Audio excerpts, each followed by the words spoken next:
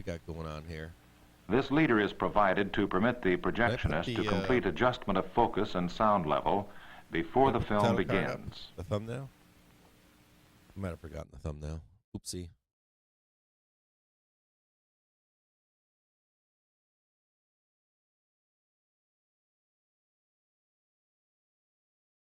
All right, here we go. Take the money and run.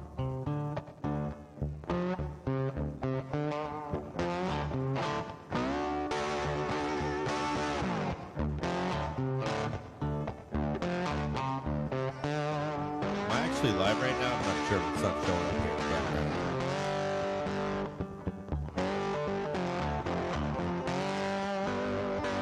Hedge is coming off Tesla right now. Hell yeah. Panic shorts. Don't want to get trapped on Tesla. What's going on? Good morning out there. Am I live on Twitch? All right, we are live on Twitch. Okay, we're good. We're good.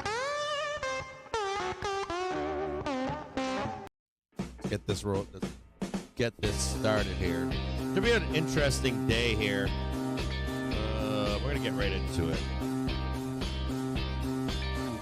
Fuck it, we'll do it live. Oops, I did it right in the first few seconds. Oh, wait a minute. Does not have a three handle. We're back to 410. Are you okay? So right away, I want to tell you guys something. Let me mute this CNBC here in the background. All right, so just quickly, okay. So this is our 3 right here. I just want you to be aware of this right on the opening bell. This is pretty much normally the top, okay? And we're opening on that. So in 10 minutes time now at 9:45 a.m. Eastern time. Do you see that? So we are at R3 right on the open this morning. We can trade higher.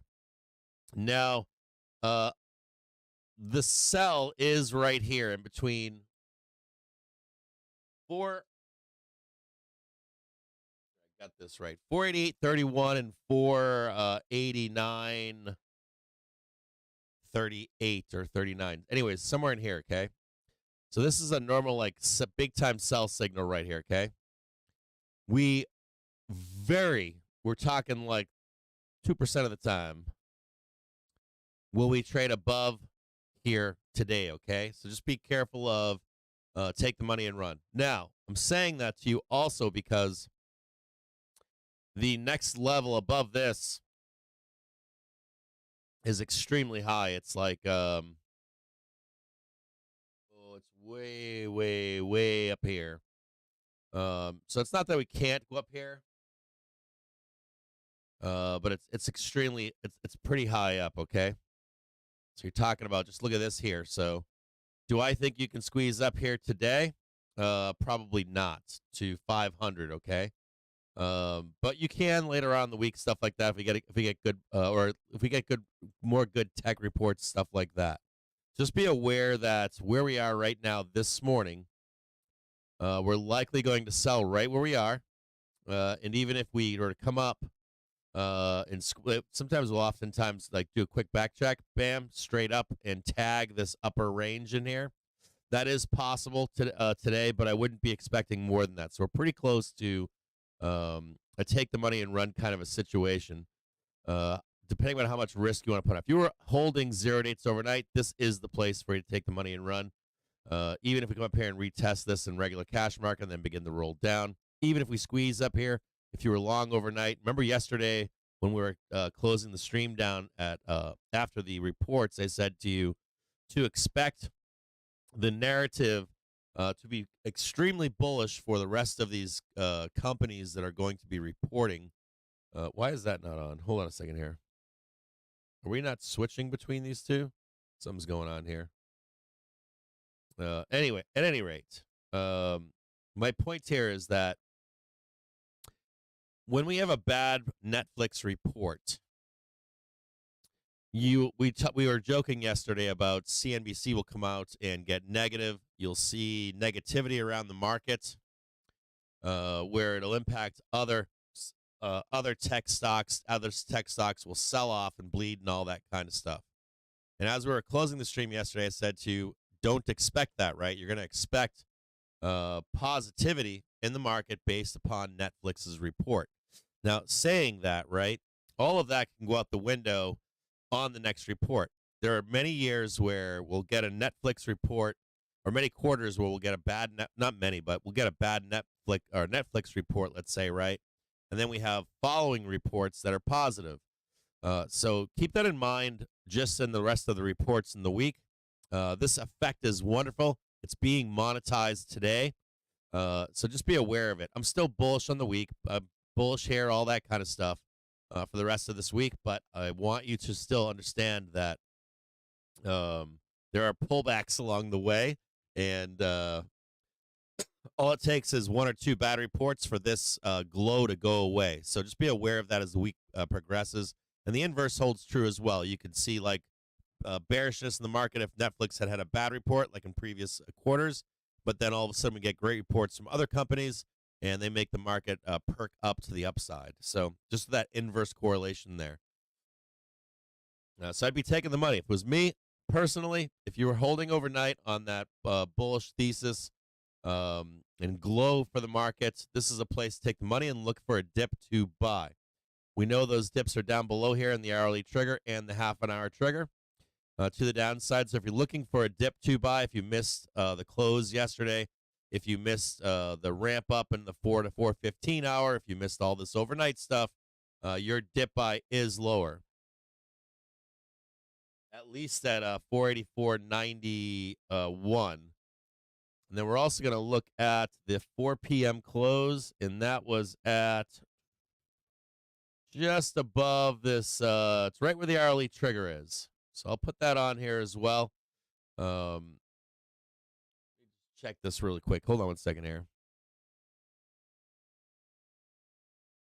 Right about there. And this is the 4 p.m. Normally this stuff gets erased too in the overnight. You'll wake up and the SPX or Qs will be where they were. Now that they did hold this until the open, which is phenomenal. Not normal to see this, right? So this is the closing price. This is the 6 p.m. Or 4 p.m. I might have that wrong. 4 p.m. closing.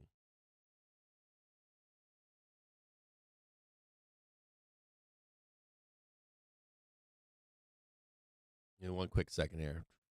That nice and small down there. I'll make sure I got this right here. 1600, right about somewhere in here. I'm not going to look for the exact. It's somewhere right here. Just keep your eye on that closing price. If they do pull it back, this is where the hourly trigger is. Would not be shocked to see all of this come back at some point. Even if we get a bounce down here and squeeze up there and tag that STX sell and come back down here, and that would be your dip buy down here somewhere along where this hourly trigger is. So if you're looking for a dip buy down here somewhere around 485, make sure I got that right now. And we also want to be looking at the SPX gamma. So I want to draw your attention to this chart down below here, okay? You've got this SPX gamma. We talked about this yesterday when Trader Podcast was on. I had said I'd love to see 4,900 this week, right? And we have 4,900 already. So we tagged this 4,900, and we tagged it from the moment we had the conversation yesterday at 1 o'clock in the afternoon at by 4:15, right? And well, into the open today. So just be aware that we are tagging this 4,900.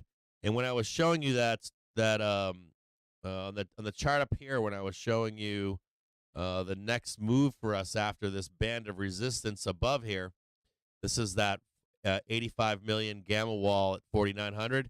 And when I said to you, yeah, the next one is way up here, right at that 5,000, let's take a look at gamma and see if that's still, if that's true here too. And it is, right? So if you look down this chart down below here, you can see that the jump from this 85 million is straight up here. There's just a big giant gap right here, okay? Now, I have not downloaded the gamma levels this morning yet. I like to take them later in the morning, so I'm going to add those right now, and we'll see. We'll check and see how much change there is in gamma levels this morning. So on your bottom left-hand side of your chart, we're going to take a quick look here. and see what the gamma profile or picture looks like right there, and see if anything has changed. And it has. So we do have some changes in gamma this morning. So let's take a look at that. We still have that 4,900 here, 160 million. And now we can start to see some levels above start to develop between that 5,000. And let's take a look. We got that 5,000 above there, 107 million up here. And 93 million at 49.50. And then 43 million at, this is a weak wall right here at 49.25. But still a kind of a major wall up here now. This is even a bigger wall than it was yesterday at that 4,900. So I'd be really wary of this right now, and I'd be looking for a dip buy down at 48.75. You see this where my cursor is down here, 48.75. Just want to show you this right here. Right down here, right down here. Right at 48.75 down here, okay? And I bet you that's pretty close to the I'm not betting guaranteed, but I'm gonna bet that wait a minute, I gotta show this 48.75. I'm gonna bet that somewhere falls into this half-hour trigger. Somewhere right in here is gonna be where that is right there, okay? So I'm gonna post here. I'm gonna do this right. I'm gonna do it like this. On the bottom chart, I'm gonna draw out a buy the dip box down here. Okay, let me move this down here. We'll make this one green. We're gonna make this one here a either a sell or a. If we can park it up here, it'd be even better.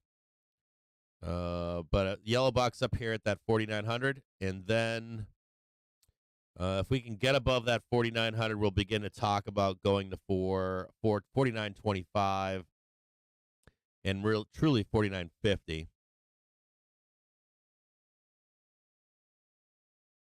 Turning that box into a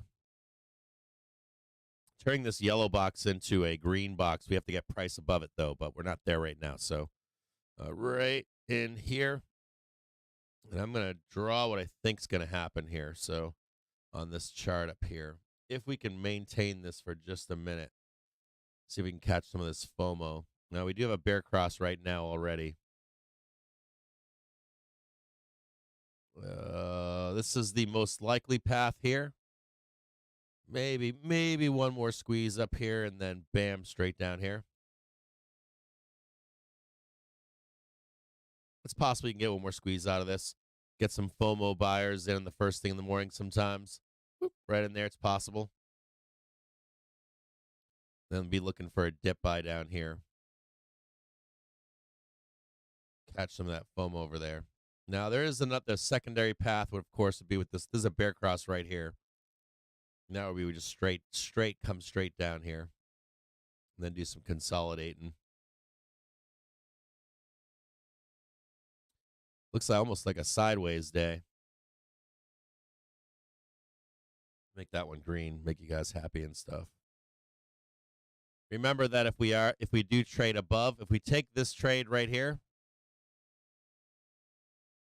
if we take this trade right here, you still need to see a path that's like actually get rid of that path. You'd want to see something like this here.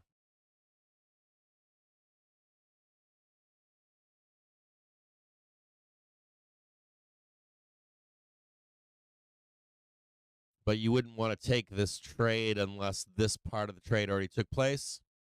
You'd take the trade. This is a bad color, dude. This color sucks. Right there. You'd want to see price first come above. Right up here. And then you take the trade on the 1 minute trigger. Long to trade up into that 490 or whatever. So don't take that trade unless you see a squeeze above and a successful retest of this previous high from pre-market. And I'd actually be jumping on it somewhere in there. Somewhere in there, I'd be jumping on that trade.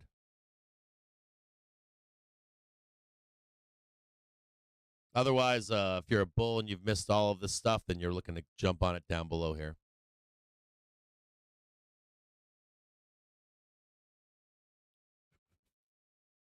One quick second, I'll line this up for you. Yeah, the trade to the upside is would be you should be monetizing the overnight trade right now. If you want to jump back in, you want to first see price come up. You don't take this part of the trade. It'll reverse and just confirm that the leg is higher, and then you would see the 1 minute reverse to the upside right here, and you'd be Johnny on the spot with a stop below, looking for this part of the trade right there with stops underneath. Stops would actually be below whatever that is right there. It'd be down here somewhere.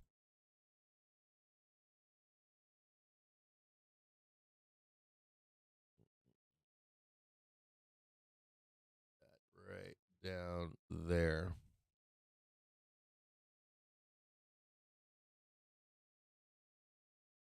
Morning, everybody. How's everybody doing out there? Let me give you an update really quick, too. So I'm spending nights with the developers until, like last night I was awake until, so I had the stream up yesterday morning, right? 9:30. So I'm awake at 7:30 in the morning, 6:30 in the morning, shit like that.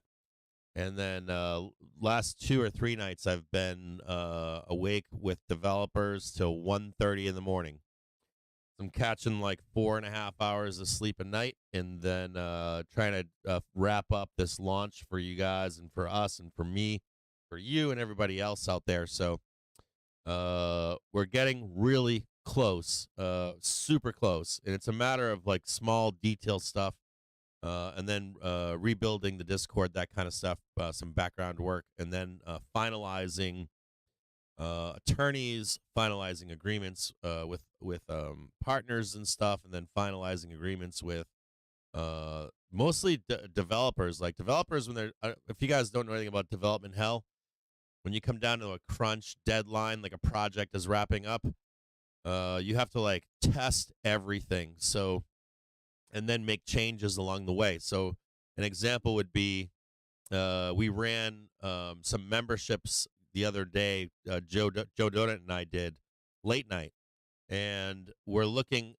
going every step of the way for instructions for someone signing up, and then if not they fail, but if we tried to like break the process. So if there was a break, what would happen? How do we fix it? That kind of stuff. And then we have webhooks and all this other stuff to like grant you to see this and let you see that and all this other shit. So usually, if I don't know if some of you I think have engineering backgrounds, but any of you that do not have engineering backgrounds, the last like leg is a pain in the ass. It really is. It's like that. If you ever like tried to complete something that's been difficult, you ever notice that last mile is always dashed to the end, right? Not pure pandemonium, but it's like we're missing that, we're missing this. How do we miss this? Well, we have to wait a minute. We didn't even think about that, all that kind of stuff. So, so I'm assuming here from now into, I'm hoping it's not going to last into the end of the month. The plan is to launch on the 31st or 1st. And but I assume at this point that I won't be sleeping for the next at least 4 or 5 days, maybe 6 days or something like that, trying to be ready for this stuff. So we're not content. We've been in this like, hey, we're gonna launch. No, we're not launching. Hey, we're gonna launch. No, we're not launching. Hey, we're gonna launch. We don't like what the devs did. That kind of stuff.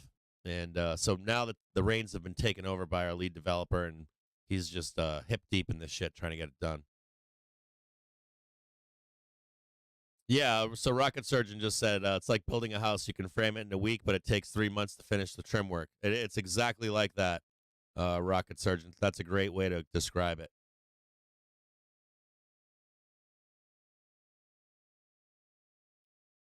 Also, I can get into trade the trigger from the ground up, doing whatever needs to be done on the side. Oh, hell yeah, Green Man. Yeah, so here's the deal. So we had a so why are we here right now is a big question. We are here right now because we were told that we could launch this in a format that would not cost us stupid money for the data. We went down this long process and found out that we were wrong. And then we were told, well, it's going to cost you, a bunch of money. And I'm like, serious money in development. And now it's cost us stupid money at that point. But the cost of like AWS and the cost of data from FinViz and all these other places, it's like $35,000 to $50,000 a month. And the issue from my side is I've already incurred 6 figures of losses in the past couple of years with just running all of this where we are right now. We're at like 6 figures, I think. And the fear from my end, at least, is if I launch this, or if I launched this in the form that we were going to launch in, and it didn't catch, if people didn't go for it, I would start eating 5 figures every month until I shut it down. So how long do you bleed like that?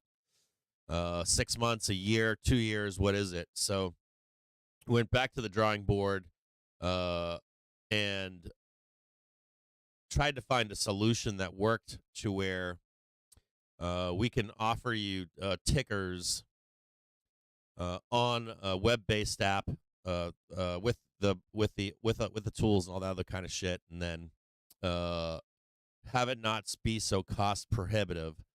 And so we went back to the drawing board, let go a bunch of developers, a whole team of them, and then went right to Quinn. If you don't know who he is, he's a SpaceX, ex-Apple, ex-SpaceX staff engineer. He's now a staff engineer for another. I don't know if you guys know what a staff engineer is, but it's basically like a director. If you when you get high up in a company as an engineer, you can take a path in like administration, or you take a path as an engineer that's like a director. I don't know how to explain this well. I'm trying to figure it out in military terms, but there really isn't a good way to describe it in military terms. It's like a general that's a doctor or something, and they focus really on medicine and not on command authority of any kind. And so he's that right now. He's a staff machine learning and artificial intelligence engineer. It's a pretty big position. It's not like, hey, he's a member of the staff. It's like a director for a big tech company.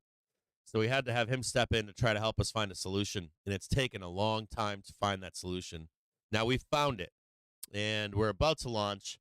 There will be a version of the tool for you, not like me showing you a chart of it or doing a daily update for you, where you get to manipulate it and work on it, and it's affordable. It's cheap. I think our entry level is, I think it's 25. Don't hold me to this, but I think it's 25 a month. If you sign up for the year, it's $20 a month. You get to pick the tickers that you want to use. You can use the full suite on our website. That also includes chatting on Twitch.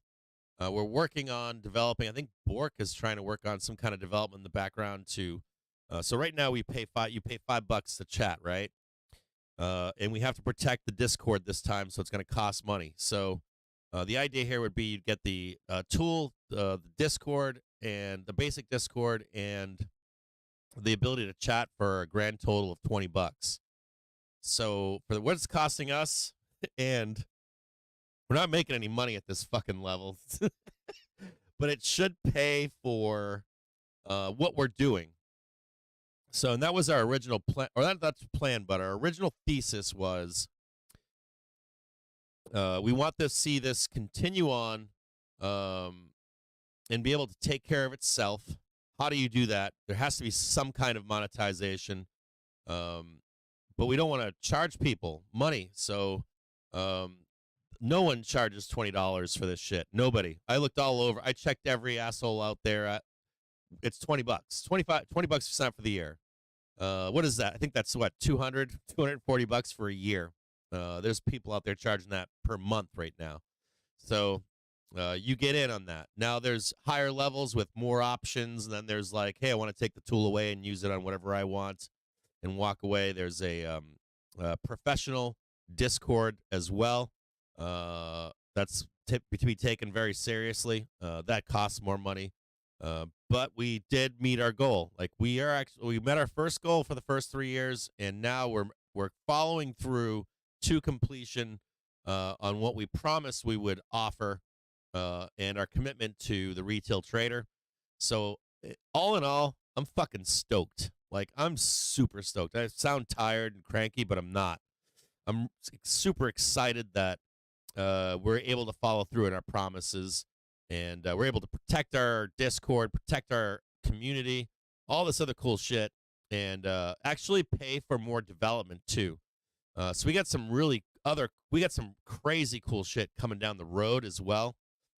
A bunch of Gamma stuff. We're in a negotiation right now with an earnings group, and we got some. I can't talk about some of this stuff that's coming. But we have more cool shit coming down the road that is going to be badass, and personally, I think will be unrivaled to some extent once it comes to fruition. So think of us still in some kind of beta phase at this point, but I'm excited. I'm super excited. Yeah, Brandon's making a good example. He's saying it's an administration or a technical path once you've reached like a certain level of employment for a company or yeah, hey Connor, I gotta say, Connor, email me again. Try to email me again. I want you guys to know something too. Some like my DMs are open on Twitter. They normally, for most people, they wouldn't be open unless I contacted you first on Twitter. Another the issue here is that I get 10 to 20 minimum DMs a day on Twitter, sometimes more, 30, 40 DMs. I get 10 to 20 DMs in Discord, and then I get 50 emails a day on the business email. It is nonstop. And I have not a full-time person, but I have somebody that reviews a lot of that stuff every day, and we just can't keep up right now. So I apologize. I do want to say something to you guys, though. As soon as this shit launches, right, you're going to get a commitment from me that's way more, I'm way more available to you when we make this jump to where I can focus more on your needs. So it's like when everything is free, right, I end up having myself and a bunch of other people, Joe, Quinn, John L, Rob SFO, Raveology, all these like admins and moderators, Blind Nest Owl, E-Trade and Shorts. You've got Binky out there. You've got Bork here. When everything is free, it's like I have to like pick up some of that slack along the way. And it really is, as we've grown to this point, a disservice to you. You guys really need me here, in my view. You need me in the Discord. You need me on Twitter to be able to answer questions, help you along, try to like that, especially that market awareness side of what you're doing kind of stuff. And so this jump is supposed to allow me to become free to spend time focusing on you. Sometimes I'm in stream too, and I'm like focusing on shit that has nothing to do with the market, even today. And this stuff needs to go away when we make this jump so that I can be there for you all the time, as much as I can be at that point. So you should see more consistency come out from our side of things. I can start to pay people to be available, that kind of stuff. A lot of the background stuff, the development, all that shit can start to get paid in a better way and make things easier. Good morning, everybody. How y'all doing? Good morning, Turkey McNugget. How are you, man? Rough estimate for someone that just wants to use the TV tool on their own. I think we have that somewhere. I don't know what the price of that is, but I think there is a way for you to just take the tool. And that's another thing too. I realize some of you just want to chat in the show. So that $5 a month thing will always be there if you want to do that. You don't want to be a part of the Discord. You don't want to be have access to the tool on the website. So there's like some a la carte shit too. Like there will be some a la carte stuff, and we're building out also some truly free stuff on the website. Paper trading. That's not out yet. It won't be out for some time, but we have like paper trading stuff and options, a free options profit calculator, free levels. I think that will be available right when we launch. So we got a bunch of stuff for point blank free, and then we have like some a la carte stuff. So if you're like, I just like watching the show, man, and chatting, that's still $5. That's it. If you're like, I just want to take the tool and run away and not watch the show, I think you suck, or I don't have the time to watch the show, I just want the tool, and I don't use Discord, there's an a la carte option for that as well. So yes, to answer your question, yes. Meta puts I already got rid of. I monetized meta puts.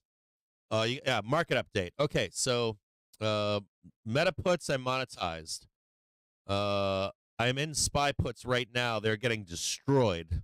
I haven't even checked them this morning. I think I was down 50 or maybe 50 or 70% yesterday until the ramp. I think I'm getting destroyed on those. I haven't opened my brokerage yet, but I'm holding those until into the end of the month. The puts on SPY stay on until the 31st.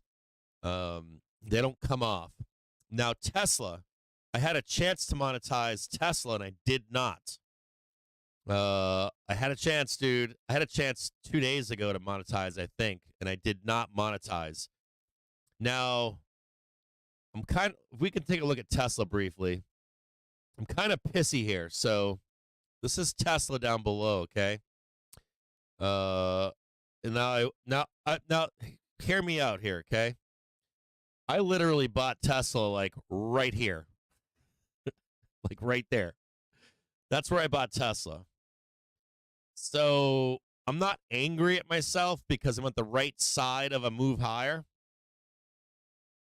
So I'm where I should be. So I'm like right at the top of this kind of stuff. Now, saying that, right? I think yesterday I was up, what was I up? 10 or 30% or something like that. And then in the close, I was looking to see if it would ramp up high enough, and it didn't. They pinned that shit right to fucking 4:15. I was watching it in the 4 p.m. I was watching it. And then I was watching it after the close, and it didn't. It went up, but not like it should have. Now, where I'm at with this trade on Tesla for myself, or how I'm managing it, is I did not want to hold through their report. I have been collecting some money that's been saving the theta burn through premium. So gamblers are paying for me to stay in the trade right now, basically. So I'm still in that trade because the gamblers are stepping in for the ER report. So they've kind of kept me afloat. I hate getting trapped into ER. I was trying to catch the turn into ER, but like sell before ER. So my hope is to get rid of those fucking things today. If I get caught in that trade, holding overnight, I'll let you know if I close those things or what. I'm a little pissy right now that I didn't close that trade, and you know it's gonna matter what the calls are worth into the end of the day today. So, and they're for the 26th. So. My one fucking issue here with Tesla is, you know, I want to talk to you guys about something here. So my one real issue here with Tesla is that we should talk about this. So I talked to Joe about this, and I should talk to you guys about this. So you could see Netflix was ramping into their earnings, right? You saw that their report was mixed. We already know as a group that CTAs are long. We know that price has not gone low enough to trigger them to sell. We know where the CTAs are positioned every day. If the market begins to sell, which would trigger CTAs to sell, we know where that is. So they're long Netflix, right? We ramped up into their ER. They looked for any excuse to monetize on the upside. They did, right? Boom, get a print. You saw the selling action into Netflix into the close yesterday. Those were CTAs selling for profit on that rip up to 500 last night, right? So you saw some of the selling action. You know where the triggers are to sell. But what really scares me is that if they're long like Netflix, right, they're probably short Tesla. So they're going to be looking for any fucking excuse to dump Tesla, right, as they monetize the rest of the market in this ER season. Think about this like a bunch of wheels together, right? They're going to be monetizing what they're long in on any excuse for good news. And then they're going to be looking to get Tesla as cheap as possible so that when this market does roll down, they can buy Tesla or rotate into Tesla when it's dirt cheap. So I'm kind of scared here into this ER unless there's something really, truly unknown and gangster that like an inverse similar to Netflix. Like they were looking for an excuse to get paid yesterday, right, on Netflix. And I realized I was on stream yesterday and read through all the numbers and said, mixed bag report, but their future guidance for 2024 looks outstanding in these numbers that they're showing for growth. But it still looked like, hey, I'm a CTA and I'm long Netflix and I want to get fucking paid. So ramp it up, get me paid. I'll sell into that strength, and then by the end of earnings season, all these tickers that they're long in, they're monetizing, right? Selling into that strength, selling into that strength, selling into that strength. And next thing you know, I'm a CTA and I'm out, right? Bumper. It's a bumper. It's beautiful. But meanwhile, you've got some tickers that you can see they're short or they don't own, right? These guys don't own Tesla. This is likely a pair trade short against Tesla, and they're looking for a lower price. So I'm a little concerned here with Tesla's. I'm concerned here with Tesla's ER that if there's a reason to sell, they will, any reason. So if they miss anything, hey, we start selling. Now, is that necessarily bearish? No. You guys know from my point of view that I don't believe in fundamentals.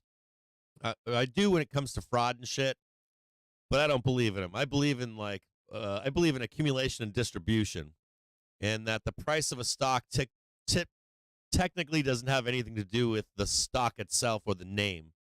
Tesla, to me, or any other ticker out there, generally speaking, the price of that stock has nothing to do with the company.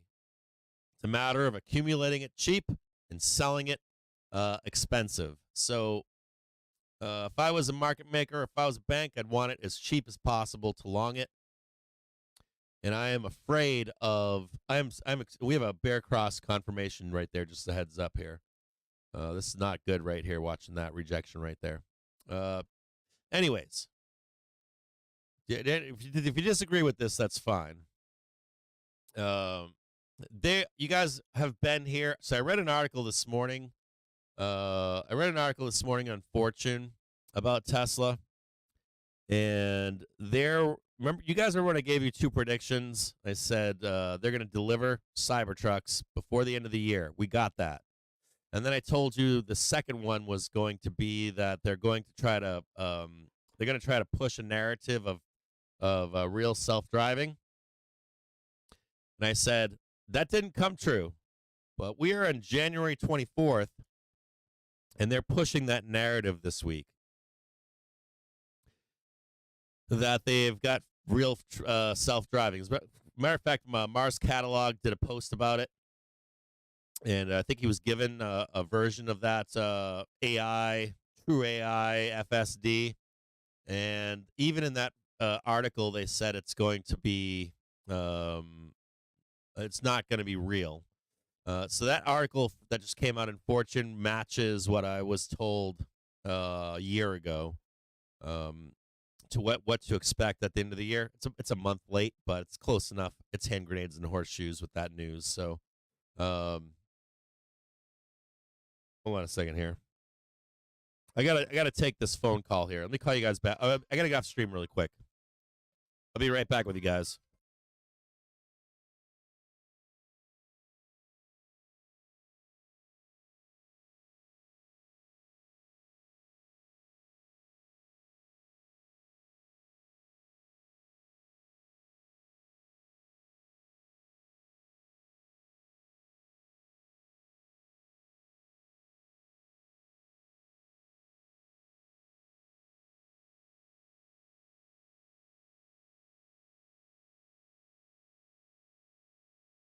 That are now on the ad tier, and that's a global number, not U.S.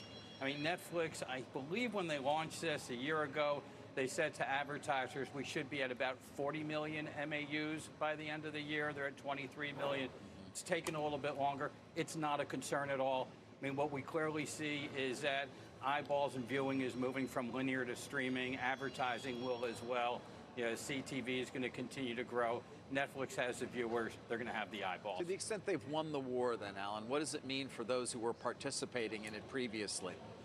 It's going to get a lot tougher. I mean, one would think that, you know, the speculation on Paramount that Skydance is going to buy them or someone else is going to buy them, or even if they stay independent, they may have to close the streaming business and go back to becoming a content seller. They can't afford those losses. You know, Comcast, your parent company, is losing over $2 billion a year at Peacock. Brian is not going to stand for that for very long.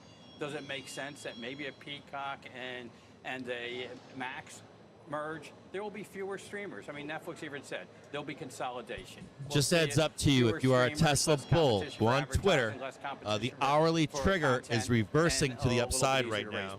I mean, I love that shareholder letter because they address the competition head on in a way that green line right here? do, and So that green basically line laid is it out and said, rolling "We're to not the upside, interested even in though that- price in is that lower.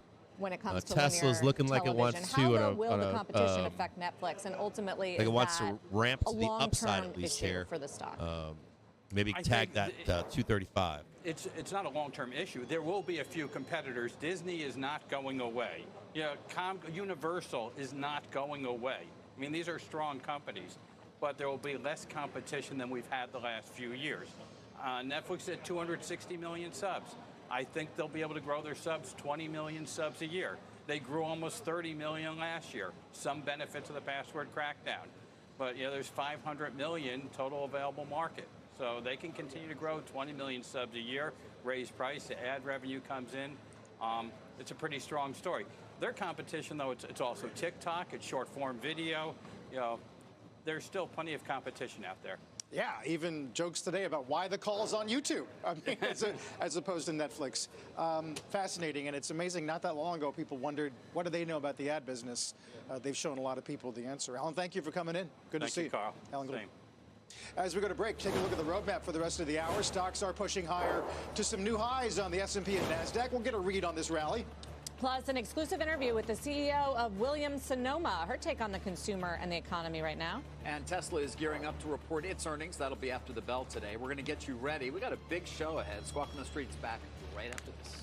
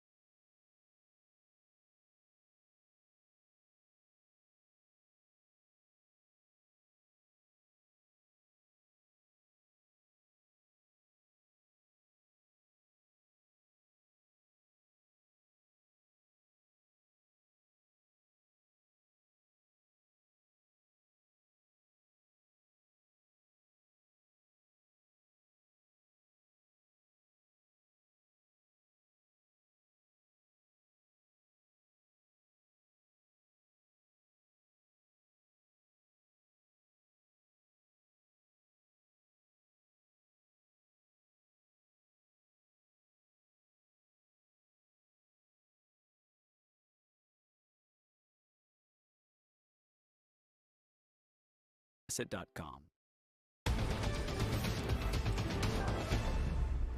We fly safe planes. We don't put airplanes in the air that we don't have 100% confidence in. I'm here today in the spirit of transparency to, number one, recognize the seriousness of what you just asked. Number two, to share everything I can with our Capitol Hill interests and answer all their questions, because they have a lot of them. That's Boeing's chief, Dave Calhoun, moments ago, arriving on Capitol Hill to meet with lawmakers. Let's get to Emily Wilkins on the Hill with more on what's on the agenda. Hey, Emily. Hey, so yeah, Calhoun just walked into Senator Mark Warner's office. He's one of two senators from Virginia, where, of course, Boeing is headquartered. But he's also set to meet today with the heads of the Senate panel that oversees all of aviation, the commerce. That includes its chair, Maria Cantwell. And then tomorrow he's expected to meet with the top Republican on the panel, Ted Cruz. And part of this, kind of as he said, it's to go ahead and preemptively deliver a message that Boeing has confidence in its planes, that they don't put unsafe planes in the sky. But also remember, the Senate has an oversight function here. We heard earlier today from Senator Jerry Moran, who's also a part of that aviation panel. And he said, look, there could potentially be investigations. There could potentially be legislation. And so it seems like part of Calhoun's reason for being here today is to kind of talk with senators, get a sense of the lay of the land, really deliver his message, and kind of get a sense for what, if anything, is coming next in terms of an investigation. I also did ask him about reports today that it was Boeing, rather than their supplier, who did put that panel on the plane incorrectly. And his response immediately was just to say that there is already an agency looking into that, and left it at that. So it's, for all his talk of transparency, certainly not something he wanted to discuss with the press today. Back to you guys. All right, yeah, we did hear that off camera while you were asking that question, Emily. Thank you. Emily Wilkins in D.C. Let's get back to the market. We're rallying. The S&P and the NASDAQ are at record highs and on pace, at least, if they were to end higher today, for what would be 5 straight days of gains. Bob Pisani's here at Post 9. What's caught your eye today? We're melting up again.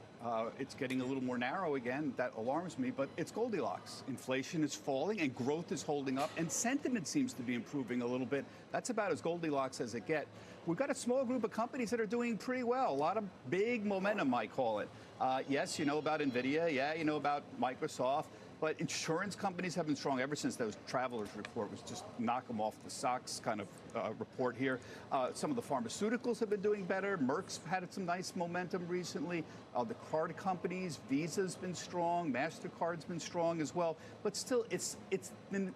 The rally is getting narrower. It's not broadening out like we were hoping it was. Just take a look at the sector leaders this month. You'll see it's semiconductors, and it's mostly NVIDIA, AMD, Broadcom. There's a small group of sector leaders in the semiconductor space that's doing well. Communication services, again, this is Netflix, Meta, and Alphabet. Put up the sector laggards there, leaders there. In healthcare, like I said, some of the pharma's doing better. Banks have been flat. Look at what's lagging, though, here. Consumer staples aren't really doing much. Industrials, consumer discretionary, energy to the downside. So we wanted this to broaden out a little, and it's not right now.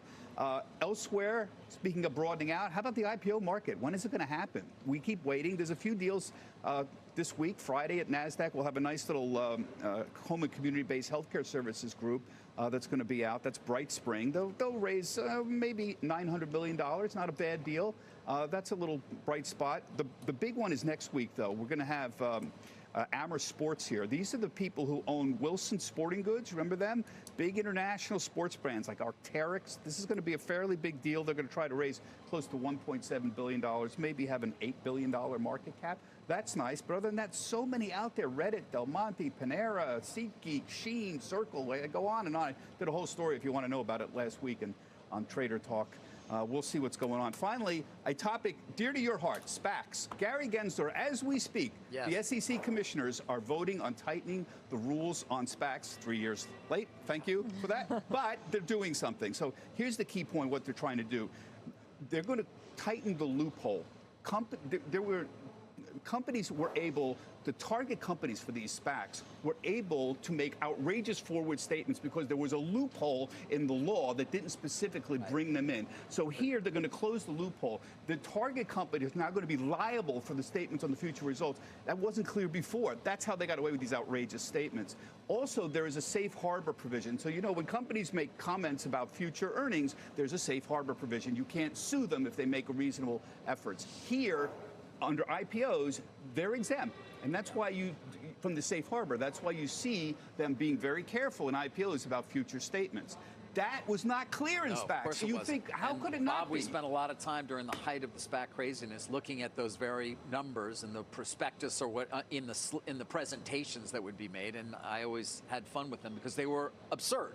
Yeah. Completely and totally absurd in terms of what they saw in 26 and 27 and where they thought their value would be based on a multiple, some crazy EBITDA number that in no way was truly going to happen. So now the companies that are the targets are going to have, and the auditors that are in them are going to have to sign on to the legal registration. That's going to make them legally liable, and they're not going to have a safe harbor provision where they can say, oh, we're making reasonable, you can't sue us because we're making reasonable estimates. So it's basically a green light Gensler is giving to them saying, go ahead. If these people are making outrageous statements, they're not protected by anything. Of course, we're far past the height of craziness. Close the barn door after, yes. Yeah. But, you know, the SEC's position is it does, in fairness to them, it does take some time for them to get it out.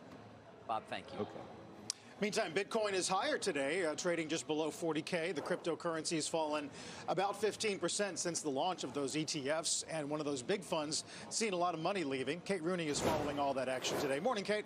Hey, Carl. Good morning. Yeah, Bitcoin ETFs have seen more than $1 billion in net inflows so far, but there is one firm with by far the most money heading out the door. That is Grayscale. In the past day alone, it's seen about $640 million of outflows. That's according to FactSet. And then Fundstrat, meanwhile, estimates that since these ETFs launched, Grayscale's seen about $3.5 billion in outflows. If you compare that to the other top names in this race, take BlackRock's ETF, it saw $1.6 billion come in the door, and then Fidelity's ETF not far behind that. You can see those on the left side of the chart there. Grayscale is still the largest, about $21 billion in assets compared to under $2 billion for BlackRock. There are a few reasons, guys, for that exodus. One is this successful arbitrage trade. Grayscale had an existing publicly traded product, and then it converted into an ETF. And before it was an ETF, GBTC, as the ticker is known, traded at a discount to Bitcoin. So some traders got in and they bet that that discount would disappear, which it did. Now they're taking some profits. And then there are bankruptcies. So companies like FTX held GBTC, and they're now selling as they restructure. FTX, for example, had about 22 million shares of Grayscale, and that's adding to some pressure, according to Fundstrat. And then those fees, guys, Grayscale charges 1.5% compared to 0 or around 2% for some of the other, 0.2% rather, for some of the other ETFs.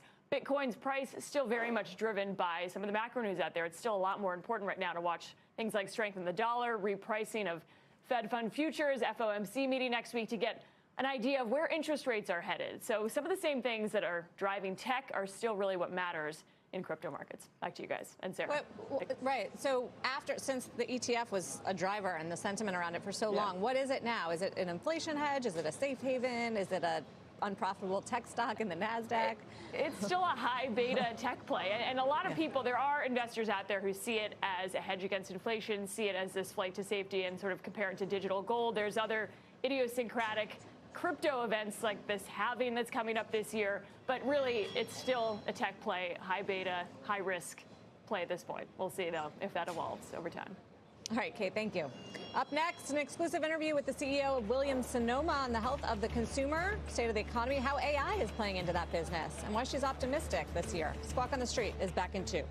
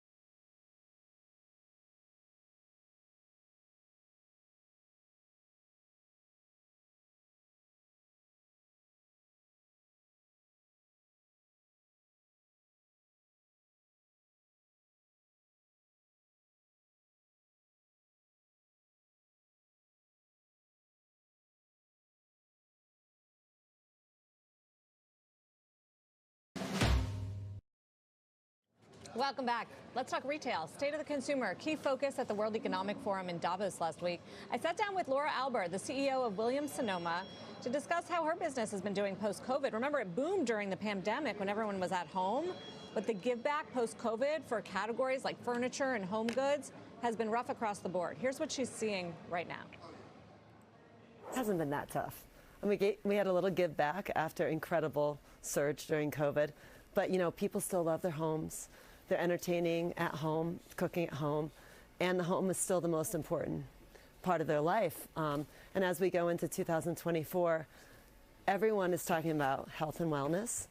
And I think what's exciting is that when you think about home, that's the place where you develop those healthy habits. And so there's a lot that we have in the pipeline to really capitalize on those trends. Sort of to drive the secular growth at a time where, there are questions about Americans prioritizing spending, for instance, on their homes. Mortgage rates have been very high. They've stabilized and come down a little bit. Do you see a bottoming? I don't know about a bottoming. I think that, plateau is kind of how I think about planning this year, because I'm not relying on the macro improving to drive our business, and I'm also not expecting a disaster. So if it stays where it is, we have plenty of great growth opportunities to drive it. And that's what I'm looking forward to. Yeah, with the top line declines, you've seen increasing profitability. Well, that's a whole separate subject. But yes, big opportunity on the profitability. And it was an interesting year because we talked about this last year, and I don't think people really believed how much upside we truly had on the bottom line. What is driving that? It's a lot of things, both external and internal. So, obviously the supply chain headwinds that we had during COVID have abated. There's new challenges upon us, but those were driving costs of the product up, whether it was the shipping or even just the absolute product price. And so that was, we saw that coming, but at the same time, we also knew that focusing on service and returning to world-class service was going to really drive a ton of savings. Even I didn't realize how much that could be. When you think about shipping furniture, if you ship it and there's a damage, and you have to ship it again, or you're bringing separate products together, and instead of doing one delivery, I have to do 3 to your house, you can imagine the costs grow and grow and grow. And so now that our supply chain is not only where it was, but is improved, we're seeing a lot more return on the bottom line. You're also, I know, experimenting and using generative AI, right, to make things more productive. Where are you in that process? It's real. It's not just an idea for us. There's the obvious things, whether it's copywriting and, some co-pilot customer service stuff. But where I didn't expect it is in supply chain, logistics decisions, where we would have to make those decisions by analyzing things. Now we have much more productive, analysis to make better decisions to save us money. So that'll continue to be a growth driver for margins. Yeah, and the other thing that's great and that we've talked about a lot is the relevancy of marketing and using AI to send the most relevant marketing to you, which is, I think, the epitome of excellent customer service. What about when it comes to dealing with the consumer and trying to help us figure out what we want and what we want to buy? As I said, I think it's best to be a co-pilot in the background. We're not comfortable yet letting it take over the customer interaction. It's just way too important, and I want that to be really authentic, so that will still be human interaction as it's been for us. You mentioned the supply chain has improved. Are you affected at all by what's happening in the Red Sea and the delay of shipments? Yes, and so we're rerouting. We have great partners, and the minute the announcement came out that that was happening, unfortunately, we started working on our contingency plans.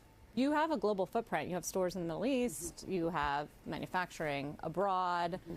Just given some of the geopolitical tensions and issues right now beyond the Red Sea, how's your business impacted by all that? It's hard to know. There's so many different things, as you said, whether it's, housing picking up slightly, people less. When we sat here last year, people were very fearful of mass layoffs. And while there are still layoffs, it's not quite as acute as it was last year. That's a benefit, right?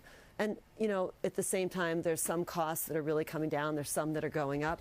When I take it all together, there's a lot of opportunities. There's risks, but I'm optimistic about this. You sound very optimistic. I am. Laura Alber, CEO of Williams Sonoma. And guys, it is worth mentioning that stock has been a big outperformer, even though they're seeing, double-digit declines on revenues, because the profitability has really improved, and because I think they're in some strong brands like West Elm, and market has confidence in her leadership, as they have for a very long time. It's outperformed not just the S&P, but even competitors, like maybe it's not so direct because of the price points, but Restoration Hardware, RH, for instance. It's been a huge outperformer on that front. And I think the AI story is fascinating just because of the use cases that some of these companies are going through, but also the margin improvement in areas like supply chain really making a difference. Yeah, that was interesting. You asked her about supply chain overall. Yeah. And how quickly they had to start to make moves to avoid the reroute ships. Yeah. But these companies are all kind of like they're battle tested from COVID on supply chain, so they're able to make these decisions and these moves much faster than they probably would have otherwise. So now this is just sort of like, okay, we can deal with it, and we know where everything is going and how to reroute. Check out that one-year chart, though, Williams Sonoma. Pretty impressive. Meantime, overall market hitting another intraday record high for the third time in less than a week. If you're looking at the S&P, our next guest finds cyclicals attractive over defensives and growth names. Citigroup U.S. equity strategist Scott Cronert, S&P target of 5,100, joins us here at Post 9. Welcome back. Good to see you. Good seeing you as well. So it is interesting that we continue to see these new highs on the S&P, even though bond yields have been creeping up. We're not seeing any kind of outsized moves, but it used to be that we needed bond yields to fall for the S&P to rally. What's happening? So I think there's a few things going on. So, we had the big rally in Q4 that I think was premised on the 10-year nominal fall from 5 down to 3.6, 3.7. That triggered the broadening effect that we still think is part of the 2024 narrative, right? It's taken a little bit of a back seat here to start the year as a function of, as you described, the backup in rates again. So we have to keep an eye on that. We continue to think that the 10-year nominal is more important directionally for the S&P than is the Fed funds discussion. So I think that's very consistent with the way we're seeing the playbook play out, set up for 2024. So the current thinking is that the Federal Reserve will start cutting second half of the year, maybe toward the end of the first half of the year. Does it matter when and how many cuts we get? Because if the market is off on that, then couldn't we see a correction? So I think we've been arguing that the start of the year, we were going to go into Q4 reporting period. We're going to get positive surprises akin to Q3, but you ought to see full year 24 expectations in general come down as C-suites continue to express some general concern about macro conditions. So what we had been expecting is sort of a weaker start to the year, then followed by a stronger mid-year as you get to that Fed pivot point, whether it's March or May, June. The House view at Citi is sort of a June first cut. It's coming. I think the inflation data tells you that. And I think we got pretty high conviction that this just a fait accompli as to when and how much. Ultimately, what I really want to see is the Fed begin to talk more about lessening their restrictive approach to the economy and getting closer to something approaching neutral, which is a tough position point on Fed funds to really target at this point. Waller kind of started down that road and then put some walls around his commentary in the last couple of weeks. 5,100 is 4% away. Do you feel any pressure to raise your target? Not yet. So we're ahead of consensus on our earnings expectations for 2024. No change there. We're using a 245 estimate. 5,100 is 21 times that. Now, we can talk about valuations if you want, but we're pretty comfortable where we are. Our point here is we want to be in U.S. equities. It's a question of where and how and when. We're looking for pullbacks to be more aggressively buying into.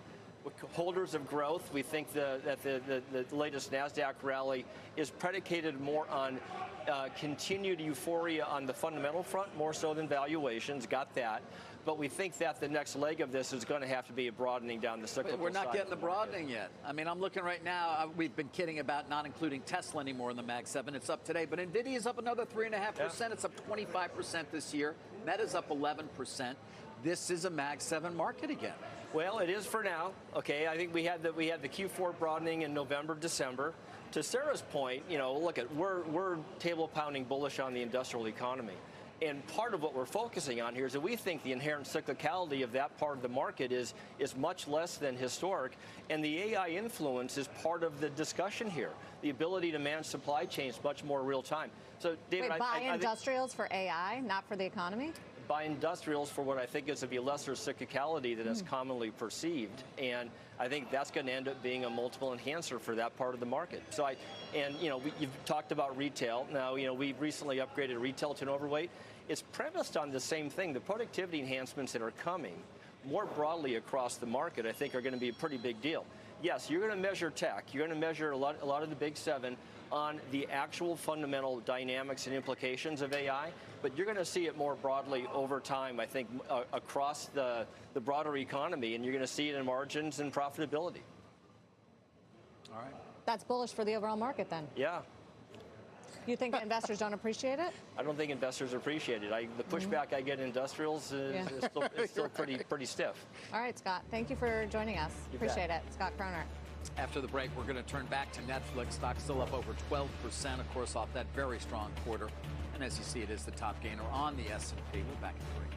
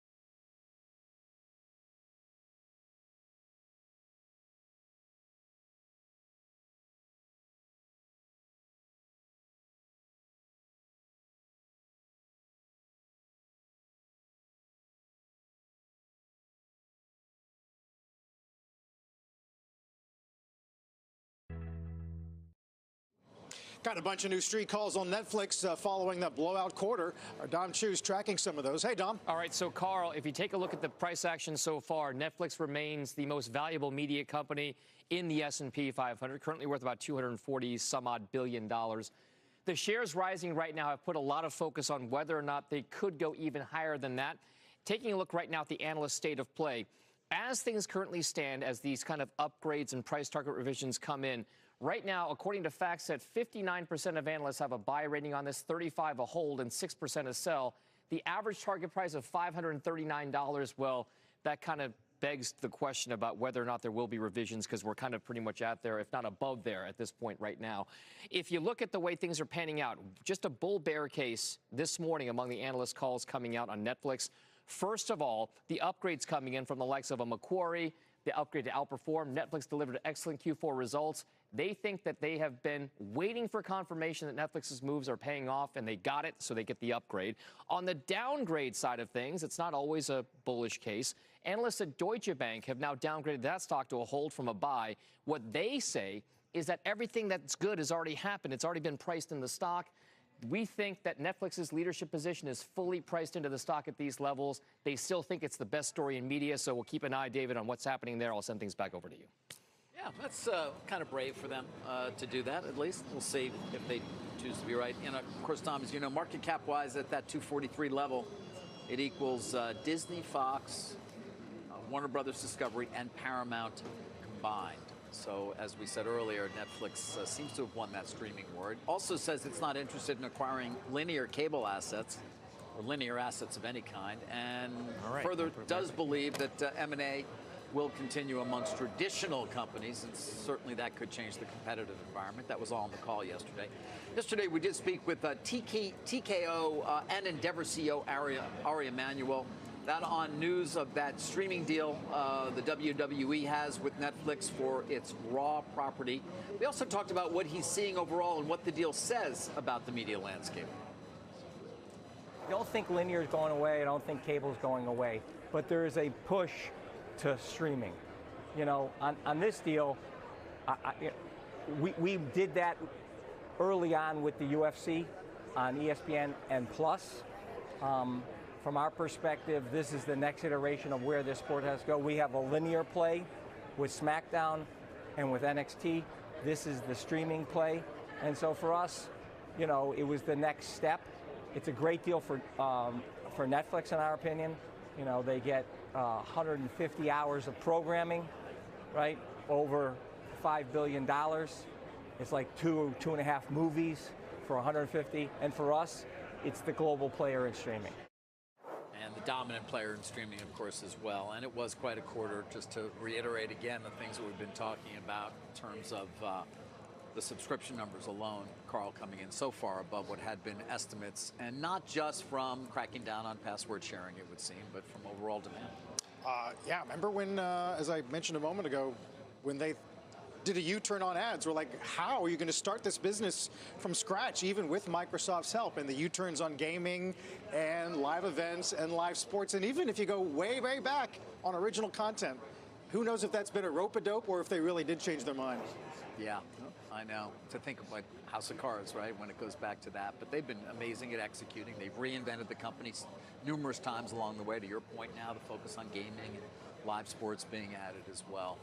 It is the it's the category killer. Yeah, and still not back to all-time highs. We'll watch that trend line. Still to come, the first of the Mag 7 names, Tesla, to report tonight. We're going to talk about what the street's expecting when we're back in 2.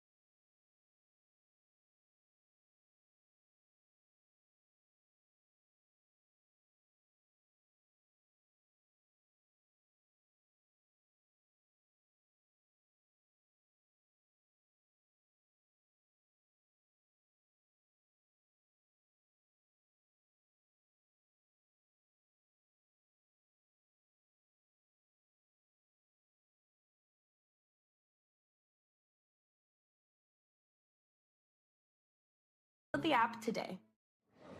Lots of movement this morning when it comes to AI. SAP announcing its plan to carry out a restructuring plan covering 8,000 employees. Not clear exactly what that means, but it's all in a push toward AI and AI-driven business areas. The company shares hitting a record high. Meantime, Alphabet is cutting ties with the Australian AI firm that helped train its Bard and Google search products. The decision impacting roughly 2,000 subcontracted Alphabet workers, according to the company's union. Everyone's still clearly trying to pivot toward AI. In Davos, I asked CEO Mark Benioff whether he feels that he is getting enough credit from the market when it comes to AI compared to companies like Alphabet, Microsoft, and NVIDIA. Many analysts say they're behind. Here's what Benioff says. Our AI is very different. Our AI is working inside your company. We're not just a general language model operating on the side. We're really working to ground the AI, which is kind of a technical term. It's called grounding, where you're grounding the AI into your data so that it can learn about your company. And we've been doing that for a decade, and that's why we're going to do, as I mentioned, 1 trillion, predictive and generative transactions this week. That's pretty awesome. By the way, that's far more than any other enterprise vendor. And I don't know who's giving us what credit. I'm not looking for credit. I just know that my customers love this. And he went through a number of customers and how he interacts with them as well. Everyone from Loro Piana to Gucci to Ford to GM about how they're incorporating this AI, the data that they've been able to collect in the AI into customer experiences. That was from our Leaders special last night. Tonight, we've got a new one, CNBC Leaders. World Bank President Ajay Banga, 8 p.m. Eastern. He has not really spoken since he's been on the job a little more than 6 months. He's got a pretty big remit, and it's very different from the way we know him. He led MasterCard, of course, for many, many years, very successfully, I would say, according to shareholders. And now he's in charge of fighting global poverty and climate change. A little bit of a different remit. Yeah, but it was interesting to hear how he's bringing his private sector chops to try to fix and improve a bureaucratic organization like the World Bank. Meantime, as we mentioned, Tesla is going to report tonight after the bell. Off to a rough start for the year so far. Our Phil LeBeau is here to talk about what we might expect. Some key areas that the street's looking for some clarity on, Phil. The one number that everybody's going to be focused on, Carl, and we talk about it every quarter, gross auto margins excluding zero-emission vehicle credits. That number has been coming down at a pretty steady clip over the last couple of years. Look at the estimate for the fourth quarter, 15.7%. Back in the first quarter, it was up at 19%. Hey, a couple of years ago, I remember when it was well north of 20%.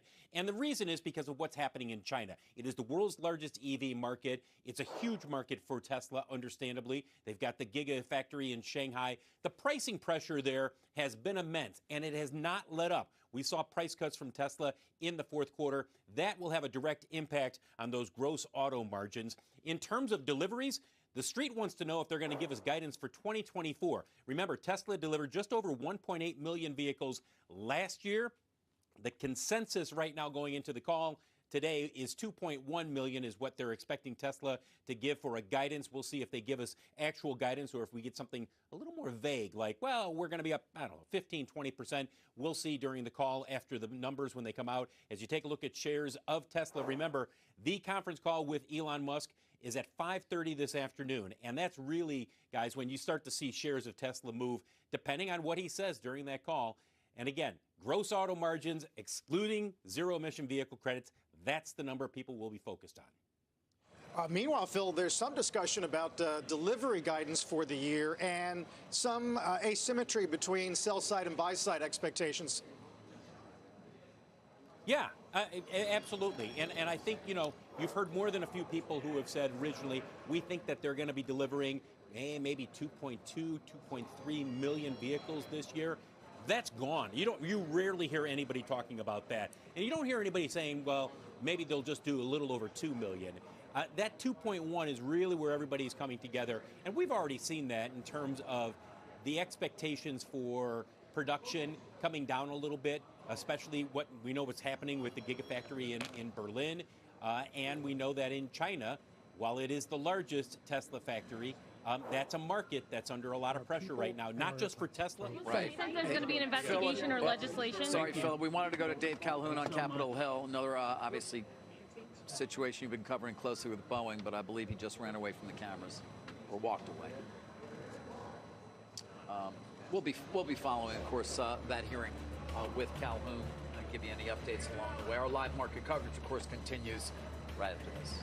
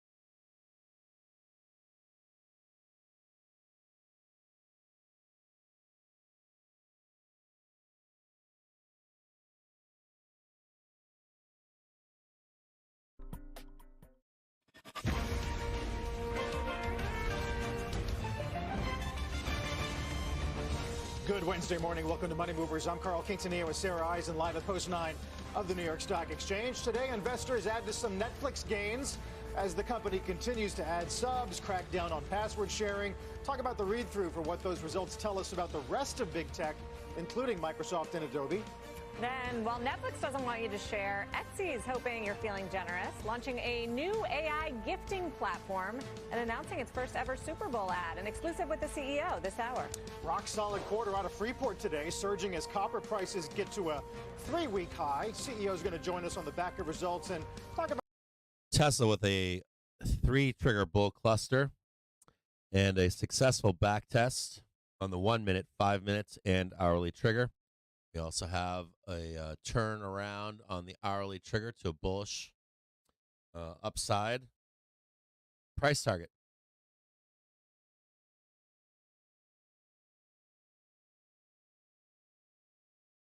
$227.67.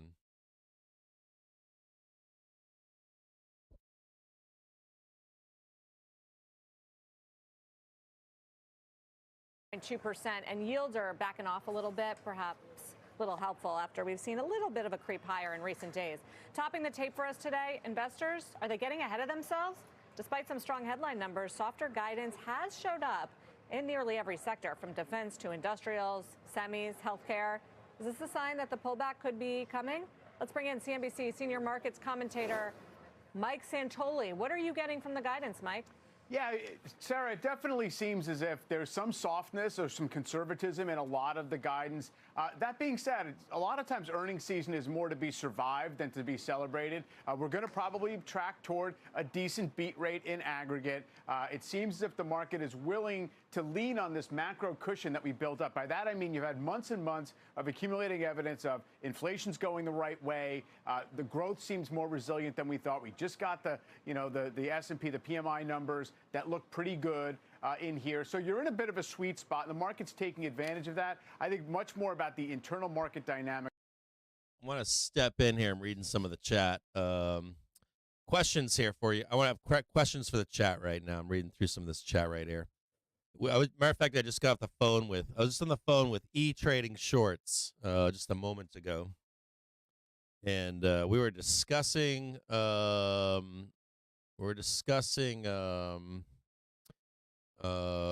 which trades people take with me and not take with me. So we want to discuss this right now. So I don't know how to word this. Oftentimes inside of our stream, matter of fact, E-Trading Shorts and I were talking about, we've been trying to focus more on, like, oftentimes we'll do a trader log, right? And I'll have people DM me. I'll meet with these people and I'll say, hey, what's going on with you? I'll say, what's going on with you? Let's check your trade history, right? And they'll say something to me like, I blew up my account on 0 dates. So I'm like, all right, that's cool. So we find out what's going on, right? You just blew up your account on 0 dates. What do I find, right? Well, Cap, I followed you on this one 0 date trade. Okay. Did you do well? Yeah, I made money. I followed you on the second 0 date trade, made money. Okay, great. What did you do? I doubled down, Cap. How much of your account is this? All of it, Cap. So first problem is all of it. Second problem is doubling down. Then you say something like, did you hedge the market with some puts? No. Did you trade it up? Matter of fact, we can go back to Friday's stream, I think, and we talked about putting on a put spread for the 31st, right, with a target date of the 31st, and to trade the market up as it goes up. So the question becomes, did you trade the market up with the put spread on? No. Did you short Meta? No. Did you take the Tesla trade long? No. Right? Okay, so what did you do? Well, I took what I liked. Right? So the idea here is that you take one trade out of my 10 trades or my 20 trades. You take one of those, or you might take the ones that you may like. Right? Like, I want to just take DGen 0 date trades. And I want to double down, and it's going to be 100% of my account. So there's no real comparison to what I do, right? Are you buying the underlying? Do you own something else? Do you own anything in the marketplace? Are you buying call spreads in size 6 to 10 times a year? Likely not. Are you taking your winnings when you have a hit? Like, say you make a 0 date trade and you make 300% or 1,000%. Are you taking that money out of the market and starting again from that 100% that you originally started with, right? The answer is usually no. So when you just ask those questions of yourself, the answer is likely no. Make sense? So I'm reading through some of these comments right now. So you got to kind of consider that stuff as well, right? As a matter of fact, I'm green this week, and I haven't traded any 0 dates. I'm still green this week right now. So if you were to actually follow my trades, you would be green this week without trading any 0 dates. As a matter of fact, as I closed on Friday, Meta did very well, or did pretty well. Tesla did outstanding one day. Now I'm hoping for it to come back, right? My puts are getting torched, but I'm still green on the week, which is good. And I haven't got to trade any 0 dates. I'm too busy in the background to trade this market up, which I'm pissed off about. So just be careful with what, like, or I would say be careful with, I'd be careful with comparing your trades to my trades. And oftentimes, a lot of our viewers don't follow me unless they want to follow specific things, right? I'm only going to follow this one aspect. I'm not going to put a ratio spread on. I'm not going to put this. As a matter of fact, this is the funniest part. The trade that I set up on Friday was not straight puts. It was a put spread, right? And I think the date on that put spread wasn't even in January, was it? It was I believe it was I think I dated that spread for. I'll have to go back and watch the stream, but I think that spread was 4.7. Tell me if I got this wrong. I could have this wrong, but I think I think it was a 490 to 475 put spread that expires in April. I could be wrong on that. I'll go back and look at that Friday put spread. So let me know if I'm wrong on that, but I think that's what it was dated for. So you shouldn't be getting torched right now in any way, anyways. Assface, I haven't had a chance to set that interview up yet with him, but we will. I don't have any time right now. As a matter of fact, I don't know who it was, but someone mentioned the draw sideways and down into the 31st. That trade that we set up for you was a put spread on options profit calculator, right? Was that was you guys remember the trade, right, from Friday? I'll get Brinky to post it for you if you want the exact time when we set that trade up with you. But I believe it was like 1 o'clock in the afternoon on Friday or something like that. I can't remember exactly, but I think it was like 1 o'clock in the afternoon on Friday. And it was a put spread for 490, 475, and I forget the exact expiry on that one, but that should still print at this point. Is my point. So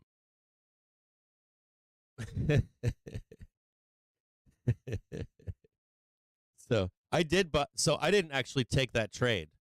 I took puts on the close on Friday instead, but the trade that I set up was not that trade. So anyways, what else we got going on here? Let me read the oh shit.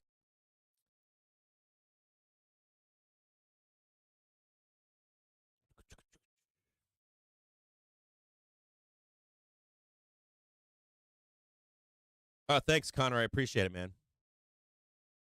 Appreciate it, brother.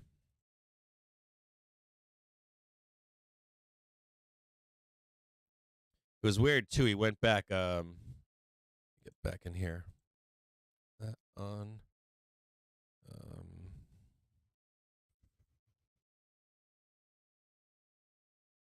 Members only. The chat has to be not top chat, but most recent on YouTube. Newest. Save that. Members only mode. Yeah, I should pull some of this stuff up. So I guess that all this leads into the conversation of be wary of anyone that's comparing notes, because normally what happens is I find out that they're not actually following my trades. This isn't a derogatory statement towards whoever said that earlier either. It's that when we do a trade log, you find out that people are not trading what you're trading. They're not trading the same account size. They're not percentage-wise, like are you trading 3% of your account, 5%, 10%? They're not removing money from the market when they do win. We should go over that sometime too, because when you're account building, you can account build doing just zero dates if you wanted, week in, week out, until you actually grow an account. But once you do, you still again have to remove that money from the market, and you start from square one again. We could talk about that. We've used to talk about that more frequently. We don't talk about it as much anymore.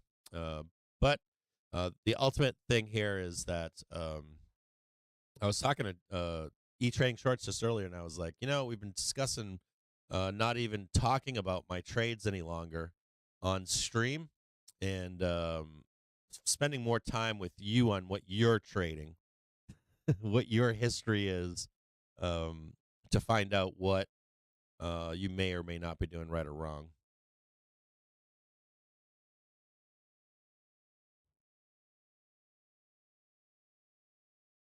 Yeah, it's hard to say. It's hard to look at your trading history unless it's on an individual basis. Because we mentor people, and everyone we mentor, we find very similar things amongst a lot of people that are consistently losing in the market, and it's not shocking, but it's not what you'd expect. Are you hedged? No. Are you buying underlying stocks on lows? No. Are you buying tops? Yes. Are you doubling down, tripling down, quadrupling down? And I mean, like, I don't know. I traded $1,000 and I had a banger. I made 5,000%.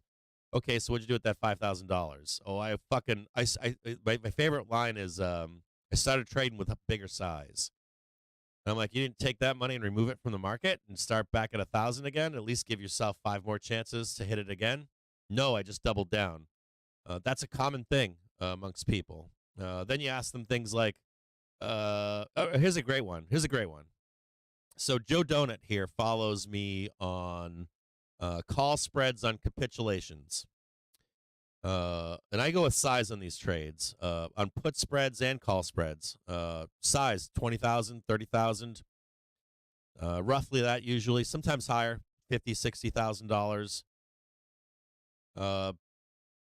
Oftentimes when I'm closing those spreads, our chat is, no joke, dead silent. And I was just talking to E-Trading Shorts. He's a moderator in Discord. And that tells me that it's not a glamorous trade, right? It tells me that it's not the fancy, or it's not the glory trade. You look at it, but you monitor it, but it's not the trade that's like paying in the next 5 minutes. Another thing that happens in this stream is, because we're live streaming all day long, we talked about this recently though, but when we are here all day long, Monday through Friday, people have jobs, they have commitments, they've got kids, they've got whatever they got going on in their life, or they're just making a trade and they stop in to get a pulse, right? Like, hey, I'm about to take a long here. I'm feeling pretty bullish. Well, how are you feeling, Captain? Hey, I'm feeling bullish too, right? So you might be here all week long, 9:30 to 4, and you might not. That person that might be taking that one trade, So you're hearing noise, right? Where you might hear 10 people or 100 people getting long all day long, but they're different people cycling in and out throughout the week. You don't know what their trading plan is either. You don't know if they've just made a bunch of money and just won 5 trades, 3 trades, 10 trades, and you're maybe stopping in at that one moment and trying to gamble $1,000 or $5,000 to try to hit it big. So there's a lot of variables that are not related to what you're doing. So if you are losing right now as a trader, if you're losing as a trader by trying to follow me on one trade or one portion of what I'm doing, I'm going to recommend that you don't do that. Now, you should have your own trading plan. You should have a system. We talk about this all the time. You know how I make my money. You know that I buy the market. You know that I buy spreads on capitulation and very oversold moments in the market. You know that I fund myself with that. You know that I buy properties with that. You know that I take care of my family that way. I degen gamble with that kind of stuff. And I actually make great money degen gambling too. But when I blow up an account or something, I'm making money in other places. There are guys out there that sell premium. There are people out there that do ladder spreads. They do calendar spreads, all this other stuff that's not as glamorous. They're trading, selling condors or selling butterflies and stuff like that. So you don't know what everybody else is trading, or you're choosing not to trade what everybody else is trading as a whole. So if you are losing a lot, as my point here is that you should probably stop trading and try to come up with a plan that guarantees you income every week. That's the ultimate goal, right? You're not going to get that from zero dates. If your trading plan is we're trend day, that doesn't fly. Over time, it doesn't fly. Or I'm here for trend day and I'm going to double down my account. Like, it's not just one piece. It's usually like 2 or 3 things that are going on. Like, I'm doubling down and I'm not removing money from the market. As a matter of fact, we had a guy in here a year ago, and I think it was a year ago. He was shorting the market in a big way. I think he lost $600,000 or something. And I talked to him privately, and I was like, I can't give you any advice. First of all, I'm not a financial advisor.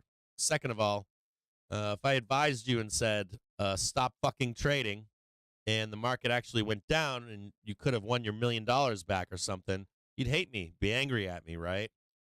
And that ultimately comes back to you being responsible for your investment decisions, your trading decisions. And I think he ended up losing even more. He ended up losing close to $1 million or something. And, had he stopped trading, he wouldn't have lost all that money. But I can't give that advice to somebody.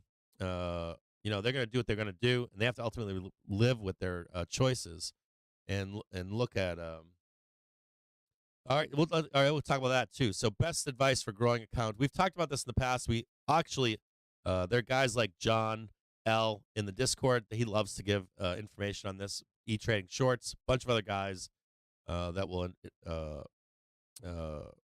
put your trading style under a microscope and make you a winning trader with proof, right? But if you're going to grow an account, there's basically 2 ways to do it. Or in my view, there's 2 ways to do it, at least. One, keep it simple. Definitely keep it simple. You want like sure thing trades. Over trading is a big problem for a lot of people. If you try to grow an account, you should be probably taking anywhere from 5 to 10 trades a year at max to grow an account on sure things. So that's the safe way to do it. That's either by buying the market or investing your money and using that money. Or let's start from somewhere else. So if I had $1 million, so this is going back to that person. If I had $1 million, this guy had $1 million bucks, $1 million. True story. You would never trade that in the stock market in any way, shape, or form. At worst, you would take that $1 million and you would trade the 5% that you would gain off of it from a money market account or from dividends from owning the SPY, the S&P 500. I shouldn't say SPY, but just owning the S&P 500. Selling premium. There are owning property with that $1 million. There are a million, not a million, but there's, if you have $1 million, if you have the money, it is easy for you to maintain that $1 million at minimum, beat inflation, generally speaking, beat inflation, so that million never goes away, and you're just quote unquote gambling, even if you're just selling premium or buying the market. Hey, I'm buying a fucking share of Tesla. Should come out of that money, that extra money that you're making from that $1 million bucks, right? Does that make sense? And if you hit it, you take that money out of the market, or you build yourself an account over time, and you're always trading that money. If after building that account you start to make some real profit, you still remove that fucking money from the stock market and put it somewhere else that you can generate pretty much guaranteed money over time to invest in the stock market. So that's the guy that's got $1 million bucks. Now, I know not most, but a lot of you out there don't have that money. You might be coming into the marketplace with $1,000 or $5,000 or 10 or 20 or $25,000 or even 50. It's still small accounts. So if you're a small account person, to me that's not a lot of money. I can blow 10 grand in a day, 15 grand in a week, easy.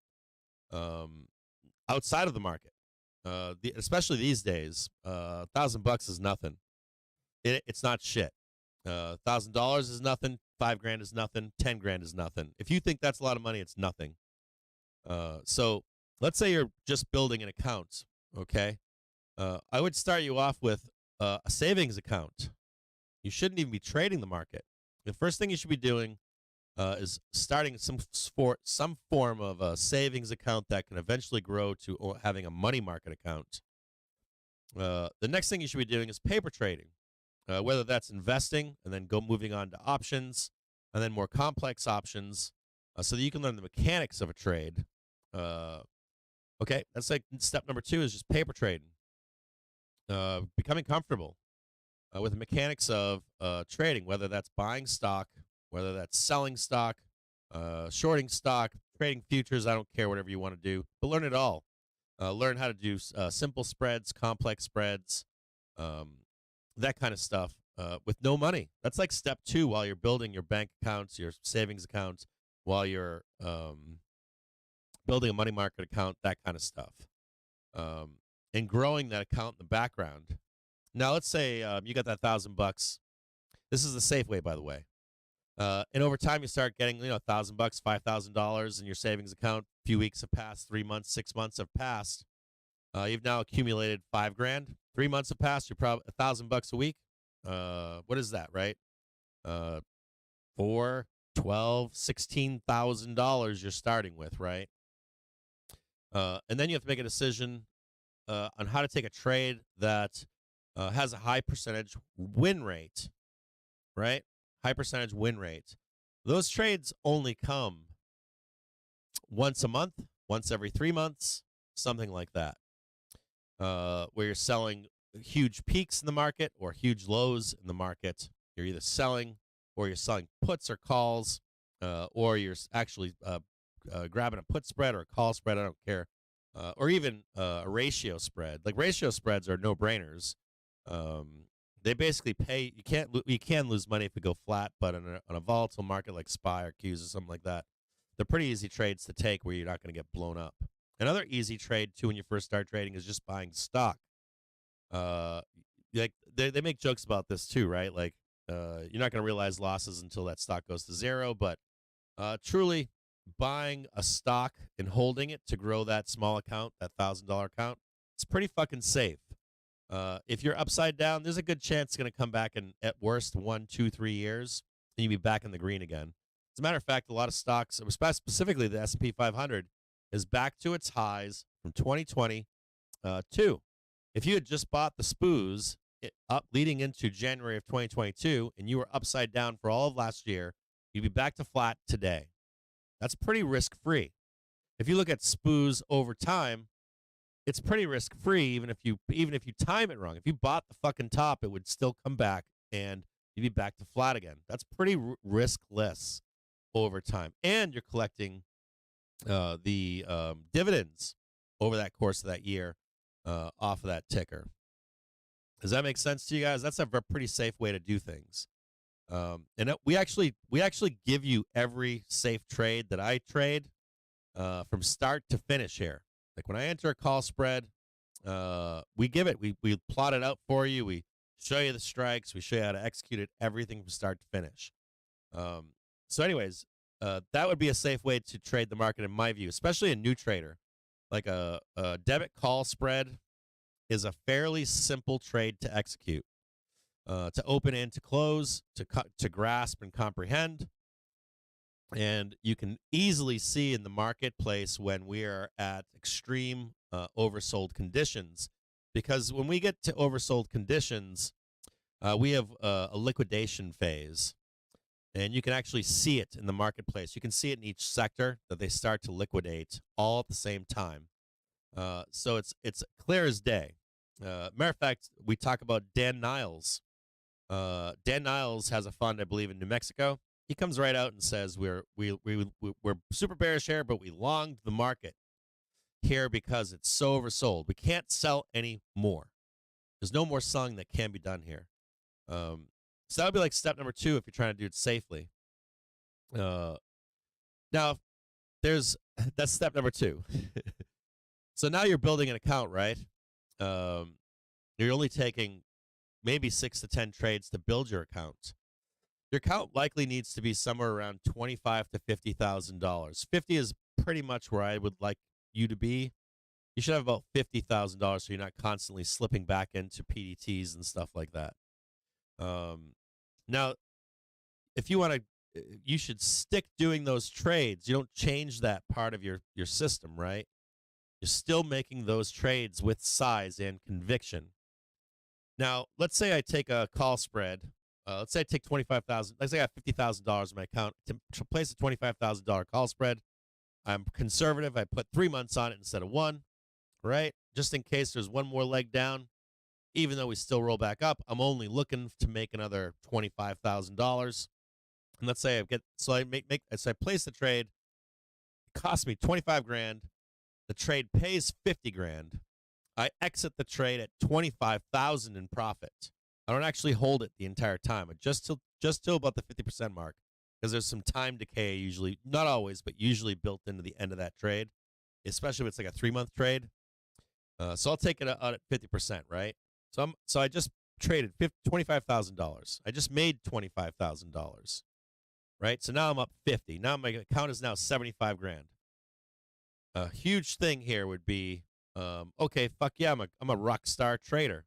I'm gonna go degen trade some Tesla. I'm gonna go degen trade, I don't fucking know, you pick it, GME. I'm gonna degen, getting all bared up. I'm gonna start shorting the fucking market, like all kinds of insane shit. I'm gonna start buying zero dates. And what's crazy is, you're like, what did you trade zero dates with? Well, I sized up. I'm a good trader. Now I got 75K. I'm buying 5 or 10K in zero dates on a weekly basis. I'm like, wait a minute here. You just opened an account. You just funded an account basically to 50K. You're at the start of an account. That's a start, 50K. Right? You just made $25,000 on that baseline. Right? So you're actually only up 25,000. You're not up 75. That 25 and that 50 is you're getting started with that. Right? So now you've got $25,000 of real money in your account. You want to place that spread trade again, right? You can't be out degenning stuff. You literally have to wait one entire cycle until you have an opportunity to place that second or that next call spread trade. So now I'm up to $100,000 trading safely. So I got my 25 buy-in to get out of PDT. I got my 25 buy-in to keep me from slipping back into PDTs if a trade is slightly going against me or whatever. So that 50 is basically gone. Even though it's there, it's gone. So I'm sitting on 25,000, right? So I place another near guaranteed winner, and I make another 25K. So now I'm at 100K in my account, right? So now I want to start doing some degen shit, right? And I now have my 25 for my PDT. I got 25,000 to keep me out of PDT. And then I've got 25,000 to play with. That 25K that I've got 25,000 to continue to trade to make regular consistent money on call spreads, right? So I've got 25 separated just for call spreads, for me personally at least, right? So that's 25, 25, 25. That's $25,000. And I now have the 25 that I made. I'm at 100. I really have in my account at that point only $25,000. And I'm a new trader, right? I got 75 I can't touch because I've got 25 going towards my regular thing. I got 50 to keep me out of PDTs. I now have only $25,000, and I just built an account.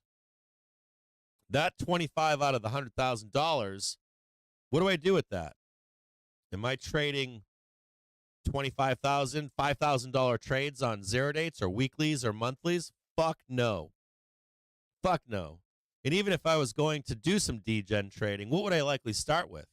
Maybe $1,000 at most. At most. At most, 10% of that account there is 2.5 thousand, right? So let's say I did 10%. And I'm looking at my previous history. I'm like, well, I'm going to hit 3 to 6 or 6 to 7 of these zero-date trades or weekly trades. I'm going to lose 3 of them, right? Inside of that $25,000 that I have to trade with, what happens is, now a lot of you don't even do this. You just have the 25K or you just have the $2,500 or $1,000 or whatever. what happens is you start sizing up. You're like, okay, I got 25K. You're like, I've been disciplined this all entire time. I got 25K. I can do whatever the fuck I want with. And what do the people do? Make a couple trades for $1,000. They win 200%, 100%, 300%, 1,000%, 5,000%. Doesn't matter. They start sizing up their trades. And you can't tell me you don't do that out there, right? Oh, no. Dementi, I'm not talking to you, brother. I'm not talking to you, man. This isn't for you, brother. This is for the general audience in general. We talk about this. We've been talking about this same story for years here, man. Don't worry about it. It's not you. I love you, man. You're fine. So we'll get back to selling puts on a stock, too, in just a second here. We're going to get back to how to build an account or methods. You can build accounts with call spreads. You can build accounts with selling puts or calls against the underlying. You can run the wheel. You can do flies, sell flies, buy flies, whatever works for you consistently. And whatever you feel most comfortable doing that consistently makes you money. I mean consistently, like 9 out of 10 times. 10 trades a year at max, likely less, 4 to 6 trades a year in size. Now, I got that 25K, right, that I can piss away. I go in and I make a trade. I'm sitting here on stream with Cap, and I go, fuck yeah, let's do a $1,000 call spread or zero dates. Boom, I just made 3K.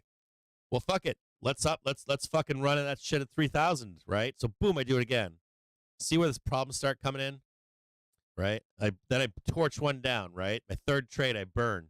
$9,000 gone. I go back to the 25K that I can spend, right?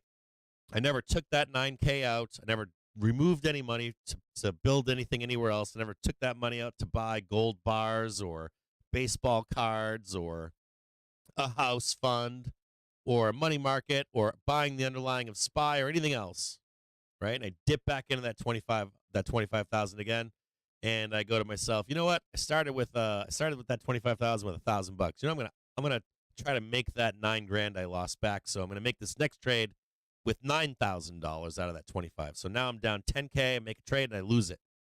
Now the 25K I made was down to 15, right?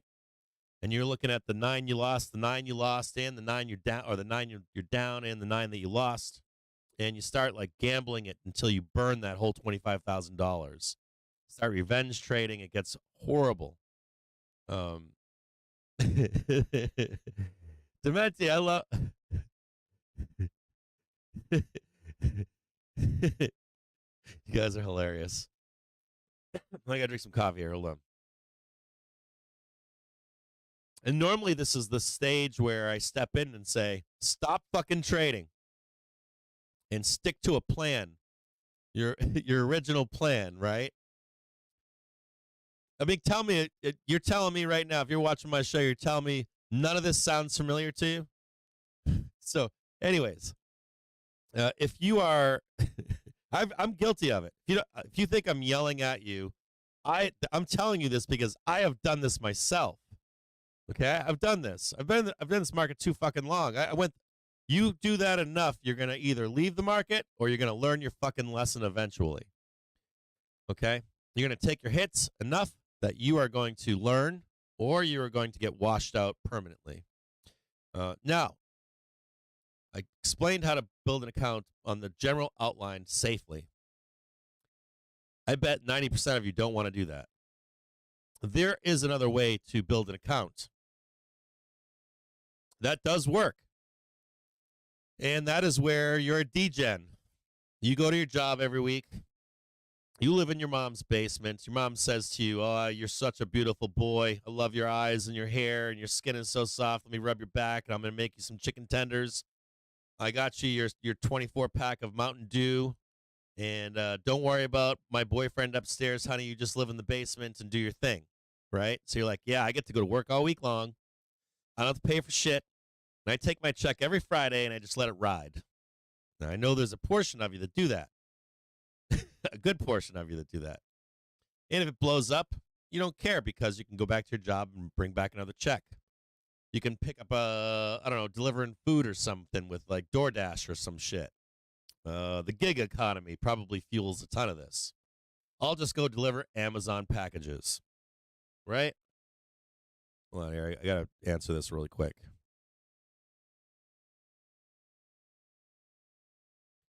My daughter's laughing at me.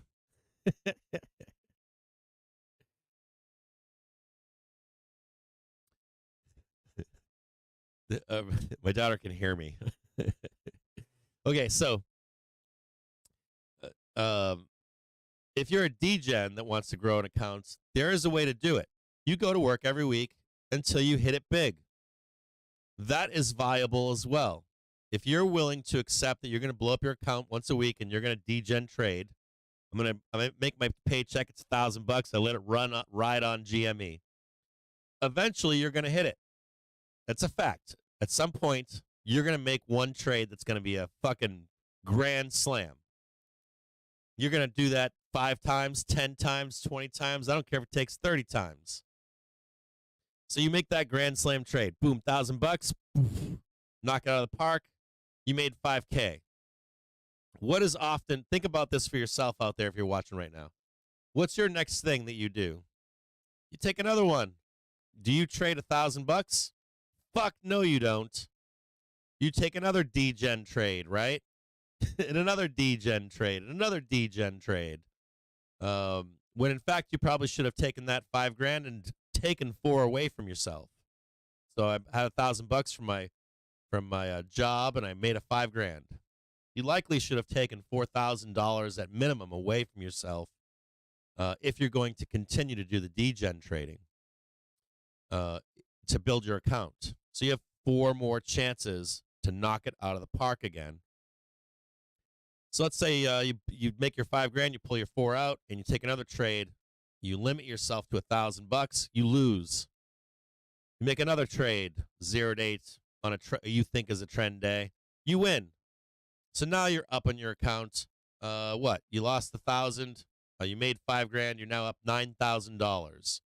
Another common part is it kicks in again, right? Well, dude, I just made $9,000. I started with $1,000, bro. I'm going to size up my 0 dates. I'm going to go to $3,000 to trade, right? So now you're down to 3 tries again. So when you're like building an account, it should be more, hey, it's my $1,000. I hit it out of the park. I made $5,000. And you try to be a trader on degen trades where you're cranking at least 3 of 10 trades. I would prefer that it would be 6 or 7 or 8 of those 10 trades of smaller size.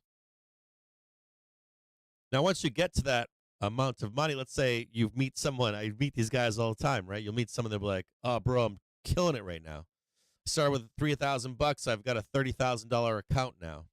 I bet you if you were to see if you see someone grow an account from $1,000 or $5,000 and they grew it to 30 or 50, if you check their last 2 or 3 trades, I guarantee they're trading size. Guaranteed.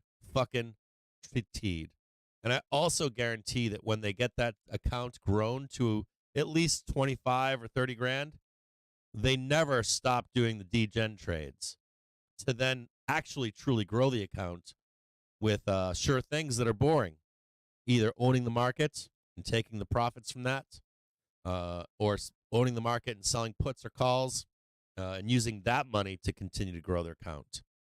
So like the degen just sticks with you when you're growing the account from 0 or $1,000 or $5,000. And a good way to combat that in your own investing and trading journey, it doesn't really matter how you choose to, in my view, it doesn't matter what method you choose to grow your account, but I got to say something to you. Keep track of how you're growing your account and where do the losses start to come in. Like at that moment, where are you starting to take major losses? And try to find where you're assigning how you assign those things.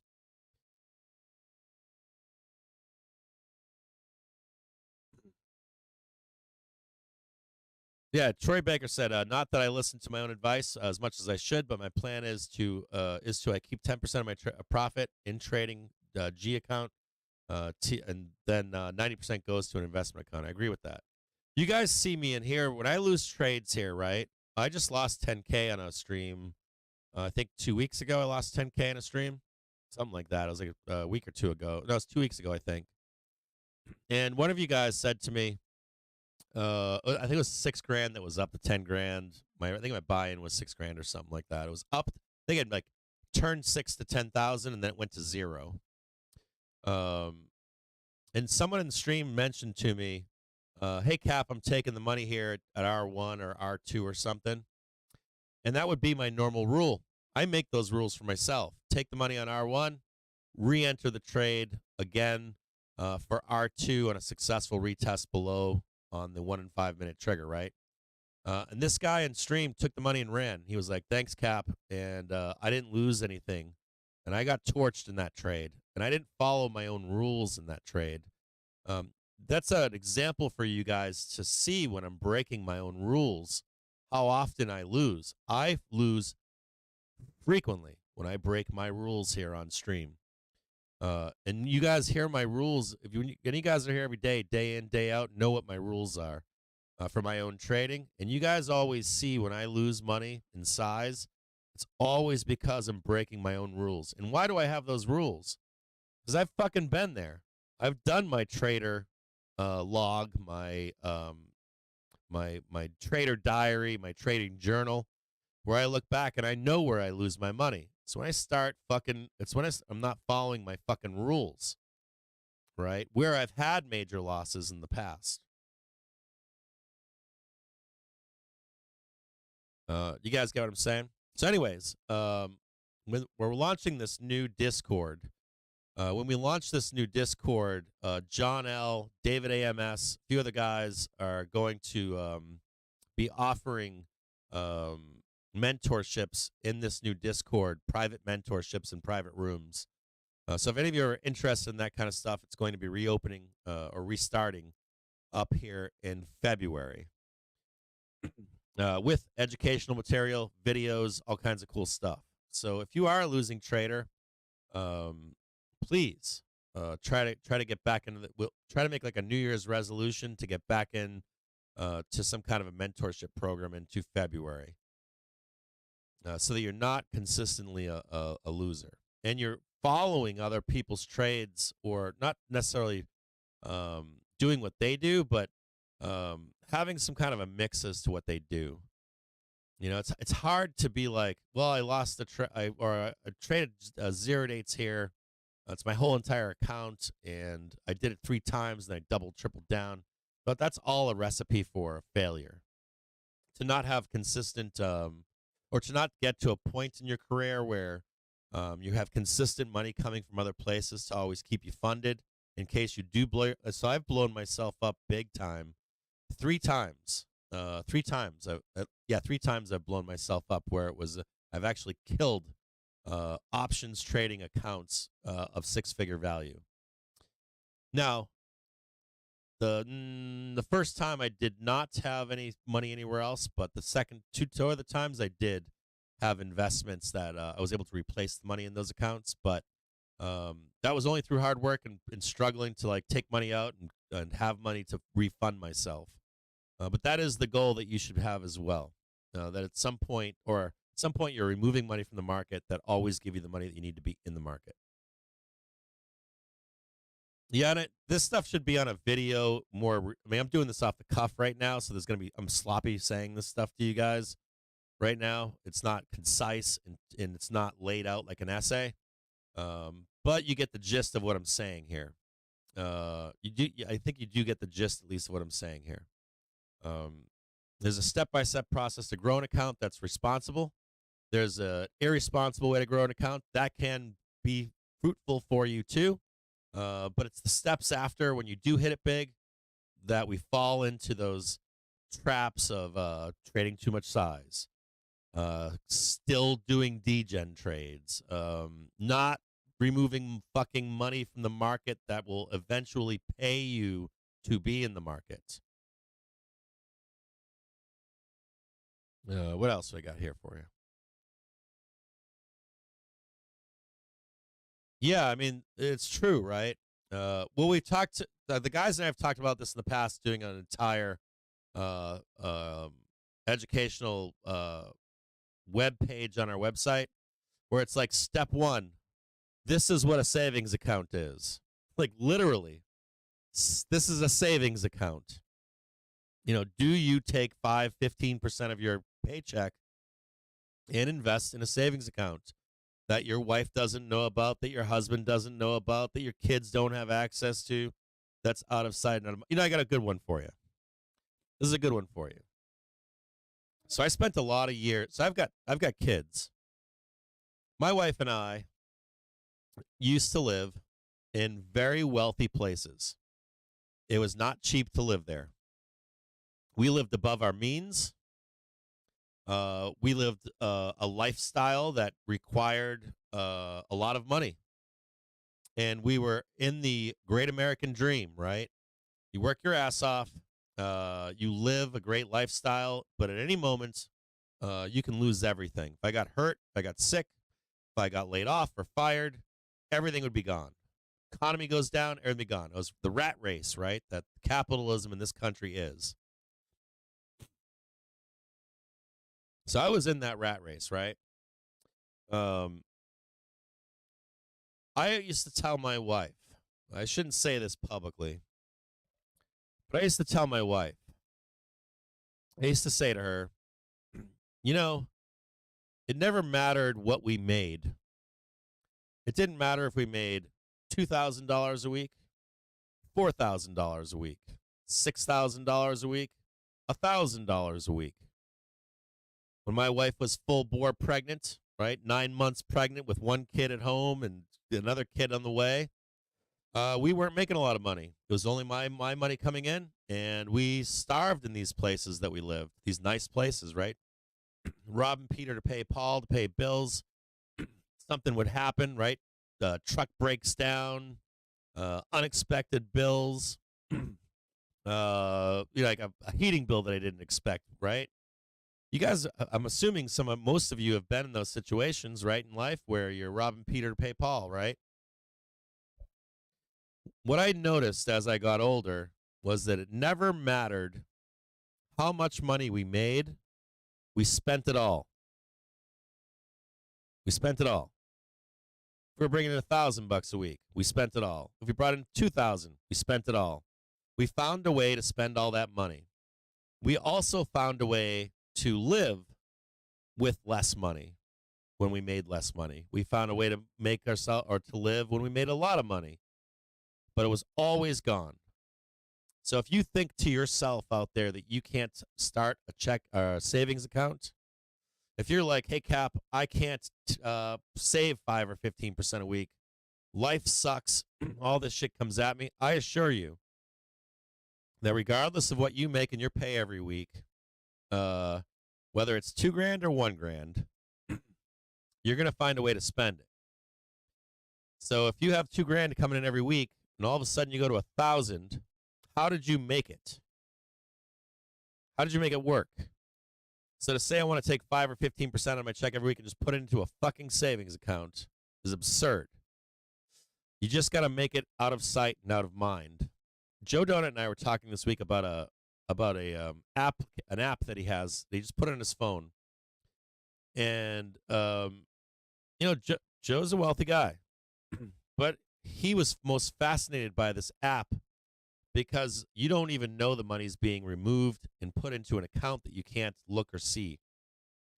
And it's like a way to restrict yourself every week. So if you get a paycheck every Friday or every other Friday or something, no matter what that paycheck is, find a way to get that money out of that fucking paycheck where it's out of sight and out of mind and you're not thinking about it. It's like a line item deduction every fucking Friday. And after about a month or two, you're not even going to think about it. Your wife, your husband, your partner, your lover, no one's going to know that money is gone. They'll just get used to it. Get what I'm saying? Used to it. You're used to making $2,000. You're used to making $1,000. Doesn't matter. That money is just out of sight and out of mind. That is your step fucking one. You understand what I'm saying here?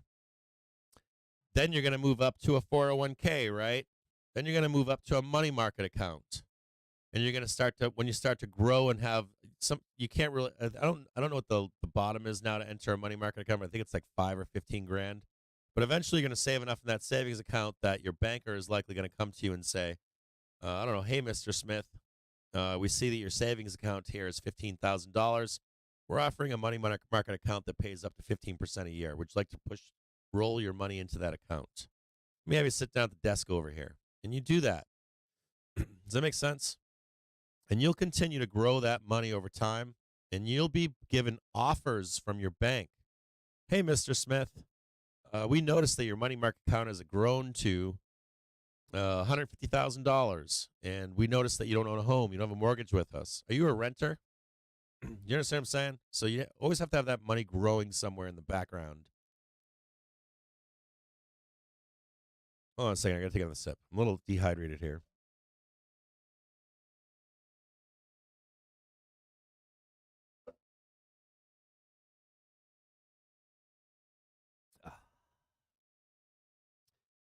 The liquids of life, coffee and water.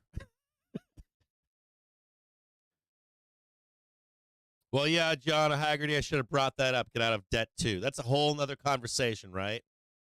But, yes, getting out of debt is part of that, too. Stop taking on fucking debt and pay your debt down. Consolidate your debt and get rid of it. That's a whole nother apple. But I agree with you, too, there, John Haggerty. John Haggerty just brought up, thank you, Adrian. Where did he say that? I thought I saw John Haggerty said that. Stop taking on debt. Live within your means. These are whole other concepts, but or that are part of that same a larger conversation of get out of debt, stop fucking using credit cards, stop buying brand new cars, buy a car that's in your means with cash because it's a depreciating asset. I don't care if you can afford $1,000 car, $5,000 car, $10,000 car. You buy a car, when you're young, you buy a car with cash. As you get older and do these other things, you'll still buy your cars with cash. You have an Amex card, eventually you get an Amex card, you pay it every month at the end of the month. You do those things and your life will change. You can start that too at any time in your life. You should not care what people think about you. The Johnsons, the Smiths, your neighbors, your mother, your brother. And I don't care if you make a lot of money. Like flashing money is not the success in life. I'll tell you what feels good. When your mortgage, now our tax system is built for me to take on mortgages and remortgage my properties. I don't do that. I love that I don't do that. I'm always afraid of something bad. There's a mechanism to take all your money away from you by the time you get old. Like our system is built for you to remortgage all of your shit, but then take it away from you when you hit your 60s and 70s. So I'm trying to not take part in that personally, but when you're able to like buy shit with cash, buy even appreciating assets with cash. I'm not trying to leverage this stuff. I used to leverage this stuff when I wanted to take on more risk, but I'm getting older where I try not to anymore. I understand why you'd want to do that. That's building an account too, right? You buy a house, you pay down your mortgage, and you try to leverage that with credit to make more money, right? Safely. Putting risk on when you're younger, you can do that. I'm not completely against that either. But at some point you want to be rich. Rich people, I guess rich people do leverage their money, but at least for me, where I'm at right now, and I don't want to give all my wealth back to you, or if you're young, I want to keep it and then give it to my kids. There's no shame in driving a used car. Some of you can't though, and I realize that. And that's another thing too. I know some of you guys have to drive nice cars. If you're in sales or something like that, or your office needs to see you in a certain vehicle, that's fine too. I understand that some of you have to drive nice cars, but if you don't have to, if you park in a big garage or in a big parking lot, fuck that. I would not be trying to keep up with the Johnsons. Yeah, John Haggerty, I saw that now. I finally saw it again. Rule number 1, get out of debt, 100%. And especially depreciating debt. There's like good debt and bad debt. And to be in bad debt, so something like $150,000 fucking truck is for Pavement Princess, I don't understand that. That blows my mind. Is your net worth $3 million? $5 million? Net worth. I don't mean I own a house that's worth $5 million. Is your liquid net worth $5 million? If not, you have no fucking business buying a $150,000 truck. Zero business doing that. But we know that happens all the time. You know that, or you might not know this, but you might be looking at your neighbor thinking they're financially making the great decisions in life. I assure you they're not. They're likely 1 month, 3 months, 6 months away from disaster. Right on, Momo. Yeah, I don't mind it either. I used to buy real shit boxes. Now I buy like a 5-year-old vehicle normally, about 5 years old, 4 years old. As a matter of fact, I'm on a one of my vehicles. Well, both vehicles. I have a Cadillac Escalade. I think I bought that 2018 or 19. So I'm getting ready to get rid of it. But I paid cash. It's been a great daily driver for me. My wife drives a Tesla.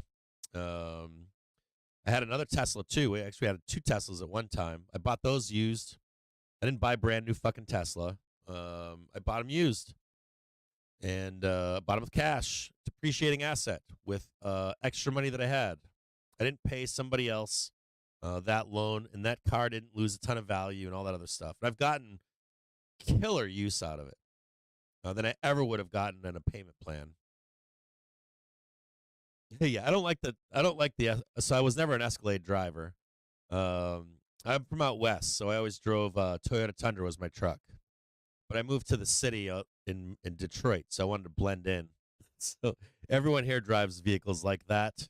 They don't drive Subarus and Toyotas, and they drive like really fancy F-150s and Dodge Rams, and they drive Cadillacs and stuff like that here.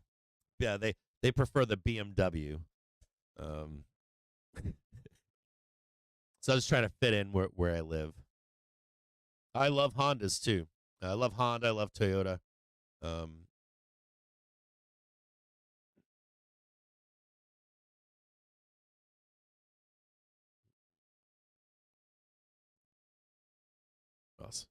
What do you got here? WDC picked up some 15 March calls, $60 calls after hearing CNBC discussion yesterday.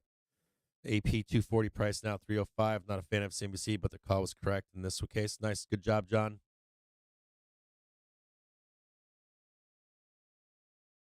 I don't know. I don't see the need for it. I'd rather, if some guy buys a $150,000 truck, brand new off the lot, I'm sure that out of 100 people that do that, there's going to be one asshole that can't afford that payment. He drives it off the lot. It's now worth 90, right? So I can go buy that truck for 90K on a repo or a trade-in. I would take that deal all day long. A couple more years, probably catch that truck for 75, 65 with real cash. I don't have to make any of those payments, right? I don't have to make the payment with 0% interest at the full sticker price. I don't have to take that loan where if I ever lose my job, I'll lose my truck, my vehicle to get to work. I'm living within my means. Pavement Princess, baby. I just got asked this, Cap, does Tesla dump on ER? In my view, I'll give you 2 things here. It's setting up to rip under any other circumstance. I would say under any other circumstance, I would say we're likely going to trade that 232, 235 area and continue to the downside. On this ER, though, you have to take into consideration dealers, and you have to take into consideration sentiment. I've taken into consideration our CTAs long, which they're not, and the volatility of this event. And the sentiment oftentimes is you buy Tesla. If we trade down into Tesla ER, you typically wait until this expiry ends, the 26th contract ends to long Tesla. Now, Netflix, they ramped it into the close before yesterday, which is abnormal, and they also held everything until this morning. So we could see some change up here in Tesla where they ramp it. But in my view, if you want my honest opinion, I'm in this trade to try to capture what I can today. I don't really want to get trapped into holding through ER today. And I would really like to buy. I'd really like to see Tesla burn. I'm a bull. I'm a Tesla bull. I'd really like to see Tesla burn into the 26th expiry and then look for that turnaround. Now, all bets are off on ER. Give me one quick second. I'm going to show you guys something here.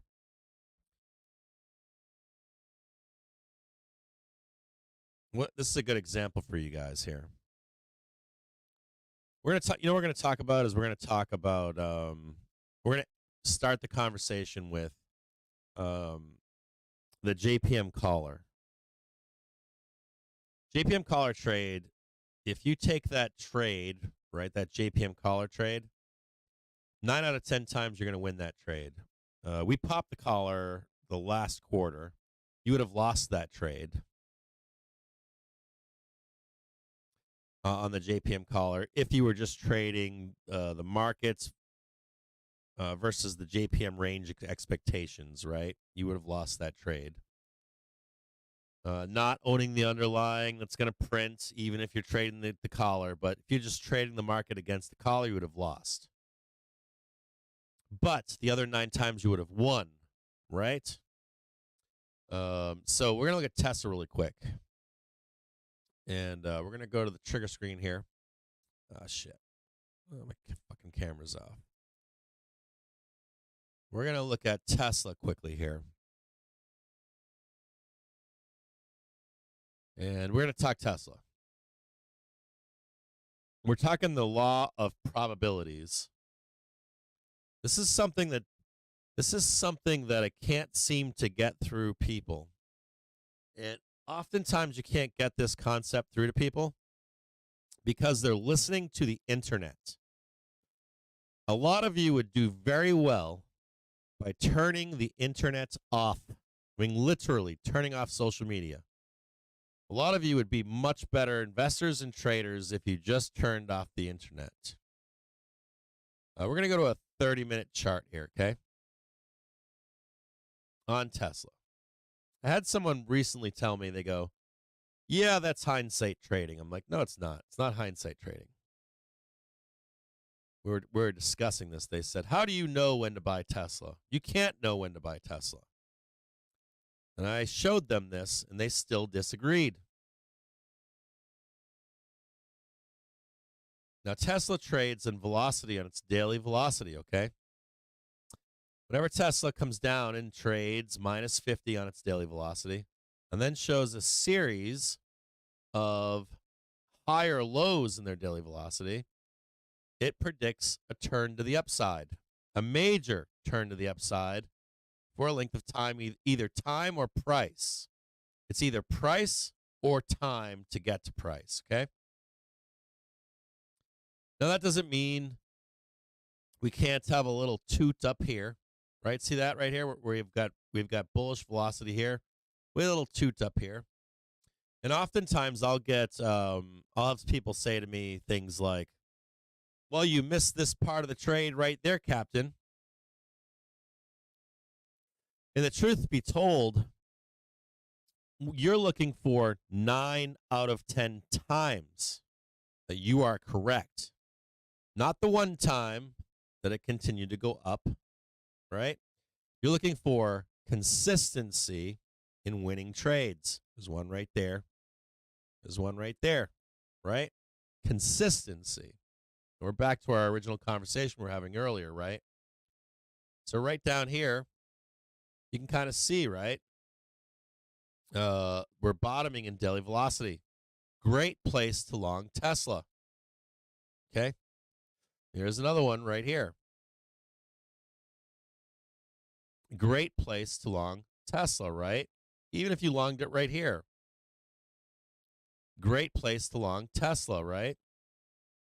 Now, when I take these trades, whether I'm buying the underlying in Tesla or I'm buying spreads, right, you'll encounter another argument from people. So let's say I buy a Tesla spread right here for size, and I only need this much, or I only need this much. So I buy my Tesla spread in here, woohoo, right? I'm confident because I'm down here on major negative daily velocity. And burr, I get a print. And you see me on social media, oftentimes I'll say, I'm getting out of Tesla now.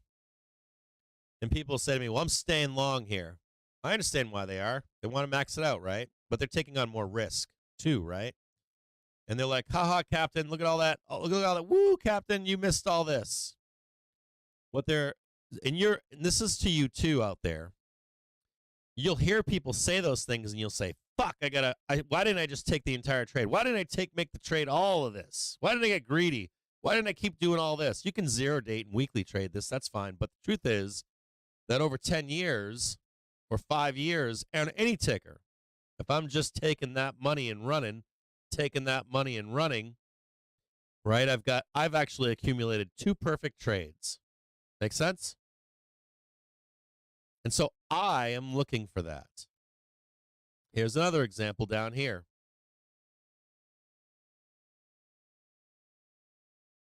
Right down here. Enough time in that trade would pay off, right? 3 months. I start usually like 1.5 months, but then 3 months for spreads would be even safer. But there's another one right there.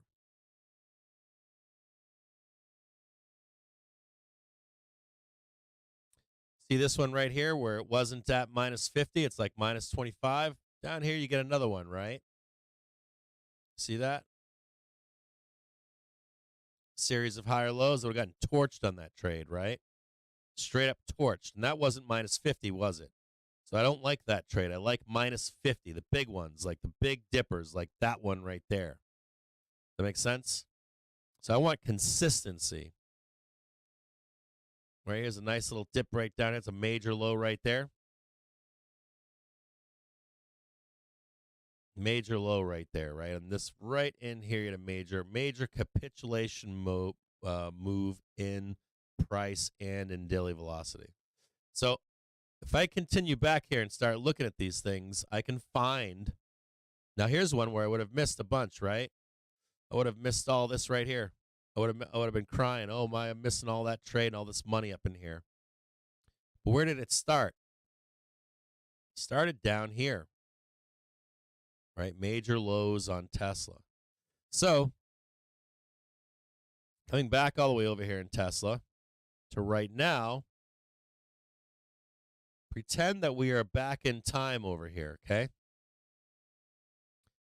And you got people saying, so I'm long down here. This is where I'm long. And we're driving up higher and people going, hey, Cap, can I take a long in here? Hey, Cap, can I take a long in here? And I'm like, why didn't you take it down there? Make sense? Well, they're trying to start longs here. And I tell them, fuck no, you can't take a long here, buddy. And then it rips higher. And they go, you were wrong, Cap. Fuck you. I made money. But they oftentimes are gambling. And they have very high risk in those trades.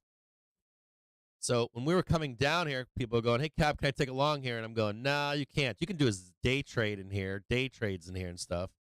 But are we ready right here to take a trade? No. Where am I looking to take that next trade or at least be able to test the waters is down here. And we're almost there, aren't we? Now, currently, we hit minus 27. We hit minus 27. Right now, we're at minus 25. And I'm always looking for like minus 25, minus 50, something like that. Minus 25, I'm looking for a series of new higher lows. We actually have some of that in here. You can see it right where my cursor is. There's a higher low on daily velocity right here. Now, am I going full account here? Fuck no. But I am putting some risk on here on that, hitting that minus 25. Am I fully bullish here right now in Tesla? This is the turn? Nope.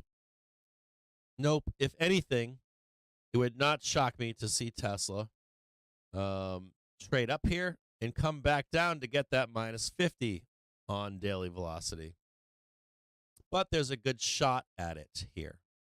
at least on the first minus 25 that I got at. And I want to put a little bit of exposure there. So I got some calls, I think they were weeklies plus one date. And what happened, right? I was actually very green right in here. Now, we didn't break out of our trend to the upside, right? But what's happening today? What can I see here today? We have the start of, we had a start of the of a turnaround here, right? On the hourly trigger. We had a start on the turnaround right here. Came up, we actually blasted, and then did not confirmation to get up there. We had a confirmation right here. There's one. Boom, boom. Rocket ship. Boom. And down underneath. Woo! Hold on a minute here. Turning up right now. A general trend of flattening of the hourly trigger. Looks like we want to go up here. Am I getting all bulled up here on Tesla? Fuck no. Do I think that Tesla has the possibility to come up here? Yes. What are the two things that are telling me that? First one is this green line right here. That's vertical. Now it's not so vertical. And it's starting to flatten out. It's telling me there might be a local bottom here. Might be. We also have something going on above. We've got a cross of the daily, the weekly, and the monthly. When all this stuff comes in here, it's like a tractor beam where price is attracted to it, even if it's going to reject. So, for me at least, even if we go above this, I don't care. I just care about this part of the trade. I care about the flattening of the hourly velocity, and I think we have a pretty decent chance of squeezing higher to 233, 227. So I've got some risk on here. Am I all account here? No. Am I calling for a turn in Tesla that we're going to go to the moon up here? No. We don't have that proof yet. And we don't have any history of it like we do in previous history on Tesla. We haven't hit minus 50. You know what I'm saying? So my thesis right now is we likely turn around to the upside, try to trade this one more time above here. Now we are coming into an ER report, which can throw a big wrench into this where we just bloodbath to the downside. I already know that banks aren't long Tesla right now. They're long shit like Netflix, shit like NVDA. As a matter of fact, Elon Musk came out and tried to hype up the AI train. Let me see if I can bring this up for you guys. Let me see if I can bring this up. Fortune magazine or something. Fortune magazine. Tesla news. And here we go. Hold on, I have to put this in a, give me one quick second here. Copy. Give me one quick second here.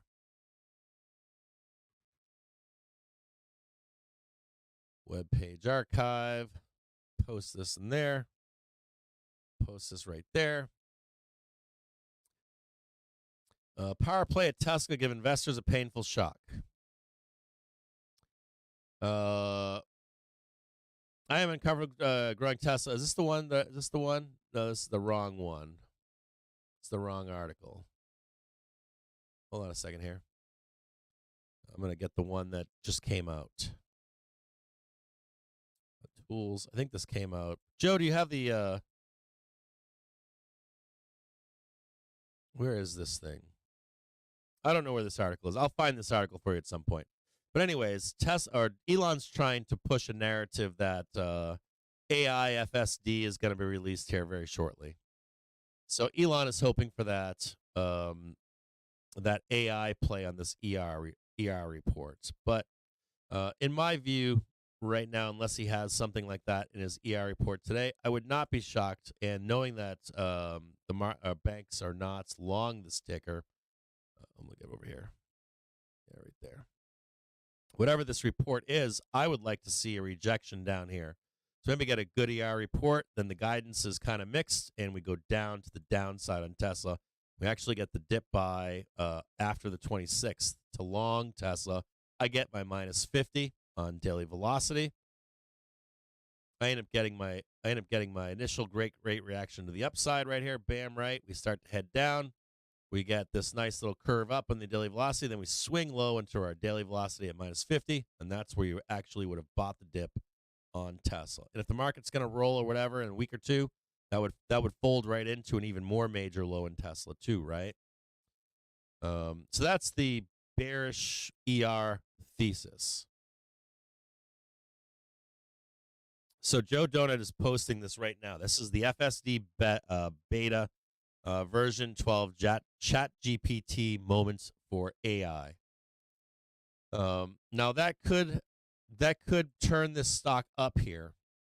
Remember, market conditions could send us down as well. Now I want to show you one last cool thing here about Tesla. Regardless if we squeeze down to the downside, more blood or downside, or if we come up and reject to the downside, or if we even continue to go higher, regardless of any one of these three situations, okay? Regardless of the fourth situation, we trade sideways and then squeeze higher, right? If this is the actual bottom because of some unknown news that's positive, right? Or we bloodbath down, I don't fucking care. But I can show you one cool thing. And I'm going to show you something really cool here that is setting up right now. And this is where you get people that say, you could probably buy here. Don't listen to CaptainJimJames. You can likely buy here. And why is that? I'm going to show you something cool. So this is Tesla on a daily basis. We're going to kick out this volume here, get rid of this. I want to show you something really cool here, okay? So here's Tesla. Now I'm going to compare this to the S&P 500. You can compare it to SPOOs. Let me see. I think it's the same price and scale. Yeah, that one kind of sucks. Hold on here. New price scale. That might show up better. This might have a better way of showing it. This is a good way to show this. Whenever we have a major divergence in price on Tesla and SPY, listen closely, gang, especially if you're Tesla gang. Whenever we have a huge divergence in Tesla and SPY, here's an example, right? We have that right now, right?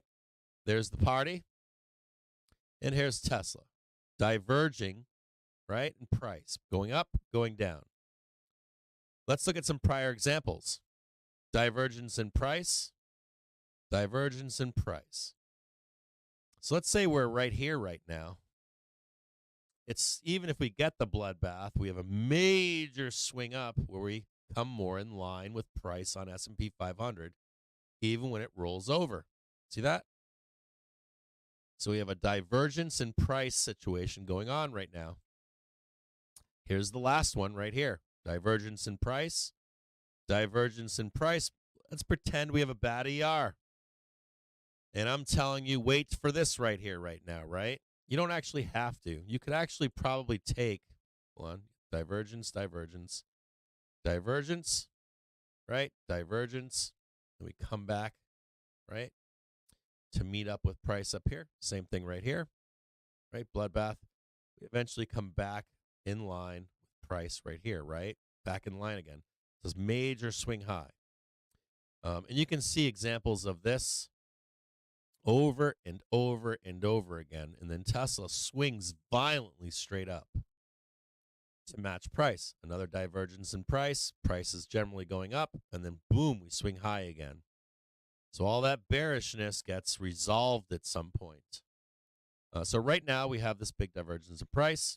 This is either going to resolve on this ER to match price on S&P 500 fast, like rip, uncontrollably, or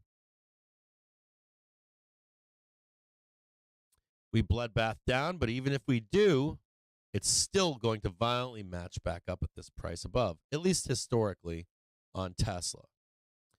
So if you want to take a spread on Tesla for this ER today, date it out 3 or 4 months or something, or 3 months to monetize in a month or 2 weeks, even if the trade goes against you, history is on your side that you would eventually get paid here. Does that make sense to you? this divergence, even if we blood down, let's say you buy a Tesla call spread a month and a half out, 3 months out, put some time on it, and we have a bad ER. And you paid $5, $5 per contract, right? Now it's worth $1. It's $5. It pays you $10. Now it's worth $1.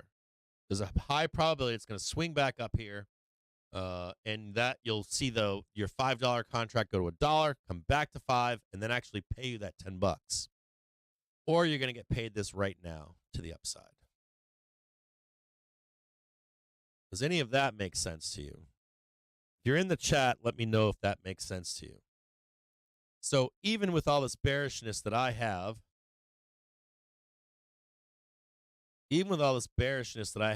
today, I don't have bearishness. I think we can easily trade the 232 to the 235 in this ER. Even with all this bearishness that I have, hold on, I'm going to close that out for you.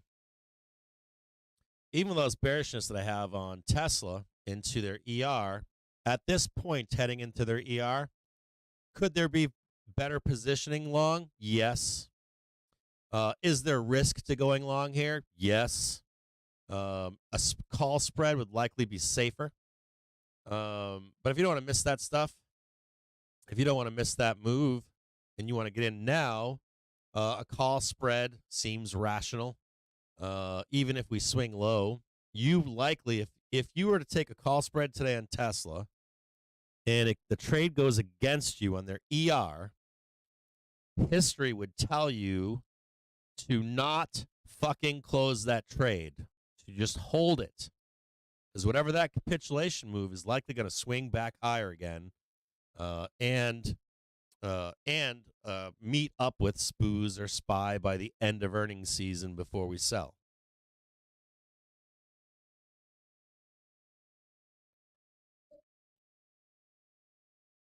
Full porting.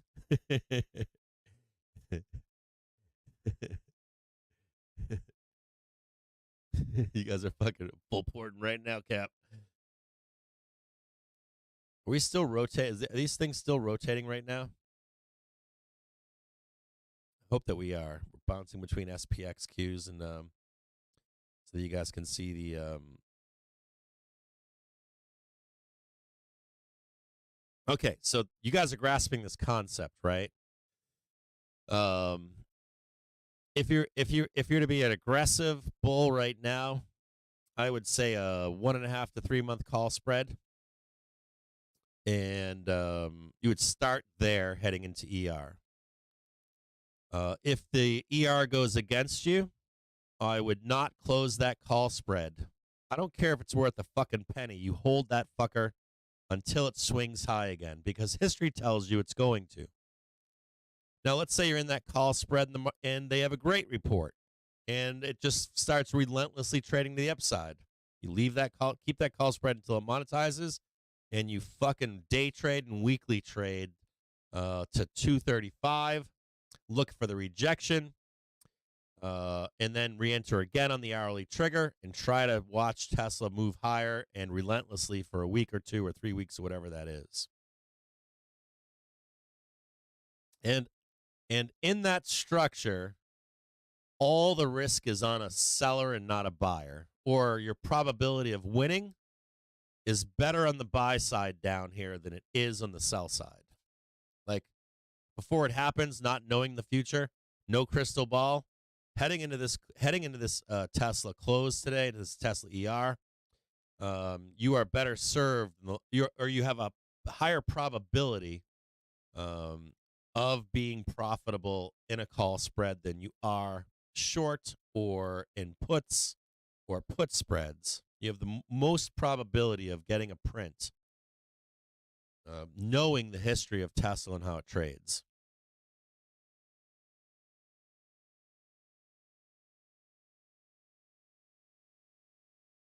You guys understand what I'm saying by that?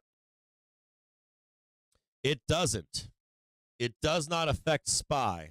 I just showed you. You'll watch, like, Tesla will be like mooning, right? So like Tesla's like mooning, and you see this violent swing up from Tesla to catch up to SPY. Does that make sense? It's like SPY is like already done its moon mission. It's done. And then you see this swing up where Tesla comes back in line with the market. That's the whole thesis behind this. That's why it doesn't matter.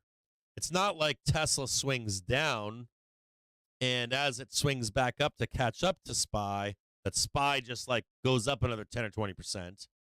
SPY kind of like stalls.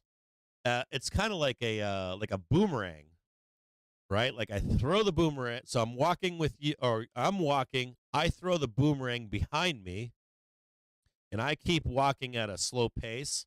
The boomerang's now like flying behind me, and I'm making all this progress, and then that boomerang flies back at a faster rate and then eventually catches back up to my hand, and we're equal again. So divergence in price resolves on Tesla eventually to match again. Yeah, cool. You guys got that? Right on.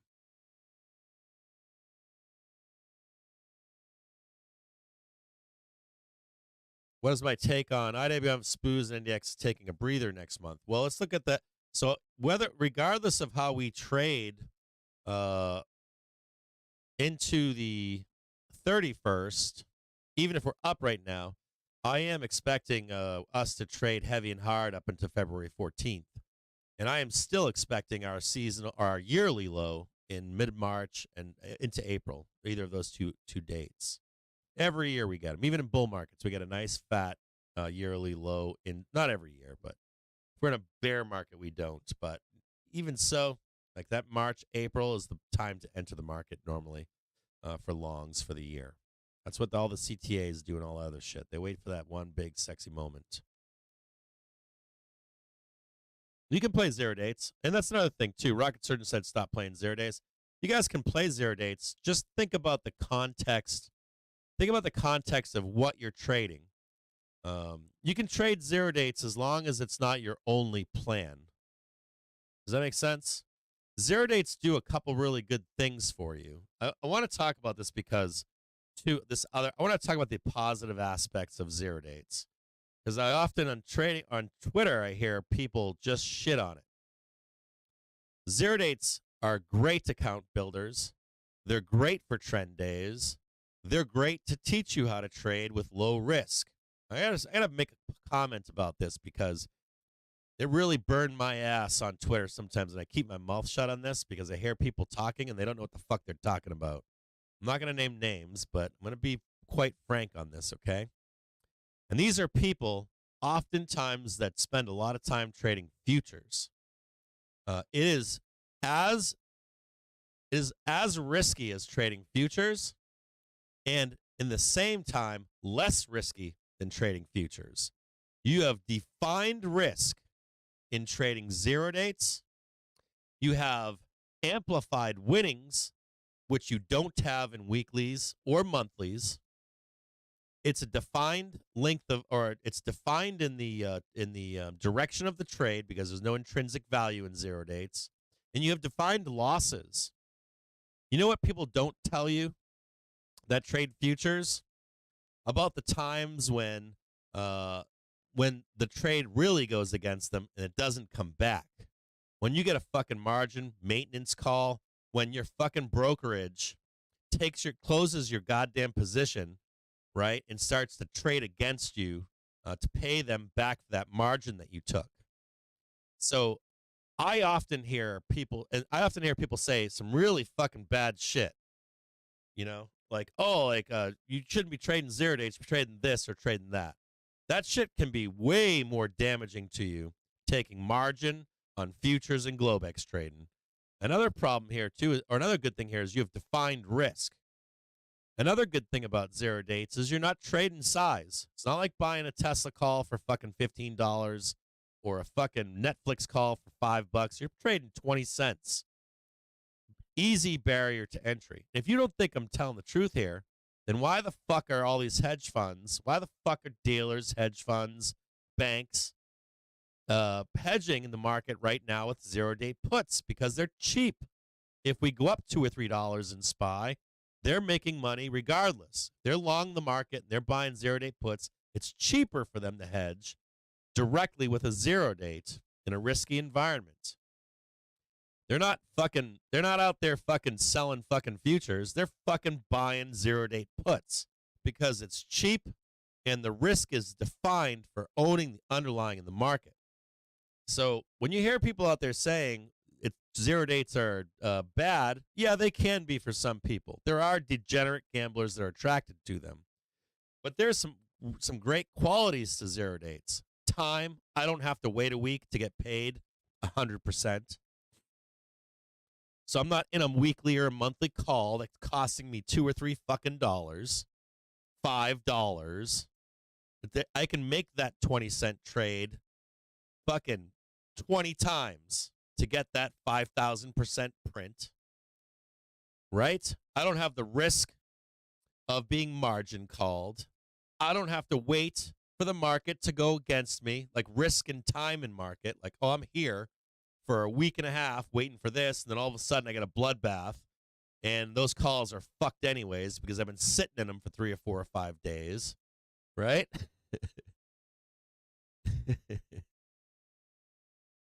And here's the last part of zero dates. This is what I think is the best part of zero dates.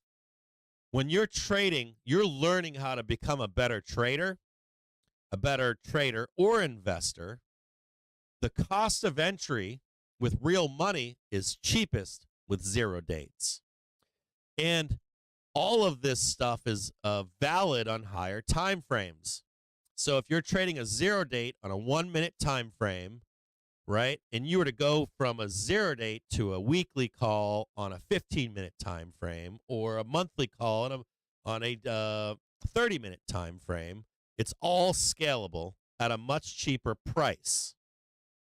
So if you're sitting there trading zero dates every day with me, and I think Kim, the Viking Princess, says she trades one contract. She's got exposure to the market. She's not blowing up her account, and she's actually trading real money. And I can assure you that the more time you have trading zero dates cheaply, 10 cent, 20 cent, whatever, you learn tons about Greeks. You learn about premium, IV. You have real money on the line, so you have that same mentality of winning and losing. Your exposure is low, and you have time and market. Time and market. And any trader that has time and markets will tell you that you become a better trader over time with time and markets. So if you're in here trading zero dates for 3 months daily, every day, the good days, the bad days, the best setups, the worst setups, I assure you that you get an understanding of how the market works on a 1-minute basis that you can apply on any time frame. Does that make sense to you guys out there? And I hear that argument out there, and I sit on my hands on it a lot of times, and they're just angry that they're not successful. I'll be honest with you. And if you do this enough, you will be successful trading zero dates. Now, I shouldn't say that. This is not financial advice, and this is not true for most people, but I'm telling you, anyone that tells you can't make money on zero dates, they're out of their fucking mind. You lose enough and do it enough, you will become successful trading zero dates. Now, maybe not all the time, but if you are successful most of the time, and you remove those winnings out of the market in a responsible fashion, fuck yes, you can be a successful zero-day trader. But you have to do a bunch of other shit responsibly along the way to get there. And you can apply this experience to more safe trading in your trading tool chest that you have out there. So anyone that's out there telling you that they're like, don't ever just zero-day trade. I know that's a mantra on Twitter right now, on FinTwit. They're wrong. They know what the fuck they're talking about. And they set up a lot of motherfuckers out there to get margin called or margin maintenance, whatever you want to call it, or whatever version of it is for you. But and you don't hear from those people ever again. They lock your fucking account and you're gone. And you know what you're on the hook for in that shit? 100,000, 150,000, 200,000. You're not on the hook for $1,000. You're not on the hook for fucking $500, $3,000. You're out there maxing out fucking margin. You think you're trading a futures contract. You have no fucking idea that you're actually trading size, like literal size, for $700 a day, $500 a day, $1,000 a day. I'm trading size. They're trading 20-cent calls. Well, I'll tell you what. You're also risking thousands of dollars that fucking zero-day trader is not. And that zero-day trader easily turns $1,000 into 3, 4, 5, 6, 7, 8, 9, 10. One trade for the week. A zero-day trader could take one trade, successful trade a week, and blow out fuck tons of GlobeX futures traders that have to trade day in, day out, 5 days a week to make $700,000, whatever it is, day in, day out. Sorry, that's a rant. I'll stop getting angry here. Hey, Stacy.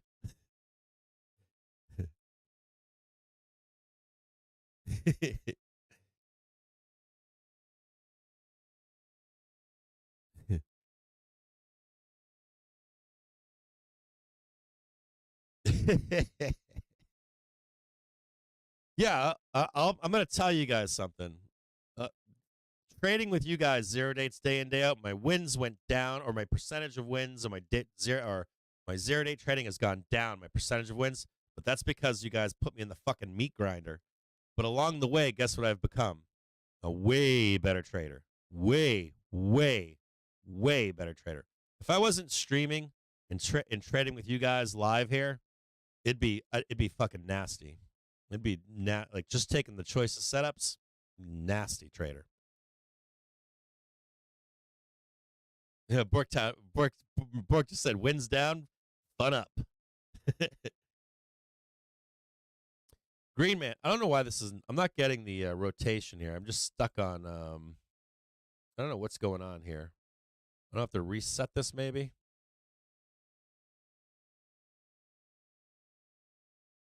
For some reason, we're not rotating between.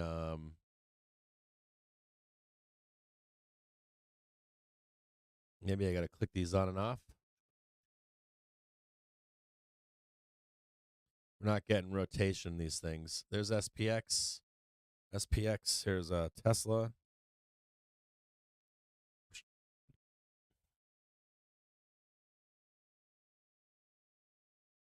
Here comes my money, man. Give me my money on Tesla, baby. Tesla, SPX, Qs.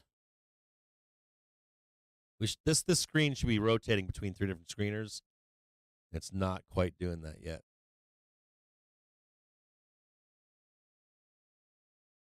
Let's go back to SPX. Look at SPX, baby. Talked this morning about we talked this morning, so look below here. Talked this morning about, let me put this on a 30-minute basis. Talked this morning.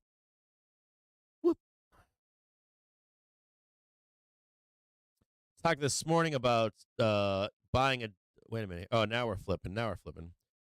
Either buying a dip on the screen, this is your buy the dip down here, or establishing a base where we can change this yellow color to green.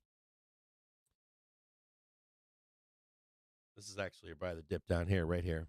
I don't know why it's so high. Go back to a 1 minute basis on SPX. This will be cleaner. Your buy the dip is currently down at 48.60.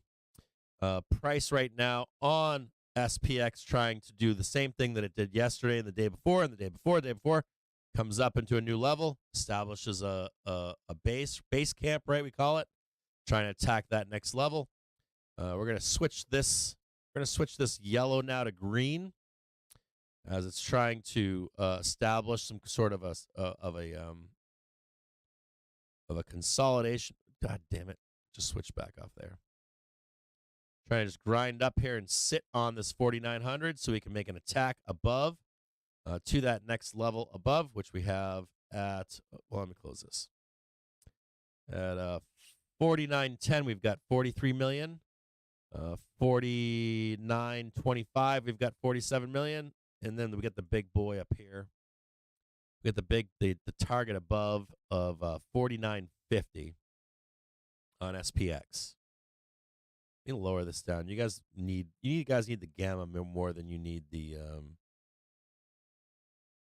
let me see if that works right there. That should be good.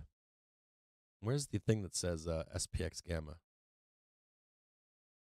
I keep losing. It keeps like every time I switch from 1 minute to 30 minute, it disappears.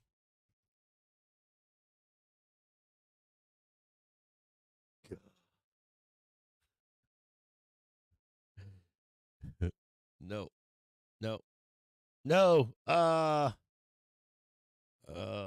I gotta do this quickly before it switches. Leave that right there so you can see it before we switch. Before we make the jump to the next one. Can we grind up here and slam into that? I would really like to see us tag this one up here. This STX sell up here. I'd really like to see us trade 49.38 if possible.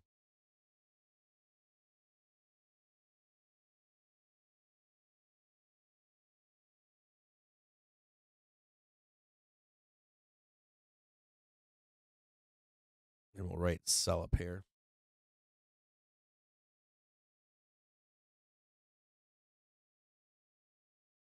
We'll see if that works out.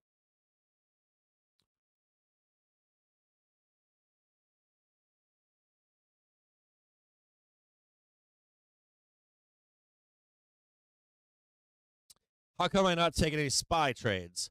So I'm trying to launch a website right now. I have calls coming in all morning for meetings at indiscriminate times. So if I take a zero-date trade right now, today, and I have a phone call for a meeting, and I am upside down on that trade. Let's say I buy it for $1 and I'm down 90 cents. I would have to take the L on that. Let's say it's down to 90 cents. I'd have to take the L on that trade and then get into a meeting. And I'm working on Discord as well in the background. So we're trying to launch on the 31st, and it's required of me that I'm available to other people behind the scenes here. Good question, Hell Hey.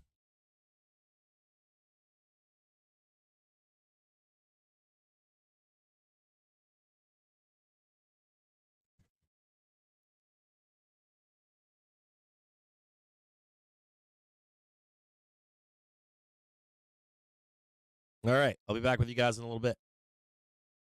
I'm going to turn on CNBC again for you.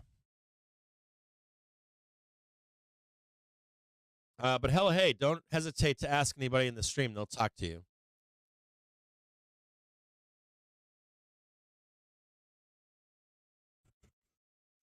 Turn that off.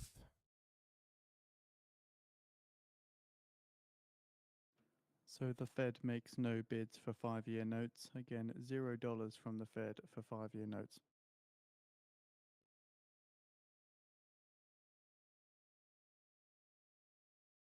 The app today. It's pretty loud, right? No, it's not too loud, is it?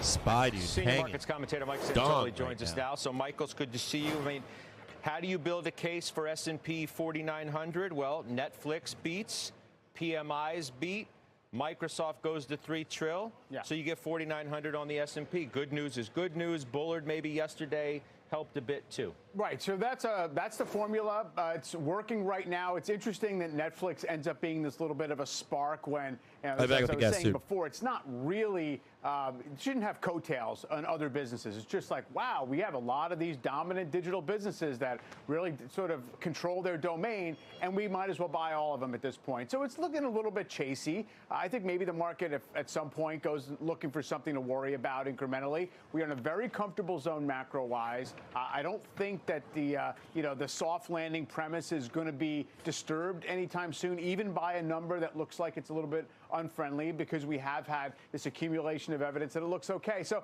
I think it's fine. It's more about short-term tactics. The average strategist target for the end of the year is one like other note here to you as 4,900. well. And If you are following me on the Tesla trade, if I close it, I will let you know. there that you're going to have to find other reasons why this is a good overbought condition and can continue higher. Tesla, just given the landscape of where we are, doesn't seem today to have the importance that maybe in the past it has to where the market might go, especially NAS 100 stocks. It's no longer really where the energy is in terms of what is, where animal spirits are flowing. The stock's dead money for 3 years. Okay, December of 2020, I think it was in this basic zone in terms of price. Yeah, it's kind of oscillated around, but I don't think the market needs it. It's a little bit of an outlier. And just a heads up, that Tesla trade was at 65 cents. It's now trading $1.13.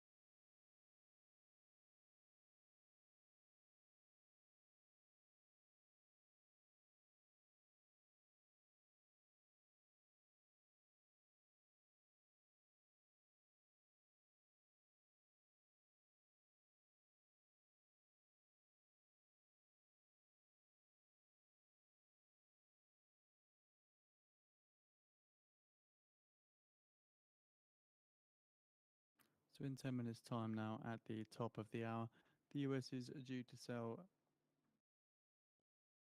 The US is selling 5-year notes here at the top of the hour, $61 billion worth. The prior bid cover was 2.5, with a prior high yield of 3.801%. Looking at a preview ahead of this auction here. So given the recent backdrop in yields and improved technical backdrop, JP Morgan strategists see the auction as being well digested, despite its record matching size, $3 billion larger as well than last month's. So primary dealers' positions in the 3 to 6 year sector, net long $54.3 billion in the week ending January 10th, higher than the $38.3 billion average over the past year. Also making note of the latest CFTC positioning data, which shows that speculators were net shorts more than 1.2 million 5-year note futures, possible source of covering demand at auction.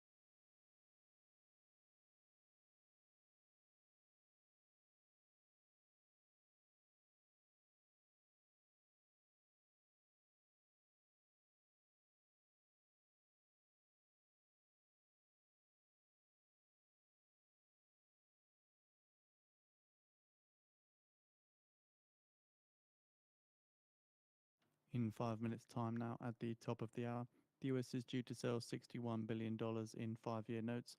Prior bid to cover 2.5, prior high yield 3.801%.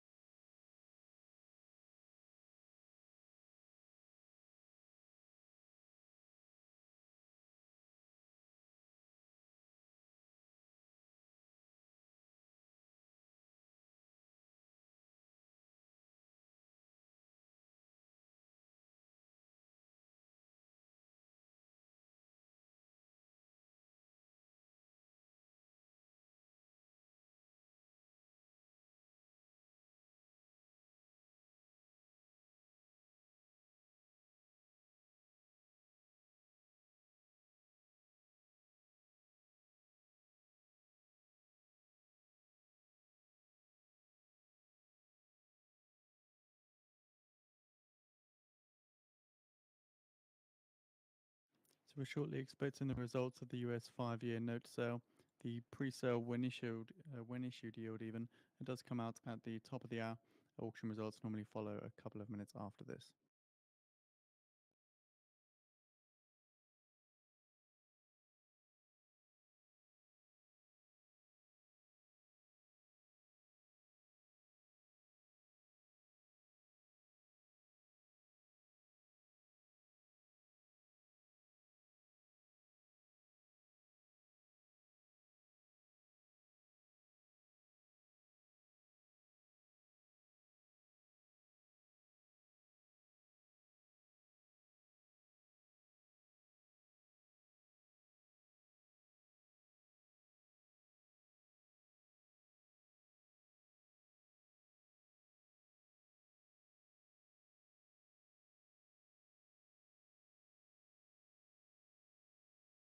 Treasury when issued 5-year yield 4.035% before the $61 billion auction.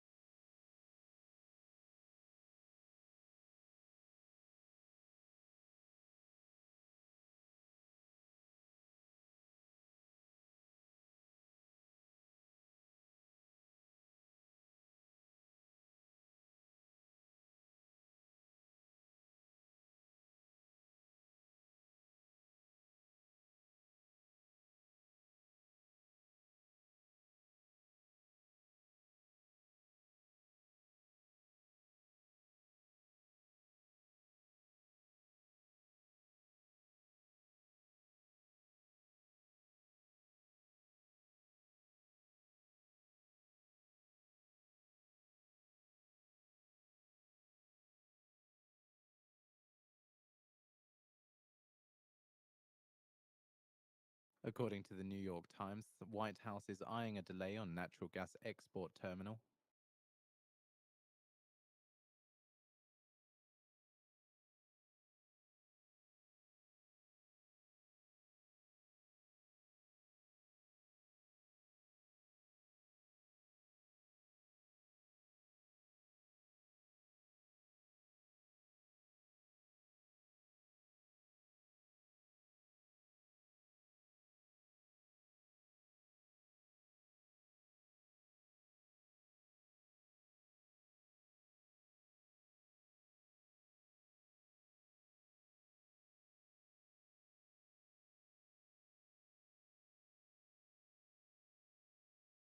Two spot 3-1, 2.31, high yield 4.055%, 4.055%.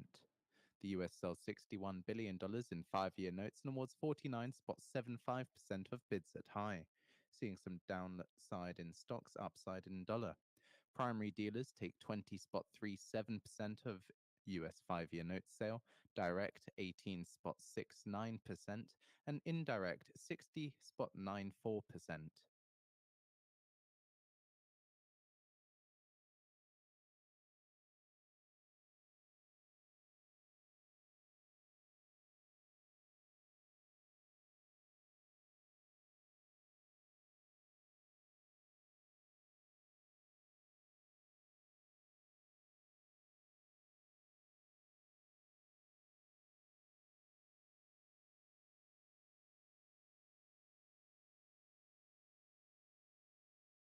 US Treasury yields rise after the auction. 5-year yield up 1.8 basis points on the day at 4.069%.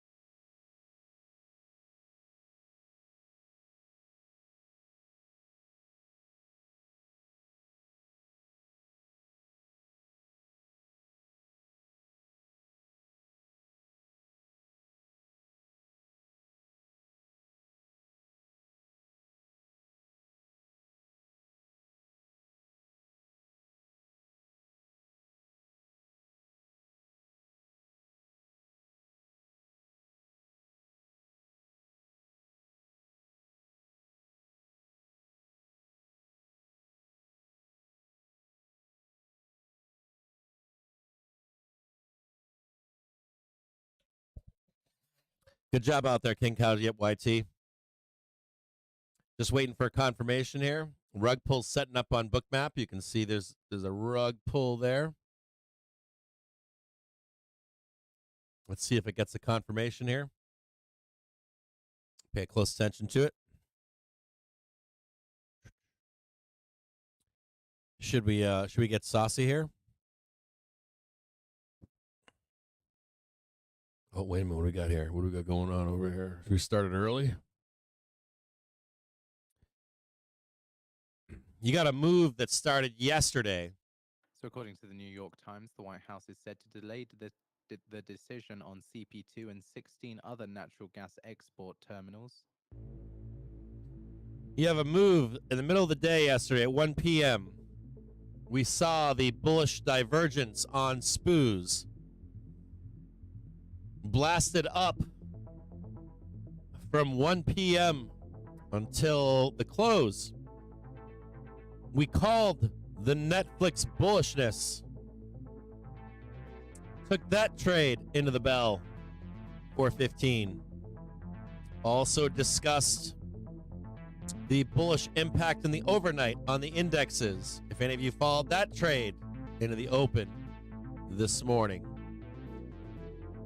We know that there's some FOMO around on the opening bell, so we got a nice little squeeze here. So when someone out there is asking you, hey bro, we going to 49.50? It's because they missed the move at 1 p.m. yesterday. Because they didn't take the trade long Netflix into the close.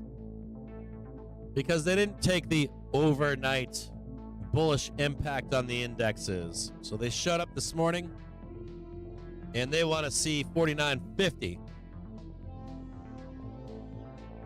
Chasers, chubby chasers. We have posted the full New York Times. What would be the better question to be asking? Better question would be, let me know when we come down on a major support on trend so I can put some risk on an hourly trigger or a half-hour trigger. Then we'll talk about going to 49.50. Room to consolidate, room to sell into FOMO buyers. You got it. The better question is, when is the dip buy, right? Absolutely. A little bit of breathing room, right?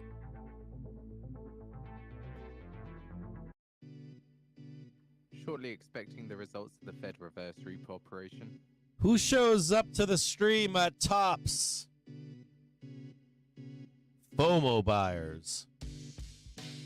Who shows up to the stream at bottoms? FOMO sellers. How late are they to the party? Super late.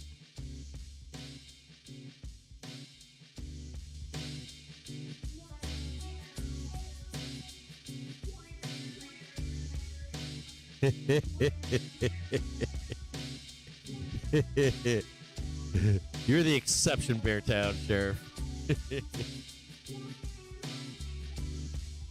Can I list possible big red days that might favor shorts coming up the next month?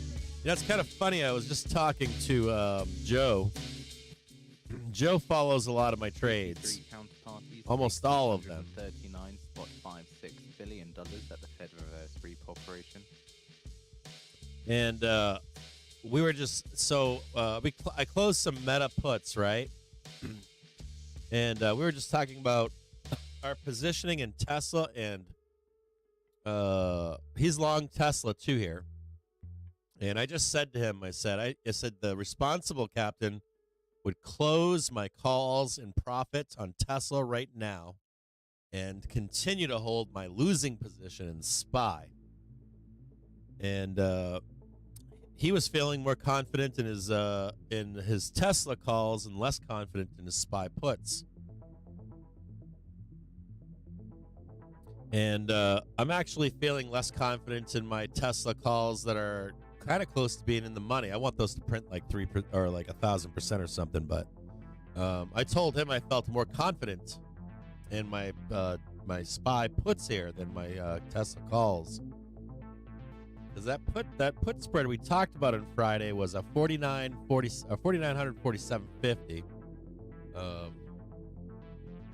Because we tend to trade sideways and down on SPY and sideways on Qs during ER season. So that doesn't mean we don't have nice lows, nice highs to sell, and nice lows to buy. And then we get the major rip on the 31st into the 15th. So I actually still believe in this trade to the downside, the SPOOS trade. I actually have more faith in that one printing. We now have a 1 and 5 minute cross bear playing on SPY. Target 486.90. We did test the half-hour trigger back at 10:03 a.m. It's now 1:18 in the afternoon. This is where we get major manipulation at the 1:30 hour during the day. So we'll see if this is real or fake.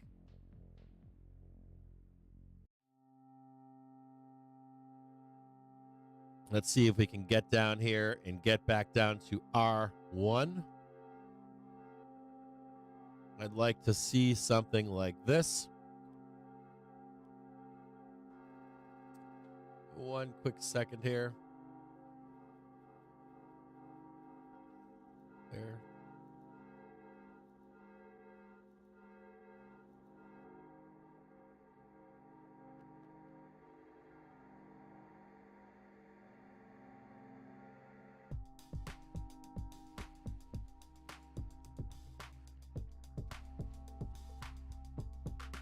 That's what I'd like to see.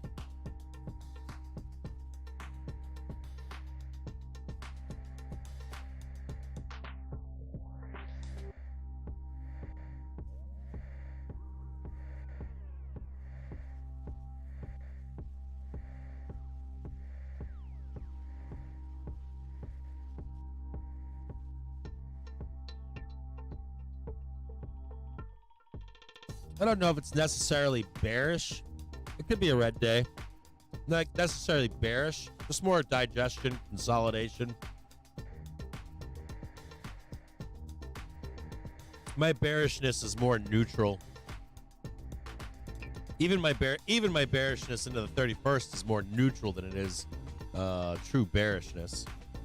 More like sideways and slightly down on SPY and sideways on Qs. Now we have ramped at this point up to 490, so talking about that sauce that wants to be saved for February 14th. I mean, 100 points from 4,900 to 5,000. Shit, we can do that in a few days.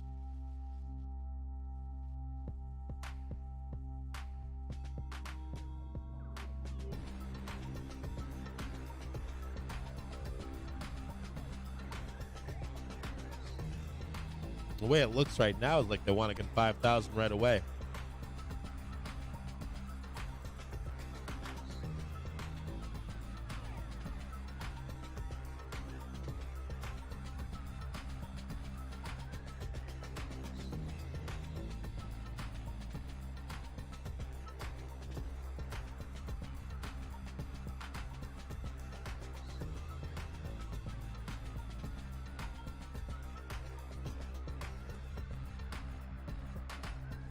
Yeah, I see the liquidity up there. The we've had Gamma at 5,000 for like what, 2 months now, right? We've even had Gamma at 5,000 for like 2 months. 4,800 has been hanging out. 4,800 was hanging out for like 6 months.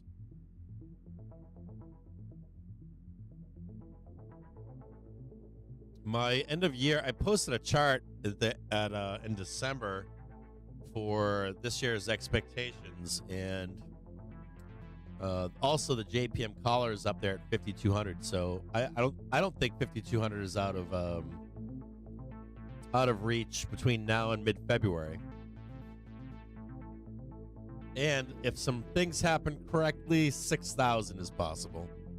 I doubt it, but 6,000 is possible. The election season, all that kind of stuff.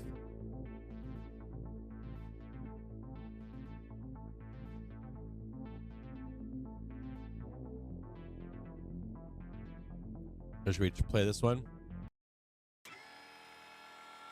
See if we can get this shit on here. You know, one problem here is I'm not expecting too much downside like that. If I could get just this, I'd be happy. You know? There's no volatility in this market.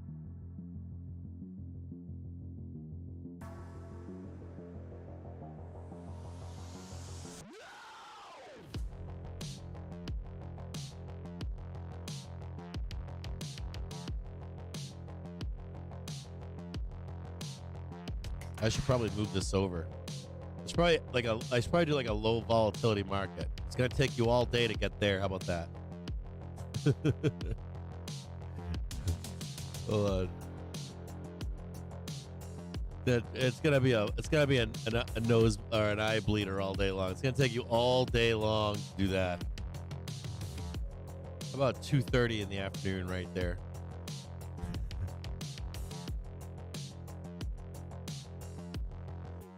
I was making it a little bit more volatile, like, yeah, we'll do that in the next half an hour. I'll probably bet you at 2:30 or 3:30 we'll be still doing this bleed.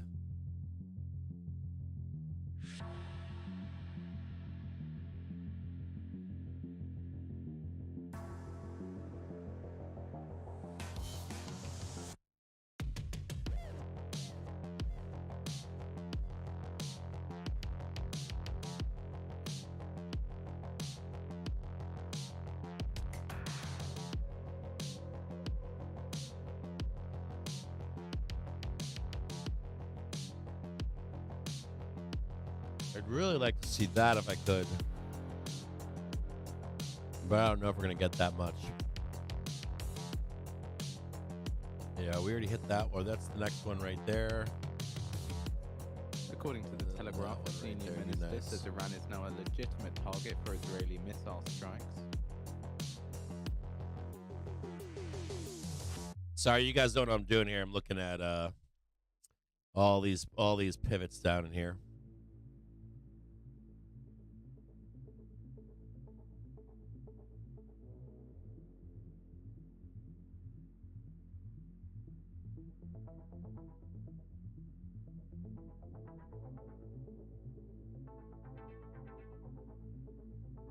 All right, I'll turn this stuff off for now.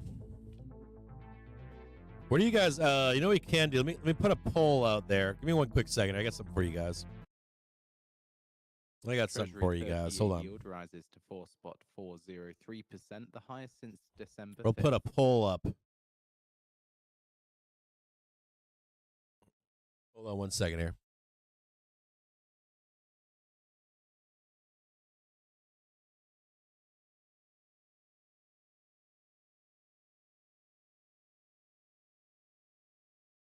So after the bell today, we've got Tesla, IBM, ServiceNow, Lam Research, Sands, Crown Castle, Seagate, Berkeley, United Rentals, PCA, some other thing I can't read. I think it's we got Seagate. And then tomorrow at the open, we've got American Airlines, NextEra Energy, Alaska Airlines, Dow, Valero, Southwest, Sherwin-Williams, and a couple others. I just can't read them this far away. So not a bunch of like heavy hitters in the morning. A couple. But the big heavy hitters are like Intel on Thursday. Visa. That's after the close on Thursday. Another big one for today, of course, after the bell is IBM and Tesla.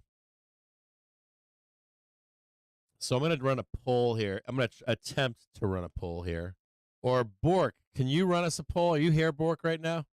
We run a poll for Tesla and ask what the sentiment on is on Tesla. Is Tesla open tomorrow, green or red?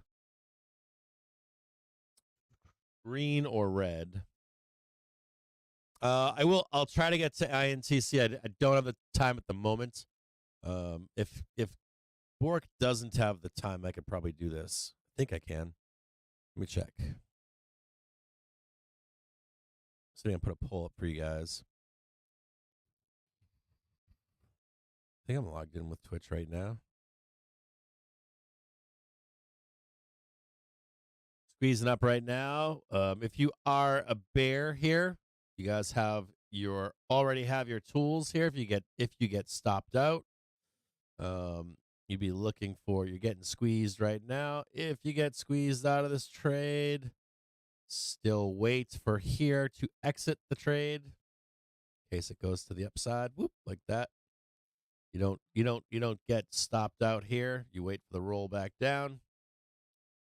We're basically watching this candle right now to see how strong the bulls are. Are they strong or not?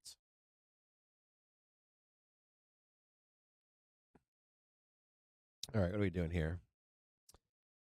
Dashboard. What am I looking for here?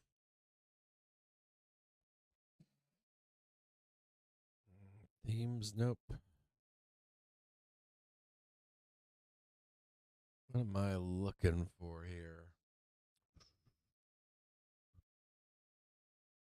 Where? Widgets. Calendar. Or not calendar, polls. Where the fuck are the polls? I don't know why I can't see this right now.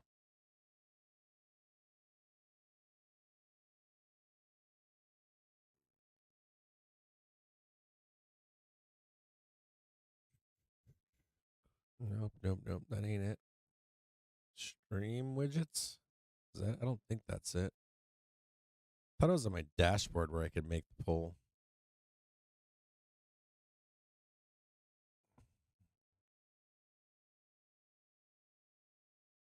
What am I missing here?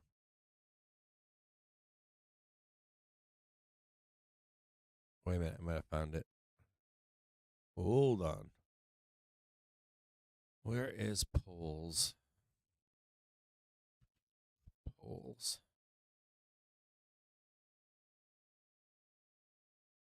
Oh, we have an active poll right now. I'm going to end that poll.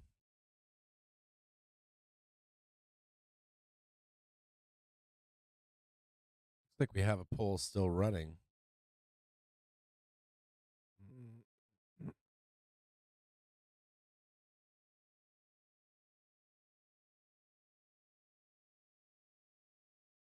What's going on here?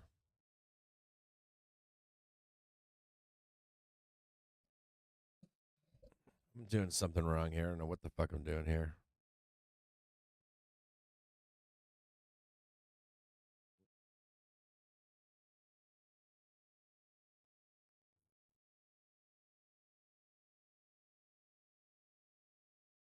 Settings saved. Okay, how do I end this poll? What the fuck am I doing wrong? I'm doing something wrong here.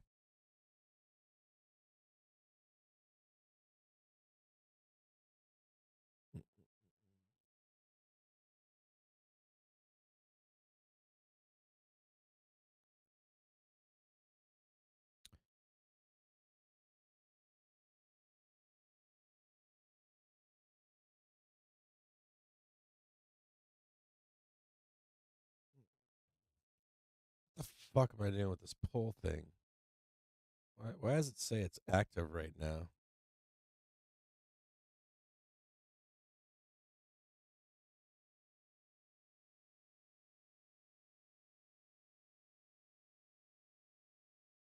This is really fucking wonky. Let me find Bork and see what he says.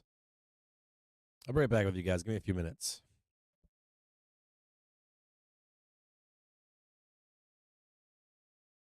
Agreed to settle a case alleging they conspired to limit financial aid packages of some students while favoring wealthier ones. The schools will pay more than $110 million into a fund for students suing them, but the settlements will need to be approved by a federal judge. And comedian Jon Stewart is going back to The Daily Show. Comedy Central announced today he'll host and executive produce episodes on Mondays through the 2024 election cycle, with others filling in for the rest of the week. Stewart originally left the show back in 2015. Tyler, over to you. Well, that should be interesting to watch. Kate, thank you. Coming up, a check on the pulse of the consumer with a pair of regional bank CEOs, their views on interest rates, lending, the Fed. Next, the exchange returns after this.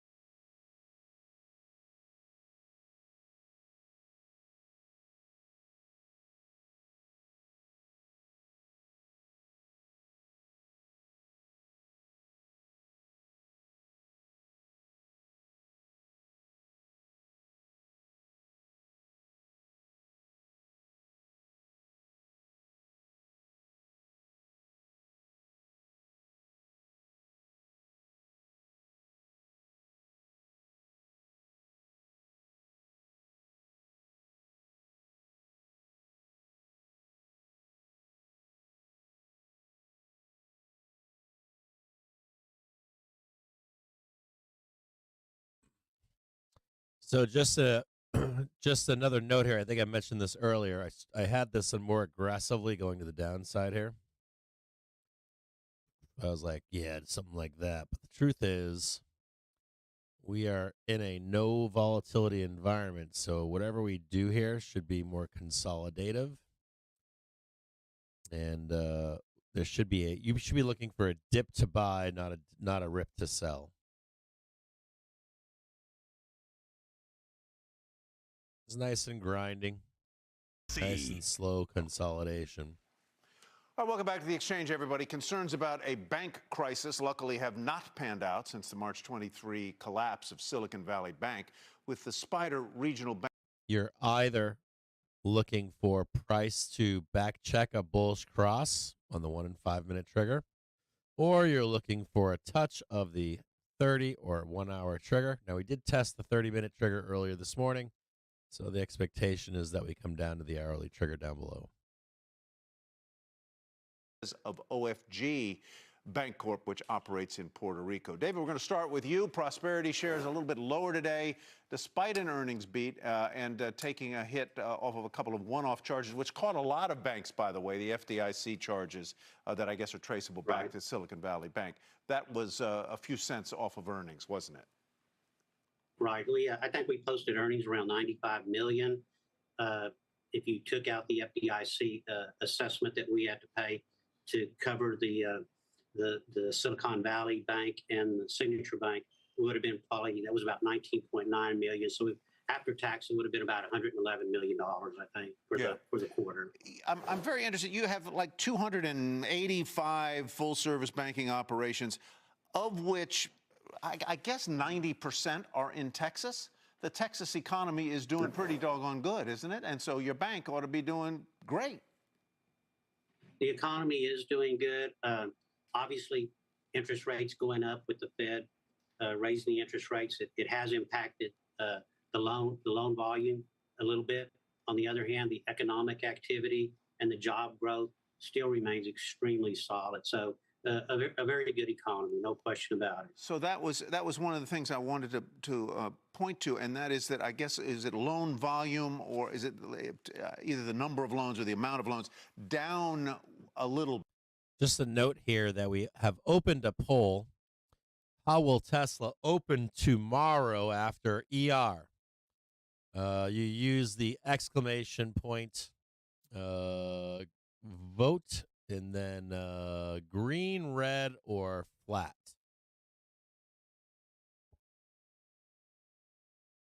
Out of the cake there, basically we would have had about a 4.9% increase in. Fucking Joe Donut out there. Don't trust Joe Donut. He's part of that Tesla gang. Goddamn fucking Tesla gang. Ugh. I always like.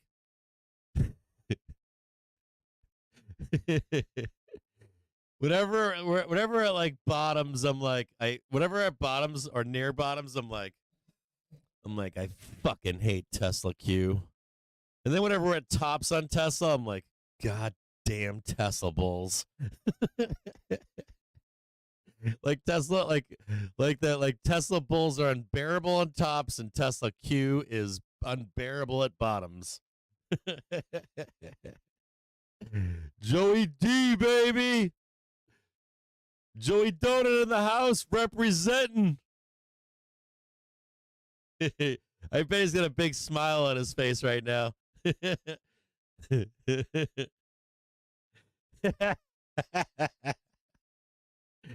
I'm just ribbing, brother.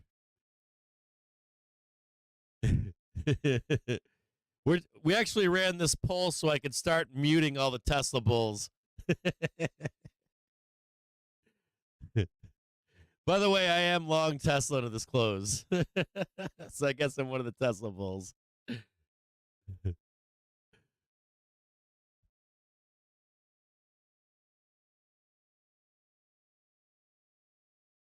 I just banned myself. I'm going to go in the corner.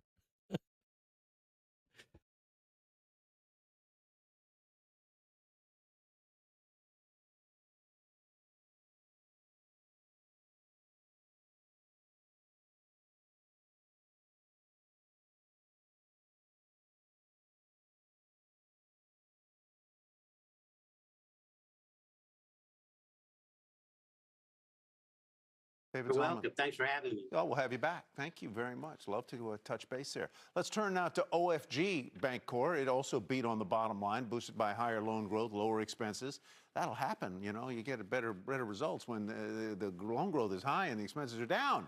Shares higher by about 2%. Jose Rafael Fernandez is Vice Chair and CEO of OFG Bancorp and also the Community Banker of the Year in the most recent year. Congratulations on that accolade. You deserve it, I'm sure. Way to go. Thank you. Thank you, Tyler. Great to be here. Glad to have you here. What's clicking for you? So we've been very fortunate. Puerto Rico's economy has been doing very well. We have grown our loans very steadily thanks to a very good environment in the island. But more importantly, I think the growth comes from us being very intentional about investing in technology, investing in our people.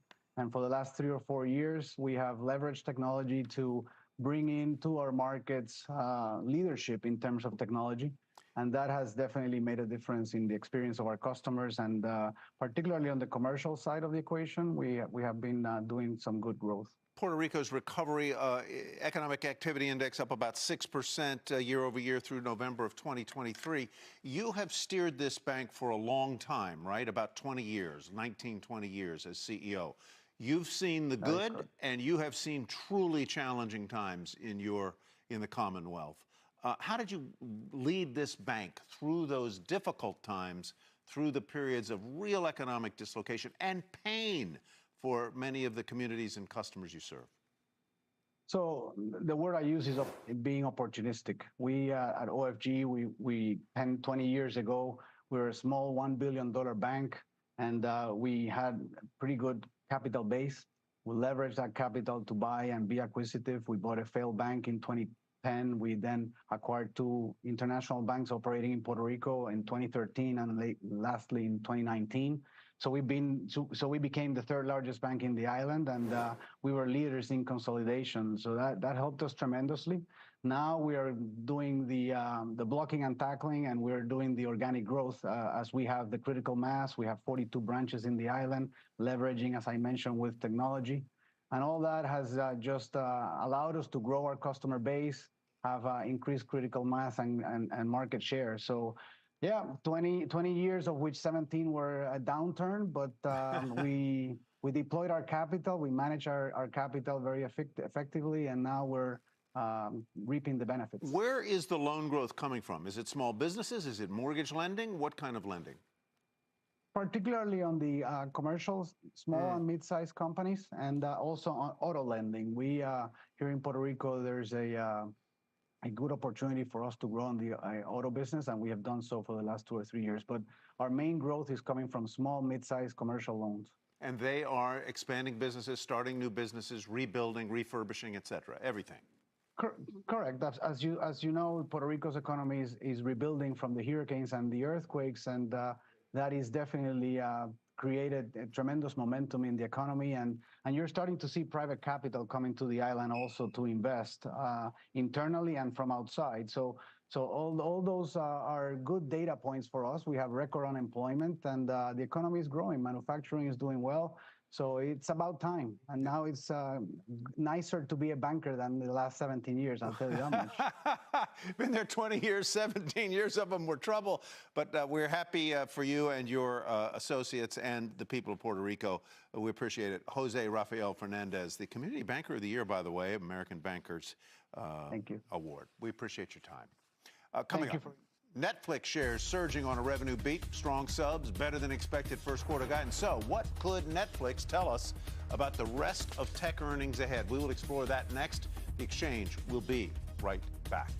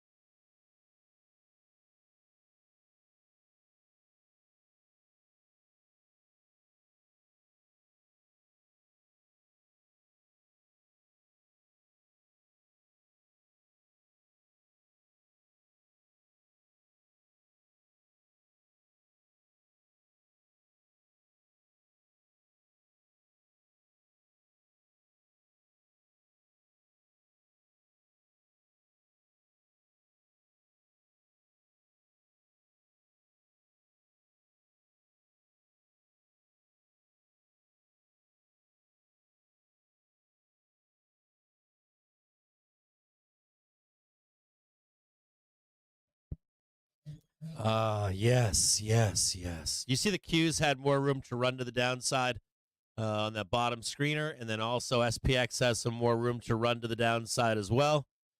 I always like flushing the FOMO, don't you? One of my favorite things. Flushing the FOMO. One of my favorite things to do. You just flush that FOMO out. Feels good.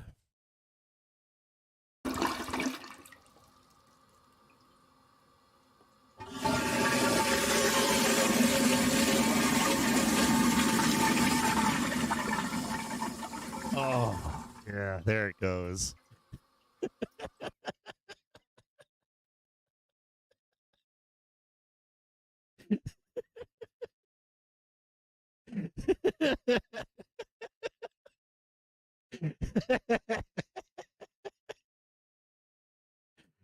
Ah.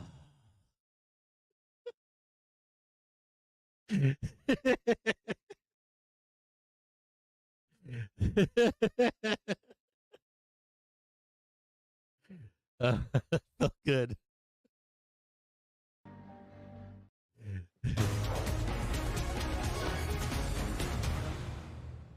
Netflix shares are higher after the company added more than 13 million subscribers and beat revenue estimates. At least 19 Wall Street firms hiking price targets for the streamer.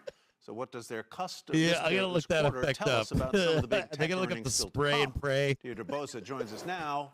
What's Spray today's and pray tech tip? Hi, Dee. toilet bowl effect. Hey, Tyler. So obviously the mega caps, very different businesses, very different Oh, and I'm gonna moonshots, need the but potpourri if Netflix tells us anything, afterwards. it's this. It's keep it simple. So what are the characteristics Look down of below. keeping it Watch simple this if you are QQQ chart. a Has a mega little bit cap? more Well, down to go what here. Netflix See has that? was, one, organic growth. It also had A little bit more accelerating downside to go revenue, which is there on important when you look at an Qs. Apple, which has seen decelerating revenue over the last year or so. It's an industry leader, and it has high margin, logical areas of growth. How B of A put it was like this. They're moving into Brandon logical areas Cattle's like gonna watch advertising, this live trade entertainment, go right with the WWE zigzag, and he's gonna video be games, at not home far screaming. out other bets. Other bets kind of implies like an alphabet, right? We were just talking about this yesterday. It's their moonshot factory where they have radical ideas and they're burning through billions of dollars each year. Wall Street, at least if we can see with Netflix so far, appreciates a more straightforward story. And when you look at other mega caps that might have a more straightforward story, a Meta comes to mind, right? It is an industry leader in social media. It already has those OPEX targets behind it. It's increasing in real. Ram, I'll check the on flip PayPal side, right now, a brother. more noisier or less straightforward story might be an Amazon, right? Where there's still questions about its AI strategy and AWS growth. So that's sort of what we could see in the next few weeks as we get the rest of the mega caps reporting. Very interesting. Simple is better, maybe in some bearish. cases. I'm Deirdre, bearish on PayPal here. Coming up, the NYSE They could airline squeeze the index down $64. nearly 9% over the Sell past airlines month as Boeing planes face increased scrutiny. We will preview results from American, Southwest, and Alaska. I am bearish on. I'm personally bearish right here on PayPal. What the fuck is going on here? Doesn't belong there.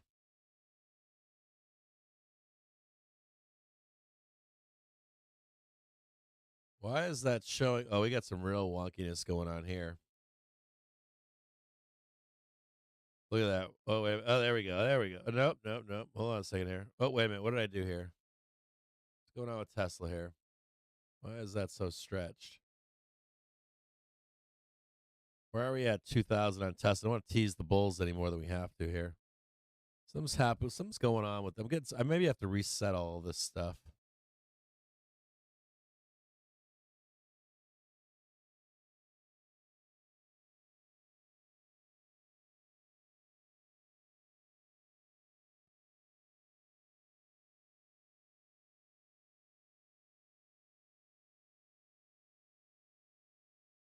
Oh, wait a minute. Oh, yeah, I forgot. I double-clicked the price. Yeah, I forgot about that, Bork. Or I double-clicked the adjust, right? I think it flattens it back out again. Is that what it is? I forget.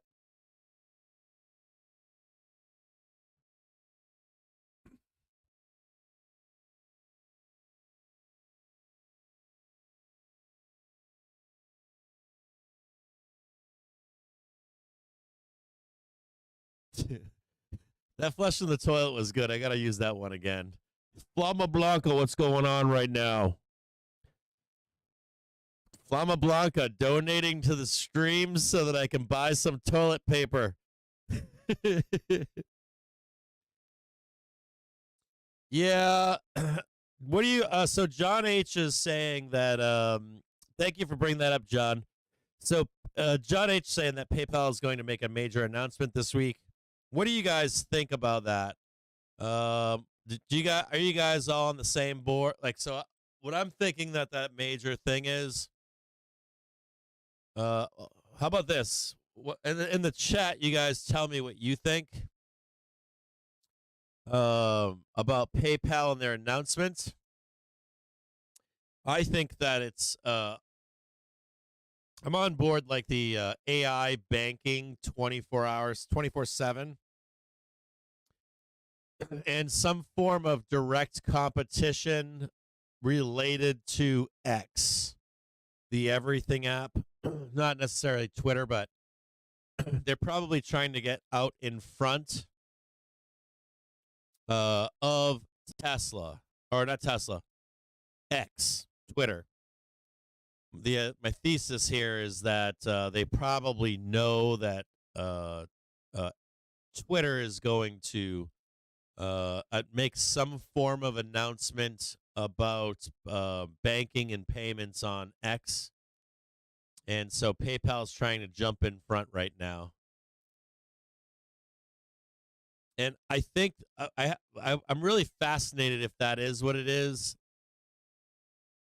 Bork and I, or not Bork, Trader Podcast and I were talking yesterday about AI and its applications. And if I was like, so I read some of the questions for Chat GPT that try to trick it into being devious.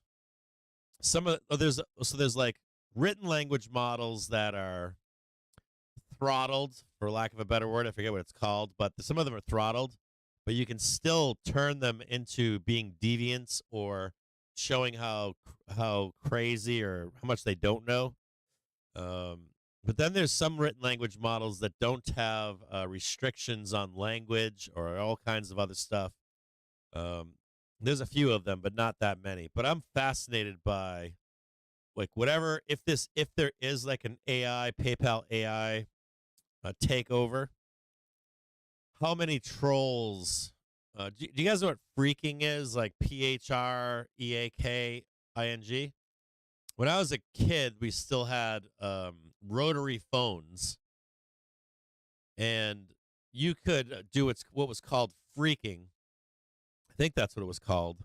And I can remember being a young kid, and you could take a paperclip, and you would insert the paperclip you'd unfold the paperclip, and you would insert one end of the paperclip into the bottom of the receiver on a handset, on a public payphone, and then you'd stick the other end of the paperclip into a small hole at the base of the phone. And that would trigger a dial tone that you could dial out of and make a free phone call. I am old, right? Knowing that stuff. Evil Dan. What up, Binky? How you doing, brother? If you guys think that's what's going to happen, let me know in the chat. If you're like, I think that's the same thing, Cap, or do you guys think that PayPal is going to make an announcement like, oh, we're launching our own social media platform? Like, what is the announcement? What do you think the announcement is for PayPal? Are they going to try to compete with what Elon is planning, a competitor, like actual banking 24 hours a day with an AI representative? Do you think people are going to try to manipulate that AI model? Do you think they're successful? Do you think people will be able to commit fraud if they find weaknesses in that AI model? Do you think that someone out there that's bored would try to have phone sex with one of the bankers? Right? Like, think about some of the atrocious stuff you could do. Like, would you lose your well, all kinds of questions, like, can you get in trouble if you scream at the AI bot? Do you have to treat the AI bot nicely or not? They're not real, right? Can't you just, like, if you get upset, can you just scream at it? And then some other questions too would be, how rigid will the answers be from an AI bot? Especially in gray areas, right? How many gray areas will come up?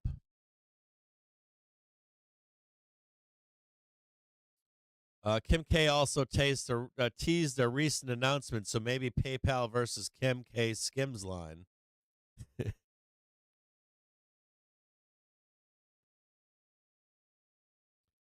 When we lost the crossbar, the paperclip, and the blue boxing was useless. Yep.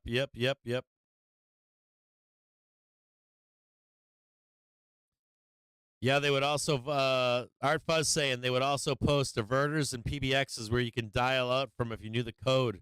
That's right. And the BBSs and get free calls and teleconference from there. This was in the 80s.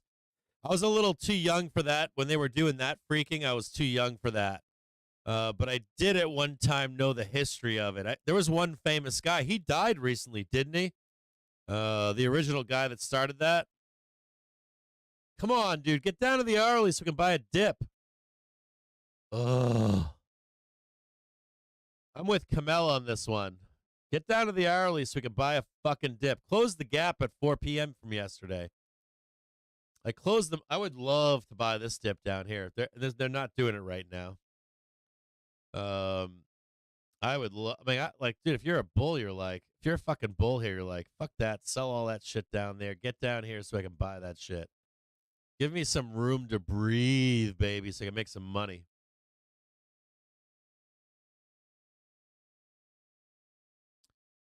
Yeah, it was the Captain Crunch whistle. I remember that. I remember it was the Captain Crunch whistle. Art Fuzz saying it was the Pirates of Silicon Valley film, if he remembers correctly. If you guys have never seen that film, there was like one guy that figured out the Captain Crunch whistle, I think, and then he had a posse or a gang of misfits. And they were like the original, like the original given, or they were given credit as being some of the first black hat hackers of modernish tech, but not really black hat. They were just being mischievous more than anything. But I did do some of those tricks. I did, and when I was in high school, we did figure out how to get free phone calls. There were some other things you could do too, with candy machines, if I remember. I'm trying to remember what it was, how you would do it with candy machines. Fuck, I wonder what that was that you would do. I mean, I remember the ones where you'd like shake the machine and stuff. There would be like a backup or something, and then it would trigger a bunch of shit to come loose. I don't remember if that was sodas or not, though. Ernie's checking in right now saying Dixie has an inverted head and shoulder. Thanks for checking in, Ernie.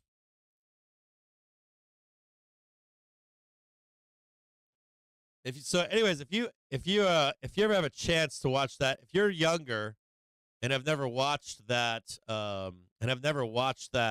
documentary, it's fascinating. It's really cool.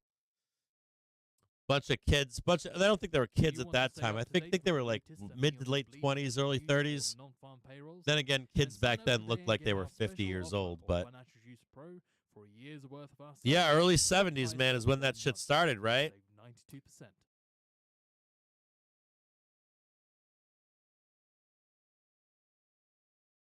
Yeah, I think Steve Jobs was in on that. Wasn't Steve Jobs in? No, it wasn't Steve Jobs. It was the other guy. It was his partner. It wasn't Steve Jobs. It was the other dude. What's his name? His original partner, the guy that beats Vegas, and I'm having a mind block on his name right now. I don't know why. They were at the tip of my tongue. I'm not going to look him up right now. The other founder of Apple was Wozniak.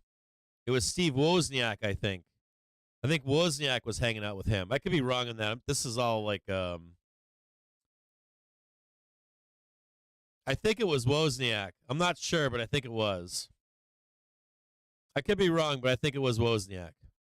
He was doing that shit. God, look at this grind sideways here. Just give me a fucking dip.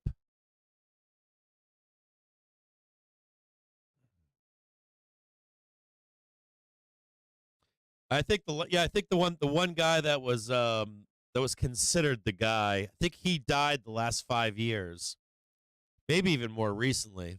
This is off the top of my head. Yeah, Bork McGork checking in right now, and he says that we're pretty even, Steven. Nobody picked flat. Everybody's picking green or red. Does that mean that it'll be a flat ER? Ramhusk saying that his friends and I used to sign up for Kids Bowl free during summers. Included 2 games free. We had our own shoes. We were 22 and still going. They would ask for ID, and we would say we were too young to have them. They finally had enough when we brought our 6'7" friend in who had a full beard. That's hilarious, dude. Did any of you guys as kids have some kind of beat? I guess my generation had ABBA on Nintendo to beat, like Contra. Was it Contra or Super Mario Brothers? For a bunch of them, I think you could click ABBA and you get a bunch of free shit, like unlimited firing or something like that. So let me know what kind of hack that you have had when you were growing up where you could get away with something. Yeah, Kamel, dude, this is killing me, man. Just like fucking come on down, dude. Let's get this party going. Keep your eyes on Q's. Q's has 426.81 as the 30-minute trigger. Their half-hour trigger, though, is at 425.15, so I might expect a little bit of extra blood down here and maybe even possibly trade 484.71 on SPY. That's what it was. Contra was up, up, down, down, left, right, BA start. You're right. Now that you said that, I remember that. Rocket Surgeon said, when I was 16, I looked, I can't read what he's saying, 21, and would not get carded at the bar. Oh, yeah, baby. Poke the juice box, reinforcing that same thing. Up, up, down, down, left, right, BA. Gave you 30 free men. Joe Dunnett says, I can't discuss. I got to check the statute of limitations. Oh, are you shitting me? Jon Stewart. Going back to the Daily Show on Mondays. Man, dude, you know what? Sometimes I'll say that I wish, sometimes I'll say that I wish the Republicans, or I don't think Donald Trump wins this election. I'll be honest with you. I'm trying not to get political here, but from my perspective, an objective perspective, I think the setup is on for Trump to get the nomination. I think he loses to Biden. But I always say things like, if the Republicans had like a Rock or who is the other guy I was not quite rooting for, but there was another guy that I said would be a great Republican to run for the Republicans. Like you want the populists, but you want them to not be so divisive. There's another guy that I was thinking of that could run for the Republicans, but that's a guy for the Democrats. If you ran like a Jon Stewart as a Democratic nominee, he would win. He could run as an outside candidate and beat Biden right now, I would think. But he probably doesn't want that. I wouldn't want it. I don't blame him for not wanting it either. Who the fuck would want to be president? Talk about ending your life as you know it and probably your kids' lives. Do I think Biden can last 4 more years? No, I do not. And if he does last 4 more years, it'll likely turn into a similar situation as Ronald Reagan. Ronald Reagan's last, I believe, 2 years in office, he was, at that time they called it senile. And he was the office of the presidency was basically run by his cabinet. I'm assuming here that they would love. I would assume here that the Democrats or Republicans, the DNC and RNC, would love nothing more than to have a president that's slightly incapacitated. Remember, this is a power struggle. So, like Dianne Feinstein, there's a list of them on both sides of the aisle. The DNC and RNC love older candidates, especially if they're not as active as they once were, so that they can push through their own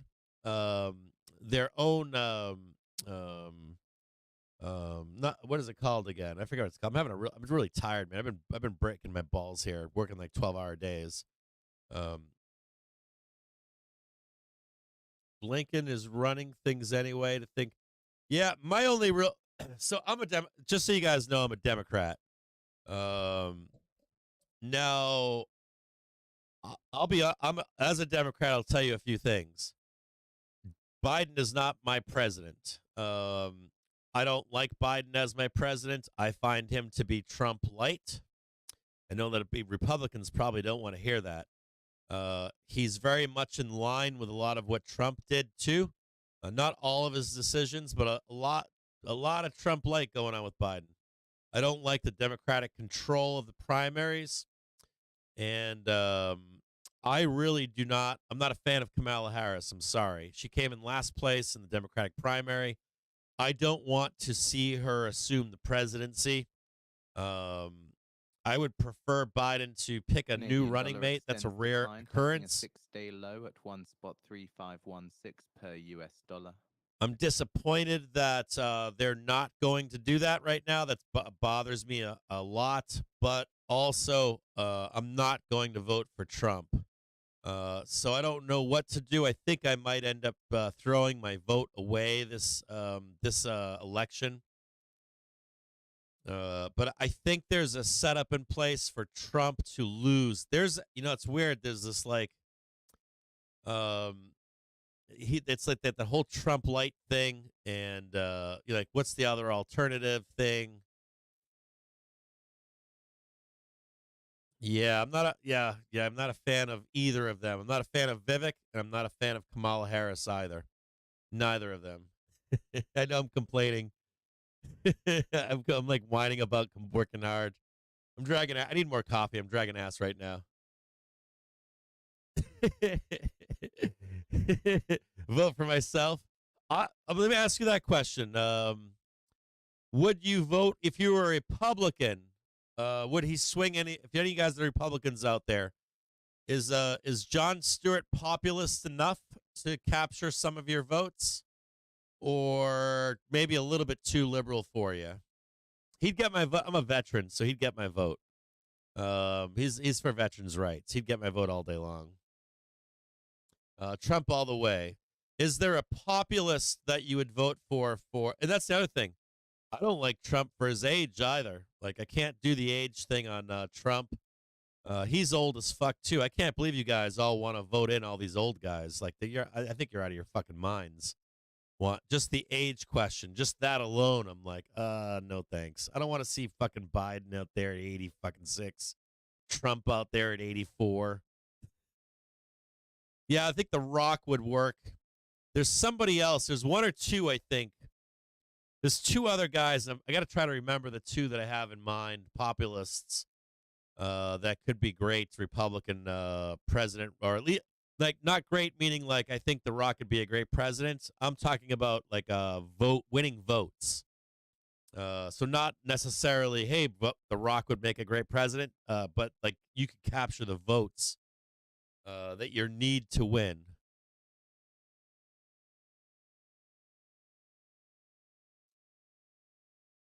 Terry Crews, Dave Chappelle. What else we got out there? I'm trying to think. I had a ringer yesterday, the day before, and I was thinking about this guy, and I'm like, man, this person could fucking win easy, landslide.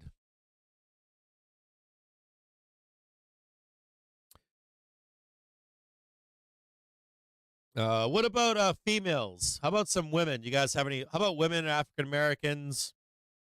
Some other race maybe, or someone from a background maybe that came from nothing.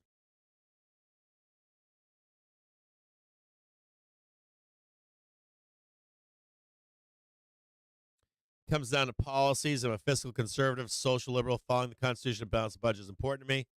You know what the thing for me is, you know what scares me to death is, or not to death, but I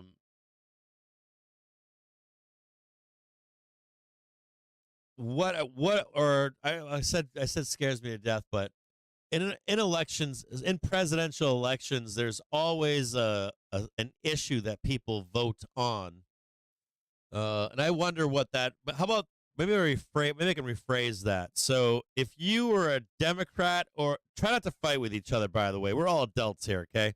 So try to be nice to each other. We're a community. I realize that we all have different viewpoints. I realize that you think others are worse than yours, but we have to have open communication. I'm telling you, you have to have open communication so that we can be a civil society. You can't win people over if you don't argue with them, okay, in a constructive way. I realize if emotions get out of control, we'll end the conversation. I have some questions for you, though, so please don't get mad at anybody, okay? But I'm interested in this. I think you should be, too. If you had a single issue that would make you slam the election lever for a candidate, what would it be in this election? And I'm asking that question because when Ronald Reagan won, there was an expectation that he would not win, and remember the whole it's the taxes dummy, right? So people were like, oh honey, I would never ever vote like that, right? And then they get in the booth and they're like, I'm the one that's paying fucking all those goddamn taxes, and this guy told me he'd cut taxes. Of course, we know neither of them do, right? Democrats and Republicans are both whores. If you don't know that, there's no such thing as a fiscal conservative in either party. That's on the Senate, the Republicans, or the Senate, the House of Representatives, nor the presidency. But as a single issue, would you vote thinking you'd be getting some kind of better what is that issue for you, if you mind my asking? Campaign finance reform would do it for you. What else you got there? Cost of goods in the border. That's a good one. So, what's fascinating about the border is like the hippies. The border's a tough one, man. It's so fucked up. It's like, it's so fucked up. I'm like, so I'm a Democrat, right? I'm like, we have to have controlled immigration. We have to. But our immigration policies are fucking dog shit too. Like, they're utter dog shit. So I love how they put us in this situation where, or I'm in that situation where I'm like, hey, I agree.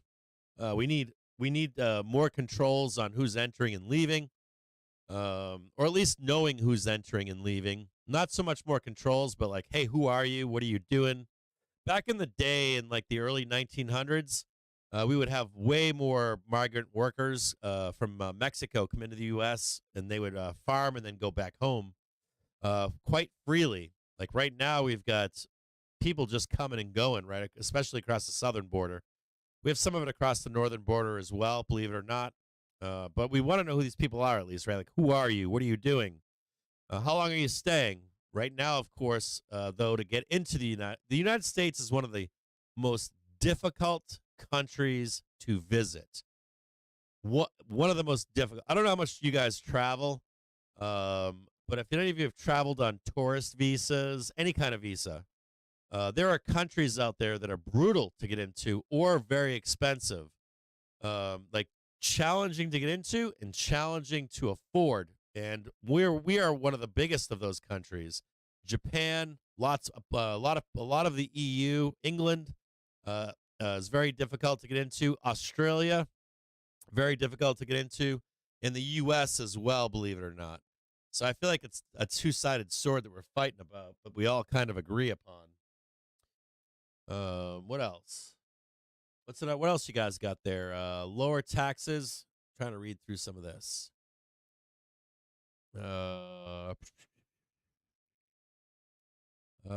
Darien Gap. Board of the French Committee of Darien Gap is alarming. Can I take care of our family education, health care? And I'm for increasing legal immigration, but this open border is BS. Yeah, I agree with that too. We need to go back to the Ellis Island system. I like that a lot. Like some kind of a modern system of that. I kind of like that too. Term limits I like. I like the term limits, the age limits. And I also like the they can't make money from their position during or after, and neither can their family members. Be enriched by like stock trading and all that kind of stuff. I think that's a bipartisan thing, right? I think everybody here would agree with that. It's not tough. Shut it down. Look at the Swiss. That's another thing. I don't think it is. I don't think it's difficult to shut it down. But on the flip side of that coin, we need immigrants. We need immigrants with education that can bring their education to this country. And we also need immigrants to do the shit that you as an American don't ever want to do. I'm looking at you people out there that don't want to be skinning and de-gutting chickens in a hot plant down in Alabama. Lower taxes for the middle class. I'd like to see the destruction of inflation. We know that the inflation numbers are a fucking scam, right? And how they're built. We want real inflation to come down. Some kind of a reset would be nice. And as much peace as possible. I'm on that one too. So on the peace as possible, I am deathly afraid right now of China and Russia. They are not our friends, neither of those two countries.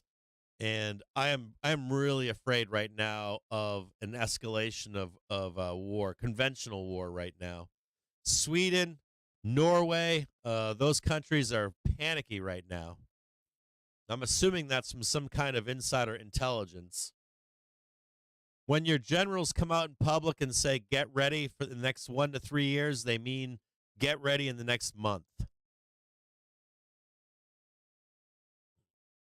No solid plan to naturalize them. How does America get them to become tax-paying citizens? So let's start with, that's a big one right now. So I want you guys to know that I'm from out west.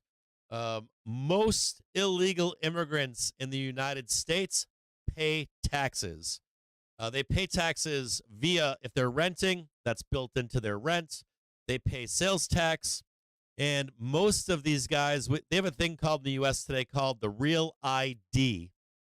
Most illegals in the past 15 years are running on a someone else's real Social Security number. So they actually pay taxes into the system. They usually do it on 2 or 3 different illegals, and they do actually pay taxes. They don't actually get the refund on them, though. And this is the other side of it. The naturalization process. I'm not necessarily keen on naturalizing some of these illegals. I'd just like to document them, right? Have them pay taxes, all that kind of stuff. I'd really like to just, hey, we know who you are, and let's make sure that you're making money. Let's give you some kind of like, you have to pay. Like if you're gonna come here illegally now to, let's say, to be a seasonal worker in apple farms. We have a lot of illegals. Some of you might not know this. On the East Coast, we have a lot of illegals that work in migrant farmers on like apple farms and stuff. They work in chicken slaughterhouses and stuff like that in the South. I just want to know who they are, right? Set up a system that they can pay into for basic health care needs. Have them pay taxes, and give them a way to make money, send it back to their families, and then exit the country when the season ends. Any of you guys out west know this happens too, right? You got, like, that's weird. We need these workers. Ski resorts have illegals that come up and work in these ski resorts. They bring a bus every spring and drive them back to the border. And that's in every facet of your life. Every facet of your life, likely within 1 or 2 degrees of separation, has an illegal behind whatever you're consuming.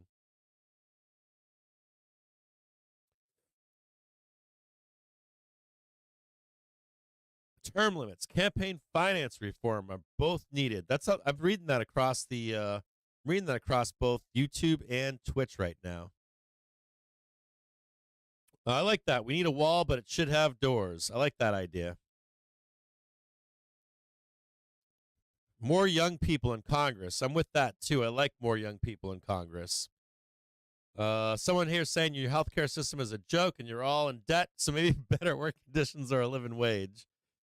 Yeah. Oh. Oh. Oh. Oh. Oh. Oh. Humada. Oh.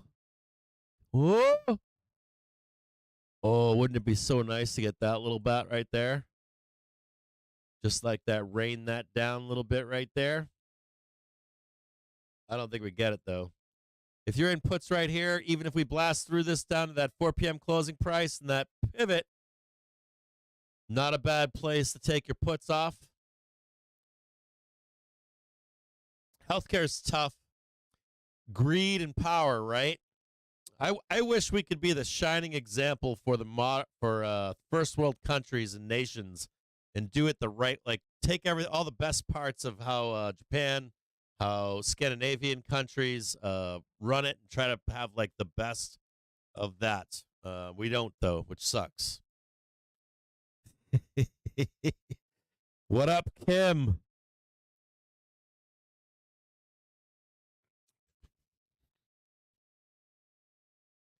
Yeah, the no stock trading is a big one, right? The no stock trading, man. There's the enrichment of these guys is brutal. Oh, that's who it was, Mr. Talking Monkey.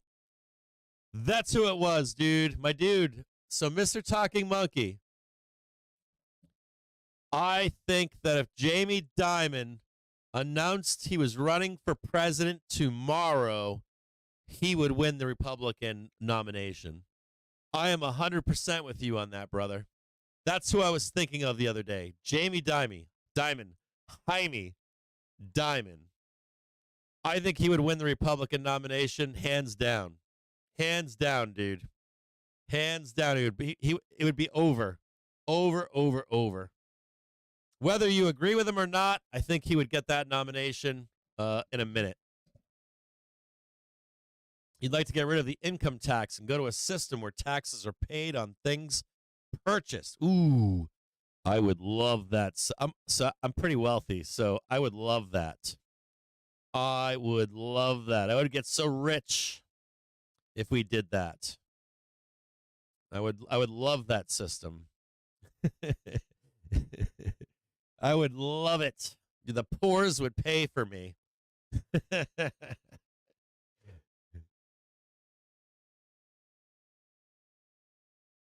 Most European programs have success because in part they have a high population density throughout most of its geography. There you go, Kamel, baby. Yeah, those taxes are so good for people with money. So good.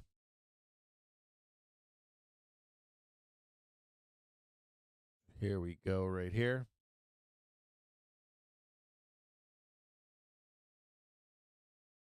I think if I had a preference on taxes, I would like to see us go back to the tax structure we had in the mid-1950s. That's what I would prefer. The mid-1950s, 1960s. I would like that system that we had in place.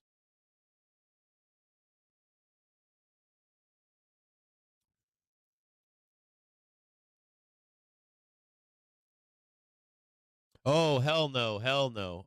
Hell no. I have money to save, and then I would lease. I would absolutely lease. 100%. 100%. And it's easy for me to lease. It is very difficult for poor people to lease. You probably don't know that. Matter of fact, I was just talking to Joe about this on the phone. Capital expenditures for me this year. I failed into the end of the year. I failed at the end of this year, I should have stopped making money, and I should have bought a bunch of shit so that I could have claimed it on my taxes this year. A bunch of capital expenditures. I should have spent more money at the end of this year, at 2023, and I also should have stopped making money in like September of this past year.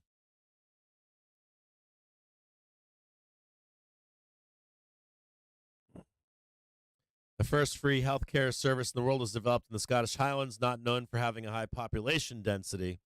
You know, we have basic we have of course we got the VA, right? That's kind of a national healthcare.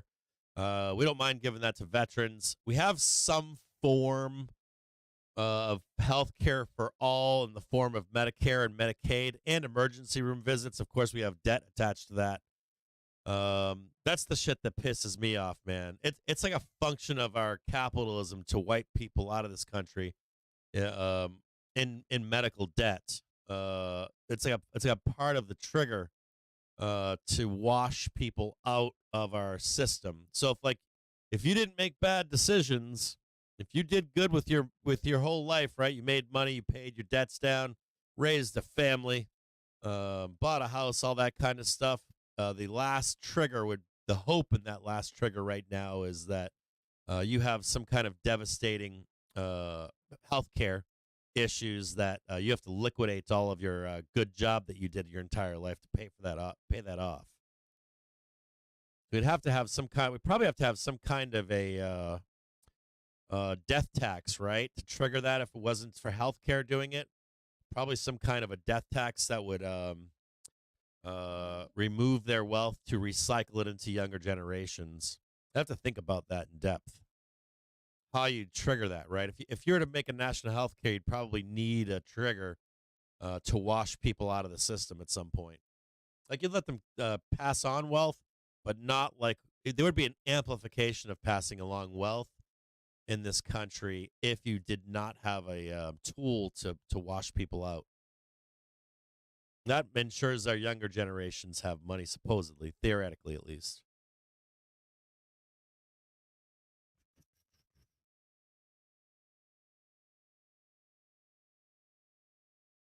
Come on down and touch it, baby. Come on down and touch it. Touch the hourly trigger. So here's my question to you. This morning, right? There are a lot of people that were bullish right here. A lot of people bullish right here. Are you bullish right now down here? Let me know. Are you bullish? If you were bullish this morning,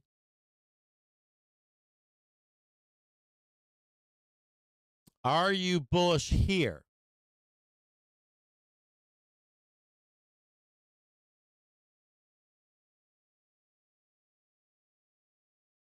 Or are you bullish? Are you bullish here? Are you bullish here?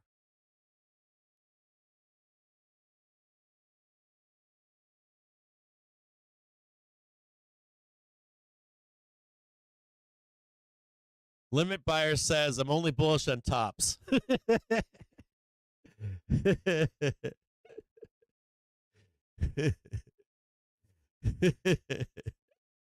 I'm only bullish at the top.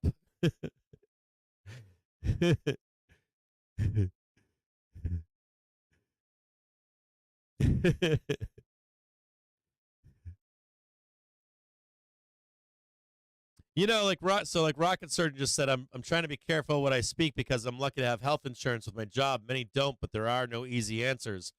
Dude, I see people with health insurance getting flushed, even with insurance.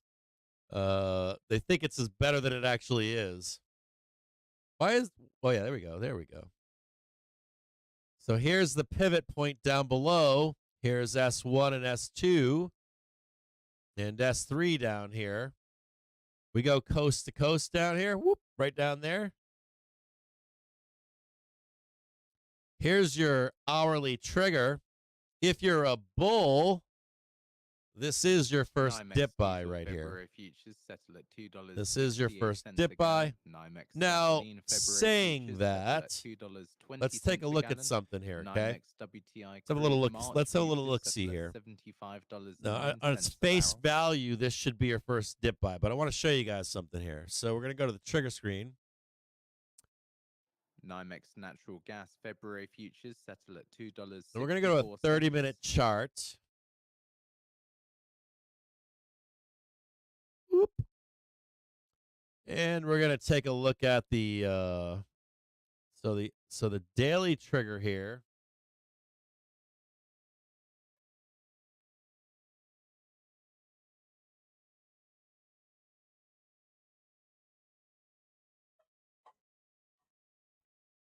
Cooling off. The hourly could come down a little bit more. A little bit more of the hourly could come down. Now only $99 a year for our real-time service. That plus 26 right now. Could be some more weakness here.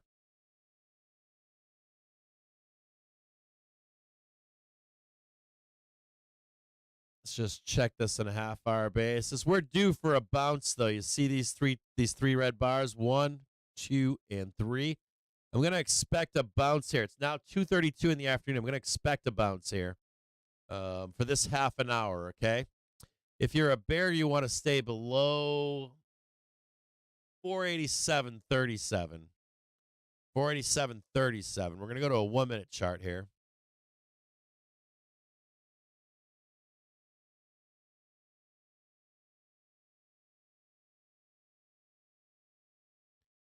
I'm going to expect a bounce here.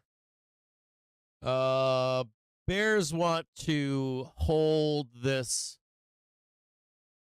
Bears want to hold this right here, okay?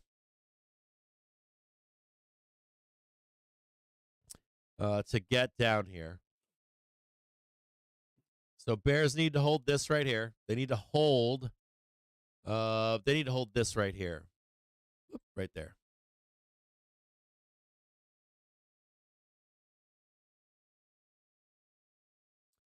And I would probably go like that right there. So you get the new low right there, right down there, something like that.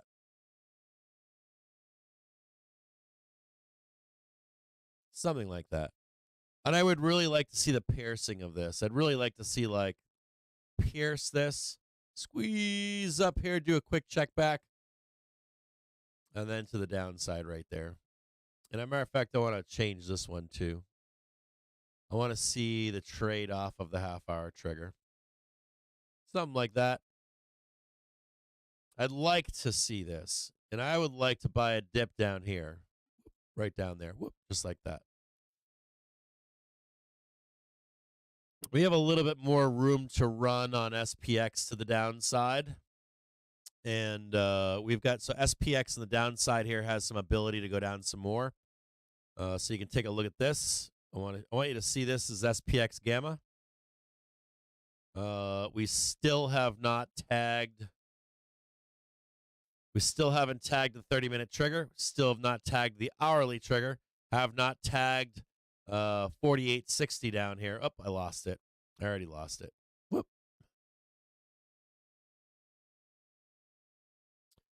And our real support below is down here on the hourly trigger. So I'm gonna move this green box down here. And I'd like to see more downside here. That's at 4850. I'd like to see 4850 get tagged on SPX.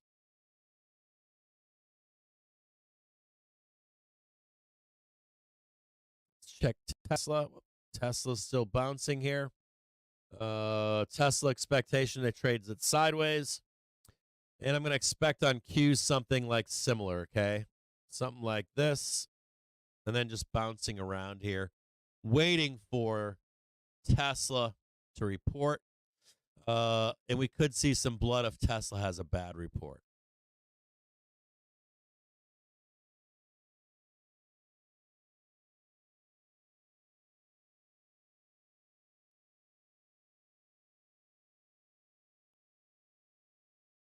Does that work? Something like that, maybe? Make that prettier.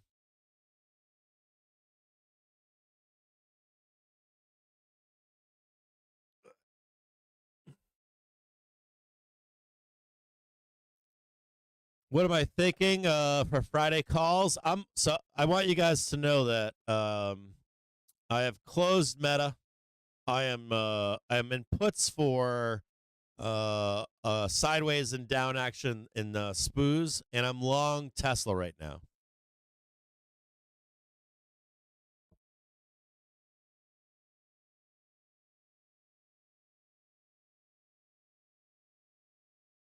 All right, I'm going to take a quick break. It's 2:36. I will be back with you for the ER. Should be back by 3 p.m. at the latest. If you notice in the middle of the screen, there is a poll being run right now. It's I vote spacebar, red, green, or flat for Tesla's open tomorrow.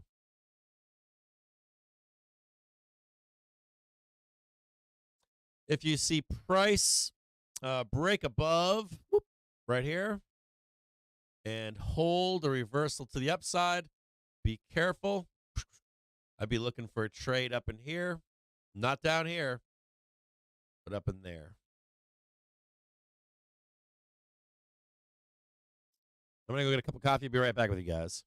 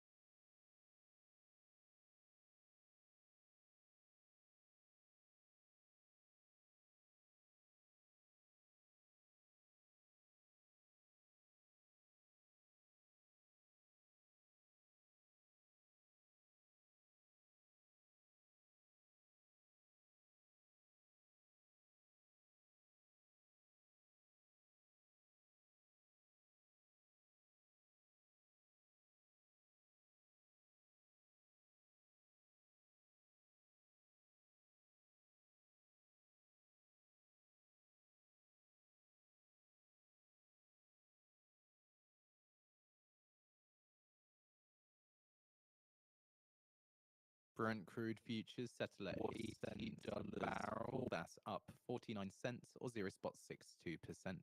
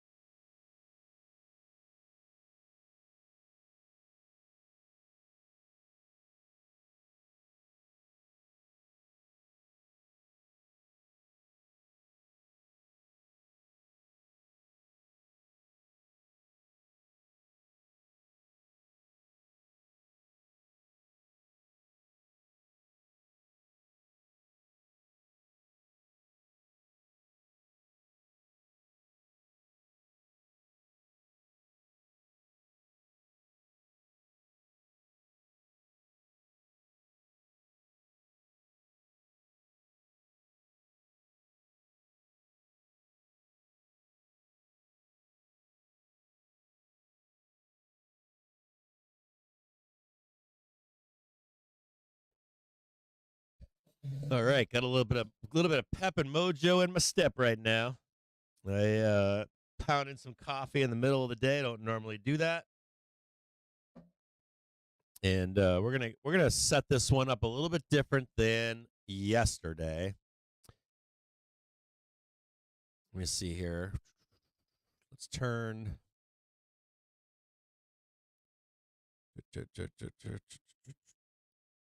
So we'll close that one. Close that one off right there. And we're pretty much even Steven on the voting for. We've got nobody thinking flat. I'm actually surprised at that. That would not shock me if we were flat. On the open tomorrow. So I'm fascinated that nobody had voted for that. So we've got pretty much 50-50 right now on the poll. So we're going to mute that right now. And I'm going to bring something up here in just a moment. Let me see if I can. Let me see what I got going on here.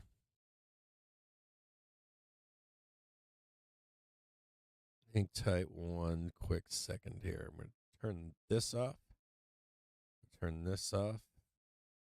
Turn this off. I have a question for you guys out there. Any of you who have been to Santa Fe, New Mexico, have any familiarity with Santa Fe, New Mexico? There was a small town outside of Santa Fe, like an artist colony. I'm not talking about the Earthship place, but there was this small town with a old trains, with a bar, like a honky-tonk bar. And I think the people even lived in some of the trains. One street, Main Street town. Do any of you remember or recall a town like that just outside of Santa Fe? Let me know. Okay, so we've got a little bit of a roll here, double top right here on a 1 minute basis.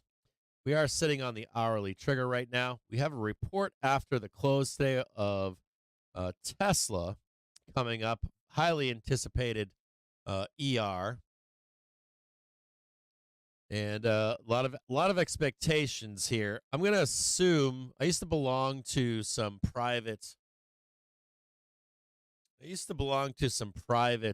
Tesla groups. And let's go to the trigger screen here. No, let's go to the Weeble. Let's go to the trigger screen here. We're going to put Tesla in. Be an important one right here. Tesla. And I'm going to do something I think is cool. I'm not sure if it's cool, but I think it's cool. And this is kind of how I like to look at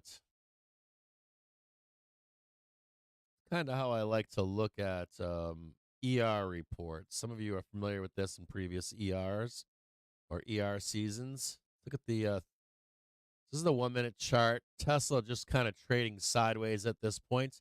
Hourly trigger flattening out on the chart. You see the hourly not as vertical as it once was. Big vertical placement down here, and then it was kind of parked. And I think I have something cool to do right here. So hold on, give me one quick second here. Options.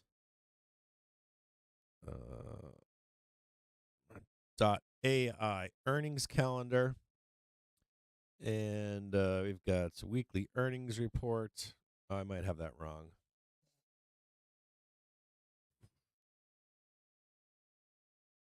I don't know if they're going to make me sign in or not on this. Let me check this really quick.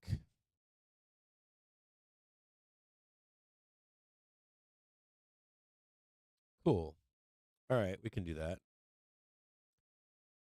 All right, so I'm going to bring something over to, maybe. I don't know how to do this. So we're going to do a quick little chat here, okay? Let me see, can I do my screen right here? Cap screen. So this is the earnings equity calendar. The expected move is 6.3%. I'm gonna pop a little. I'm gonna pop a little 6.3% here. Hold on here. You can't see this part of what I'm doing, but we're gonna come back to it in just a moment. I'll go back to that screen. So according to 4 sources, the US and Iraq are close to initiating talks on the future of US military presence in Iraq. The process could take months to years. US troop withdrawal not imminent. US ambassador to Iraq today handed Iraqi foreign minister a letter related to the process of ending the US-led coalition, establishing bilateral relations. So again, 4 sources here being cited by the wires saying the US and Iraq are close to initiating talks on the future of US military presence in Iraq.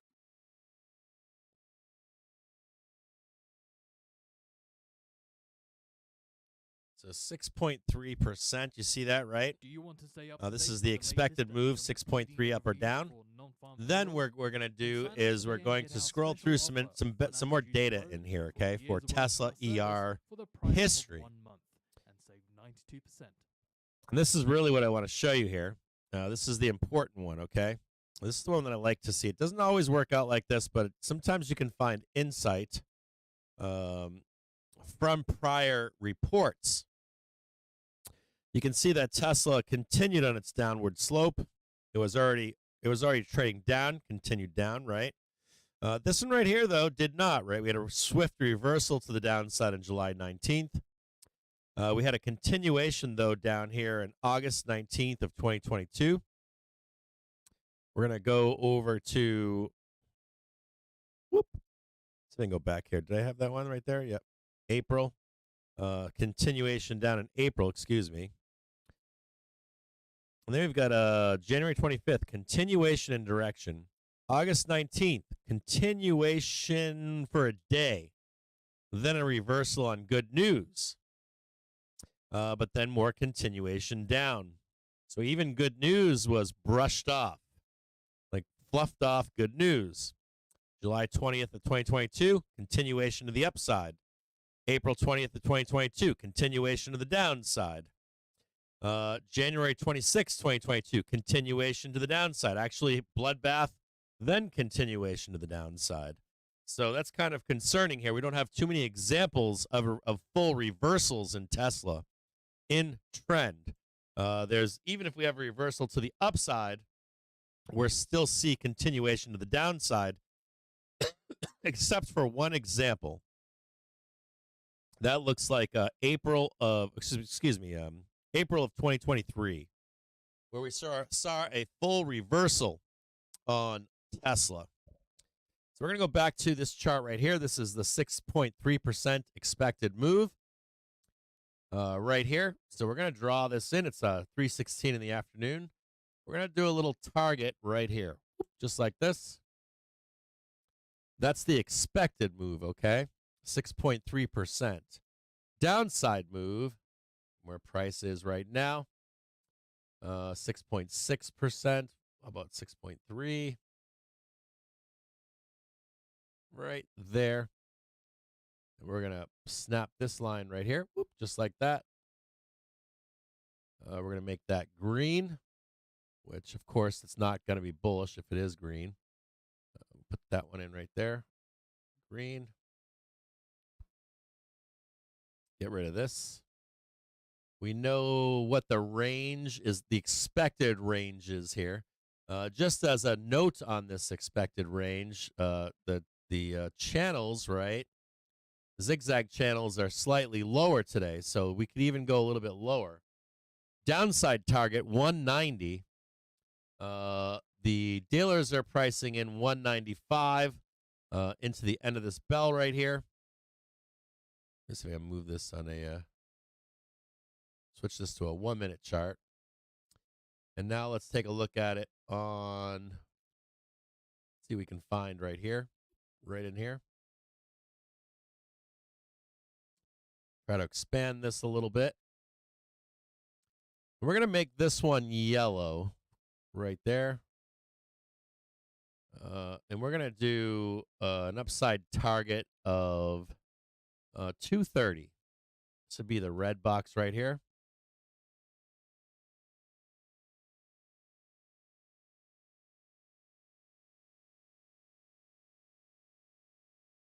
unless something absurd.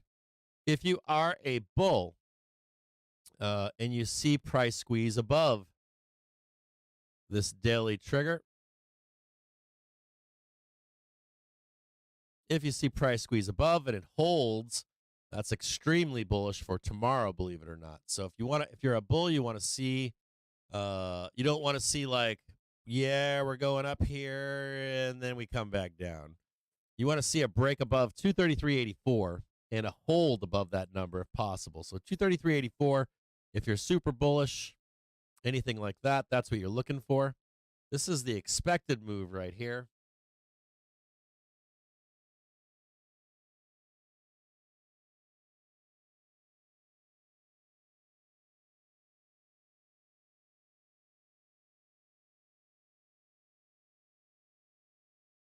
And then we've got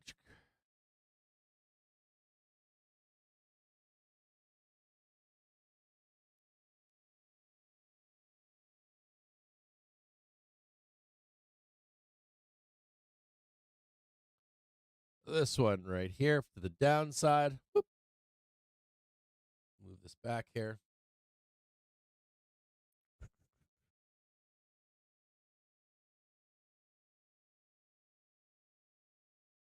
Ah, God dang it. Hang tight here. The wrong one's going on here. Come on, come on, come on, come on, come on.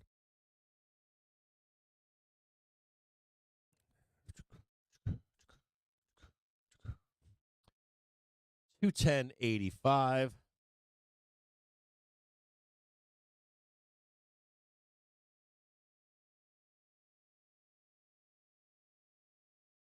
Close enough. Solid. Hold on a minute.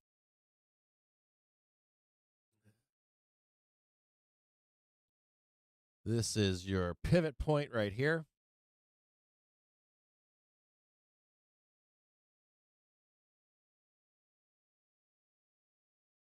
Yellow, and we'll make this 12, maybe a little bigger, 16.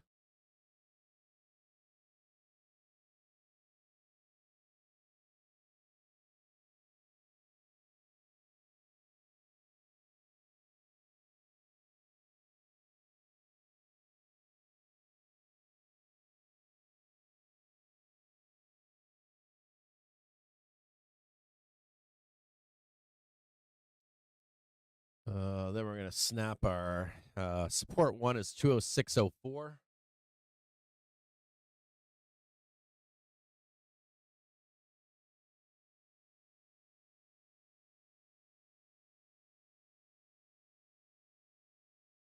$202.95.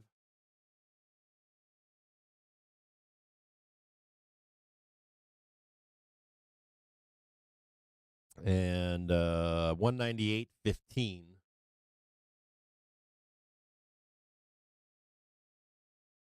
So this looks like it's somewhat in expectations, right? The expected move, this would be an STX and an RTX to the upside and downside.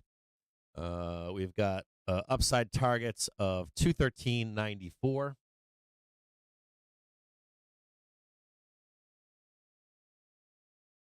I'll tell you what, man, I feel like as we get closer to, right? I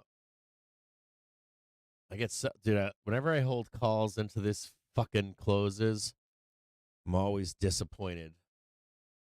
213.94, 218.75.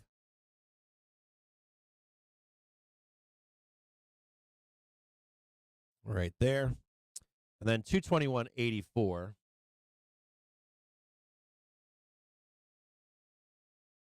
As your last one. Now, we'll do S1, S2, S3.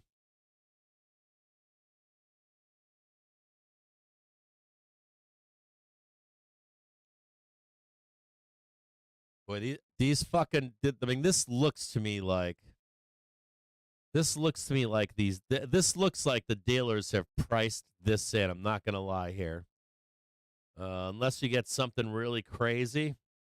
An upside and downside target looks possible.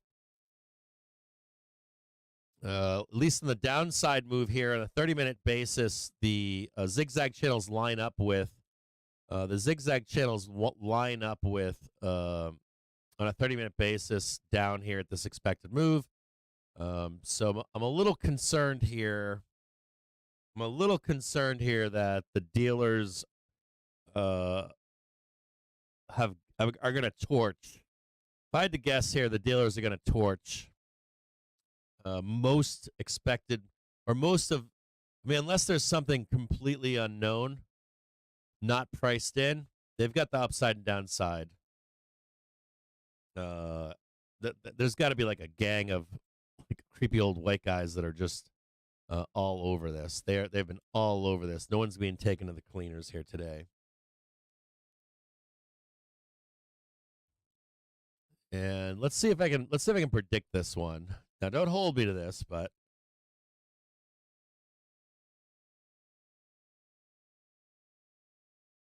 and I'm long right now. I'm in calls here for the 26th. So let's see if there's any kind of prediction here. So where's 4 p.m.?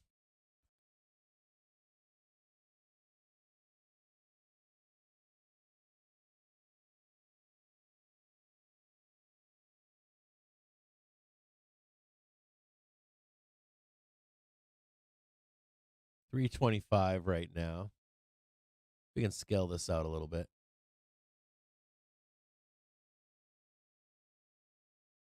We're below the pivot. We've got a cross to the downside. I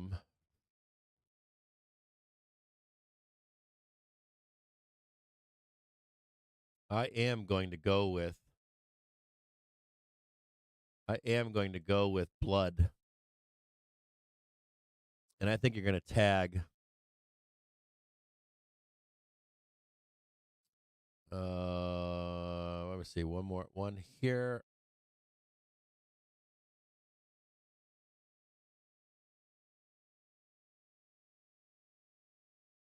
So I do think you're going to tag your downside expected move after the bell. I think your ER is going to come in less than stellar. And then I think the guidance is going to be positive. Now I don't know what time the guidance is. I'm assuming it's later on, 6 o'clock or something like that. And I think by open tomorrow that we open flat.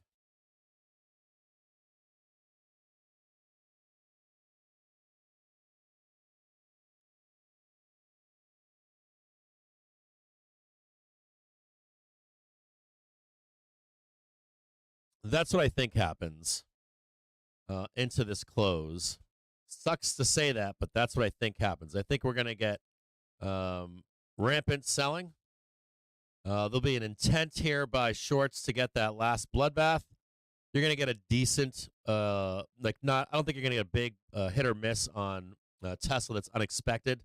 And then I think you're going to come flying back up here once the guidance is released. And I think that Elon, if I had to guess, Elon is going to push true self-driving, real self-driving in this guidance. I think it's going to make it rip, but I think the dealers are going to pin it if they can. Now, I will say this.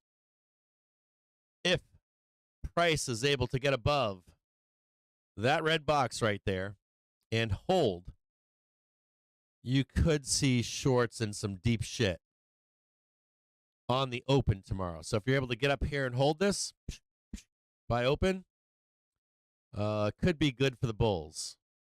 So you want to see the opening price tomorrow above 233.84. But I do think you bleed off and down. You tag that expected move to the downside.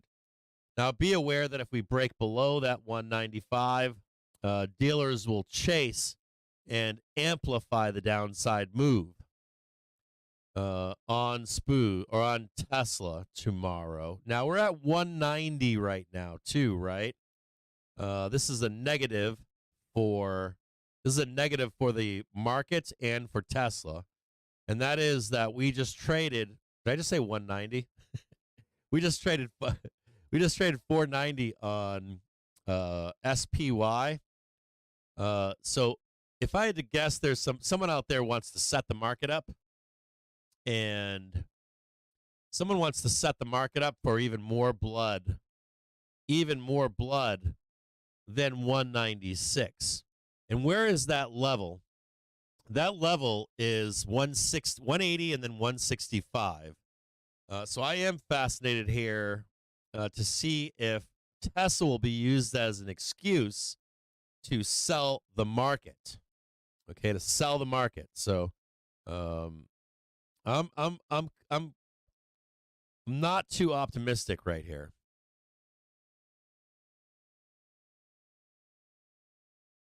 Yeah, Nino, man. I meant to answer your question earlier, bro.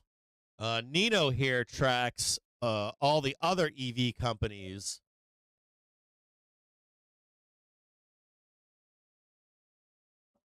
And synthetically trades them.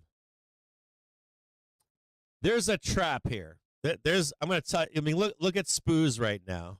SPX is sitting on a rug pull. Right, look at it. It's a rug pull. It's almost So like they're looking now planning for this the right here. market on close imbalance, currently sitting at 380 million to the sell side. We'll leave this. See this little marker right here, and I'm also going to. I'm going to turn that off, and I'm going to turn that off. Oh no, turn that off. And yep, turn all that off. Turn that one off. Turn that one off. And I want you to focus on this 48.50 down below, okay? 48.50 and then 48.24 in SPX. If we bleed down into this this major gamma level down here at 48.52 or 48.50, but even more so, just like maybe a V shape down here before open tomorrow at 48.24. If things go sideways or wrong. I'm also going to move. I'm going to change this one. Do you guys want me to do this the Qs, or you know what we can do is we'll do a double screener. We'll do a double boner, as they say, which is a chicken wing. Let's see if I can make this a double boner here. Boom. And we're going to switch this to SPY. SPY. SPY. Getting a little bit of a slowdown here. Turn some of this stuff off in the background. Here's SPY in a 1-minute chart down below. Oh, are we getting that blood, huh? Woohoo! See that blood that we're getting right now? I'm going to move this over right now. We are now underneath the hourly trigger on S&P 500. Let me make this a little bit smaller.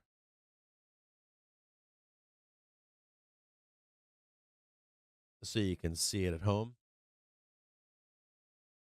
And what am I going to do here? I'm going to get rid of some of the sloppiness here. And just a word of warning here that on SPY at least,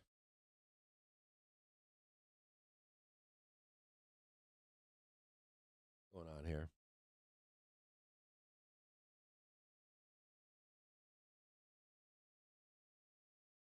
Push all that over. On SPY now, trading underneath its hourly trigger, and we have a small cross forming, a bearish cross forming right now above. So if you look at the bottom left-hand side of your screen, we have a half-hour trigger running down over the hourly trigger. This is pretty bearish, this setup here. Be really careful here. Really, really careful here. The market is being positioned to sell the fuck out of the market is positioned for Tesla to sell on any bad news. We're going to do the Qs.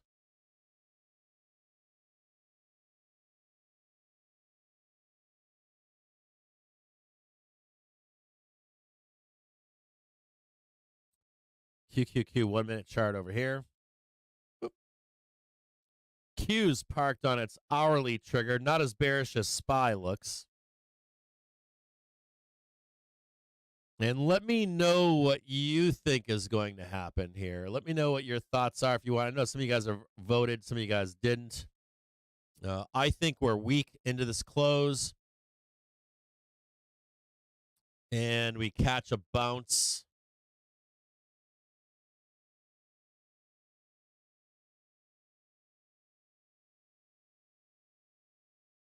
But if you want to say something or whatever you want to say about. Yeah, there's another aspect to this too. That's the if you're already short Tesla, here's an event to flush it, like to max out your shorts, right? Just like Netflix. Netflix yesterday was looking for a reason to go up, right? It was looking for a reason to monetize, right? Break through 500, cash out on Netflix. If you're a fucking hedge fund, you're like, woo, we did it. We're so smart. You know, they're not really smart. They're just positioned to make that money, right? And I can move that right there. You know, the rigged market, right?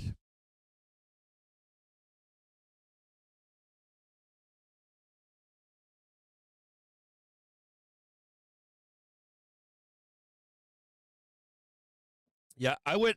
The way the expected move is here, I would not be shocked to see us like hit the downside target, hit the upside target, and then be flat tomorrow. Nobody voted for flat.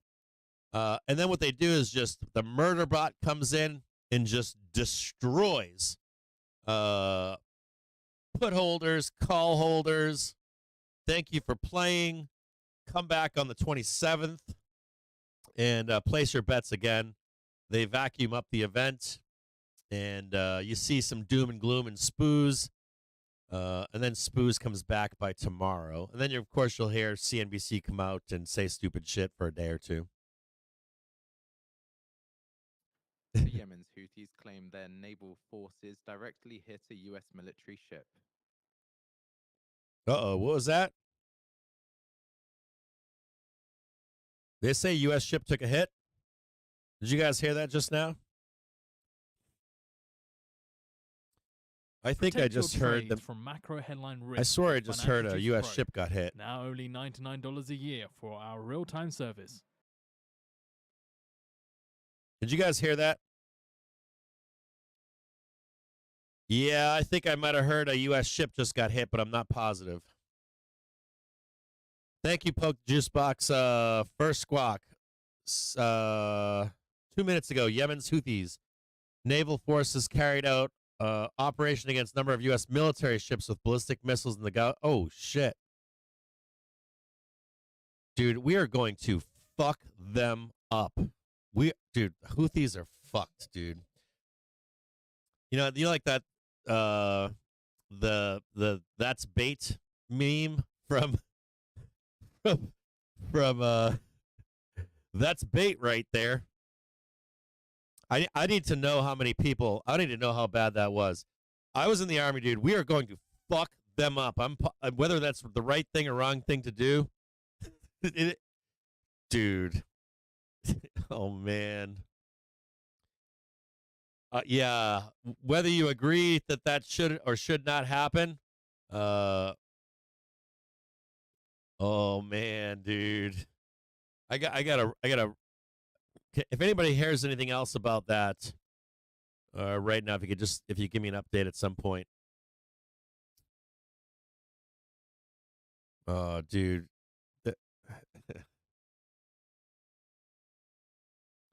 If you do like if you're saying it's open season on US, it's weird too because there's like a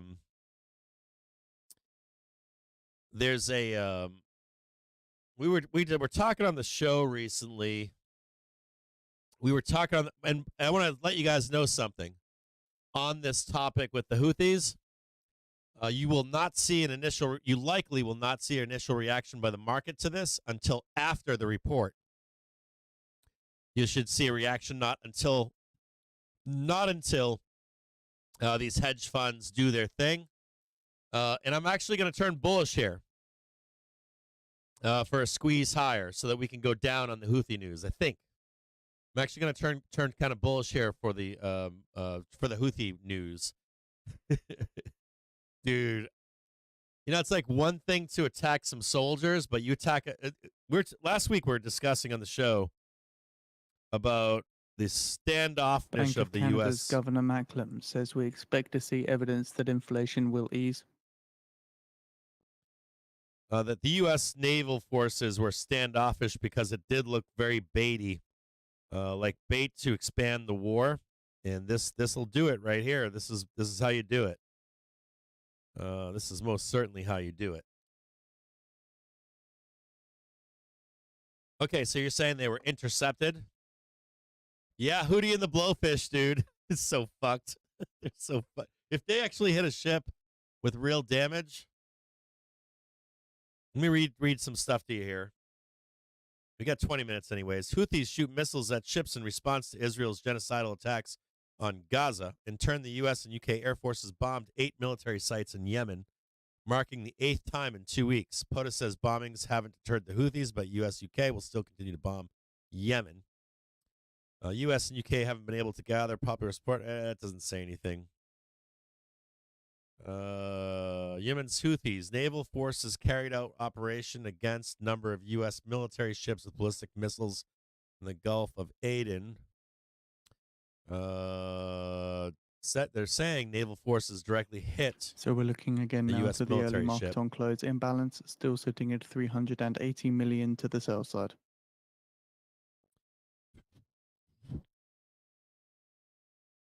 God damn, dude.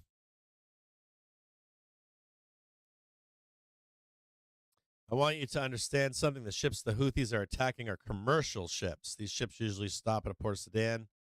I can't, whoever this person is not a trusted source. I don't know if it's a naval ship or a civilian ship.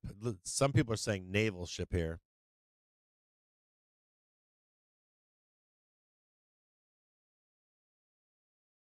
You got some fucking clowns saying long live Yemen.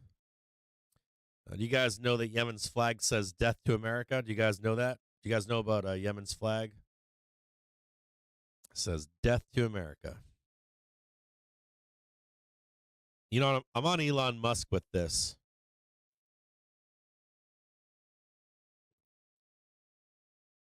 The Houthis warned ships they are going to attack and give them the opportunity to leave. According to Zionists, Israel warns that civilians that they're going to bomb their house. I don't know. There's a Yemeni Navy warning that went out. I'm not going to play it here. Let me see if I can play it. You have to come back. You aren't allowed to proceed. CGM Greenland. This is your naval force calling you Johannes. Captain, you aren't allowed to proceed via the Red Sea. For your safety, you have to come back. Your safety and your crew and ships in safety, you have to come back. Don't proceed via the Red Sea. Let's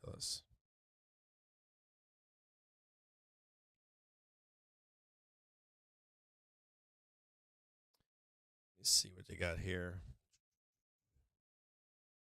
Seeing nothing. Nothing that I can, nothing that I can comment on at the moment. Nothing that's like directly. What you should do is I could call a family member and find out if they're going into lockdown.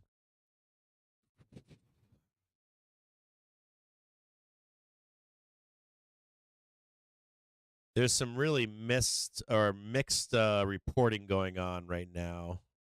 Some people are reporting that it's only a commercial ship. Houthis attack a U.S. container ship, and the USS Gravely defends. I don't. There seems to be a lot of sloppy reporting going on right now. I'm going to leave that where it is. I'm not going to comment on this until something more confirmed comes out.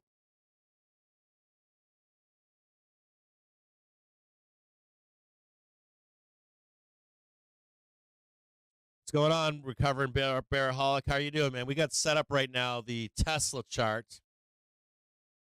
We have a this is the Tesla ER chart here. We'll write this in. Tesla.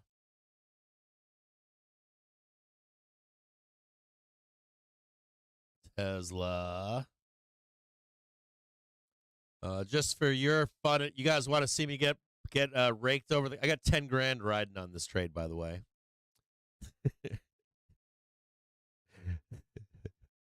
I got trapped $10,000 in calls on Tesla. I got let out on Monday, and I did not close. I was looking for 235. They didn't give it to me. So we've got the expected move in green and yellow. We have the daily and weekly and monthly above the expected move here. Bulls need to be above and hold 233. The expected move in the markets here is pretty well covered unless there's some major unknown news. Here we'll do watch, ready? We did a poll earlier and people were very divided. They did not they were very divided. They said everybody was on one side or the other, down or up. I'm going with open flat tomorrow and torch everybody. We'll do Tesla or Tesla boo. Like Homer Simpson Looking does. again now to the early market on close imbalance. It's now sitting at 173 million to the sell side. This will make Tesla Q happy to see this down here. We'll make it red too. Make him happy down here. Boo, Tesla, boo.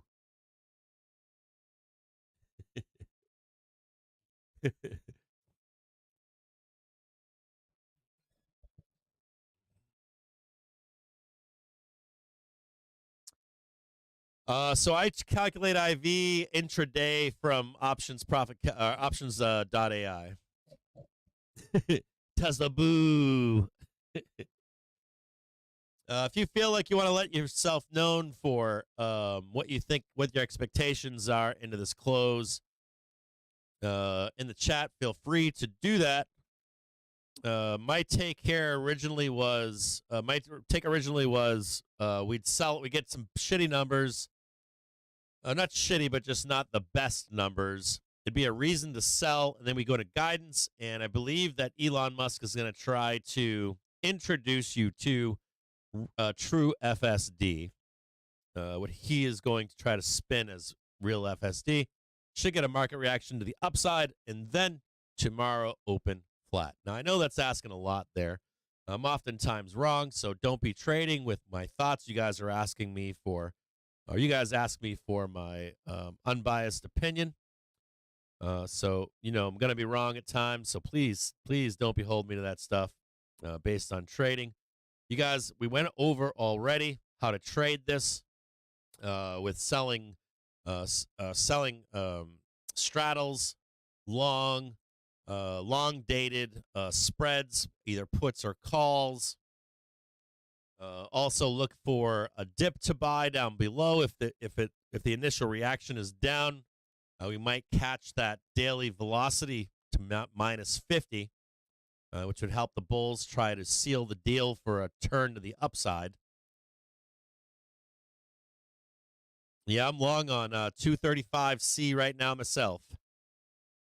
235C, baby.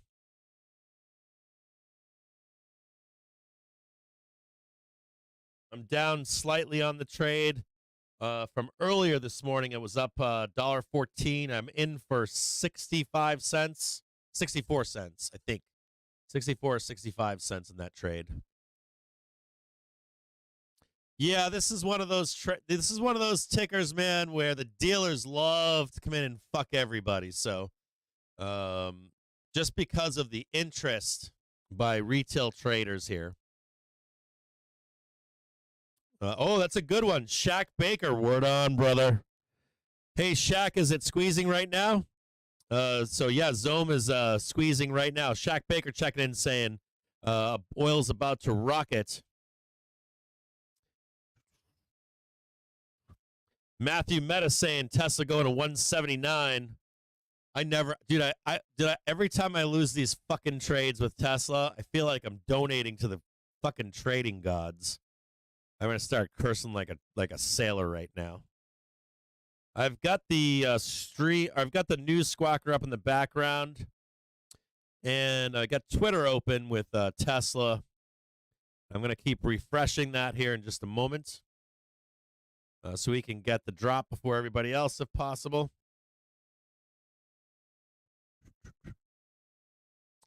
Good luck to you, no matter which side of the trade you're on. I don't care if you're short, long, or selling puts and calls, whatever it is you're doing. I wish you well in this trade.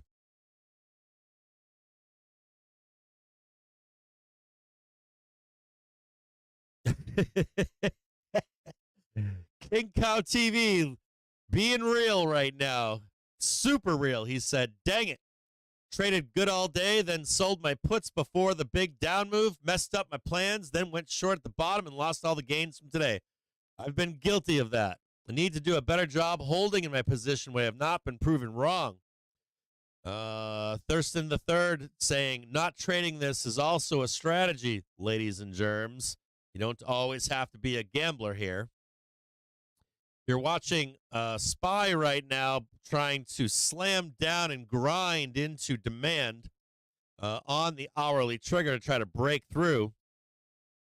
Doom. Qs right now still have not touched 425.27, the hourly trigger. Settling at $4 billion to the sell side. So again, market on close imbalance for the NYSE, $4 billion to sell.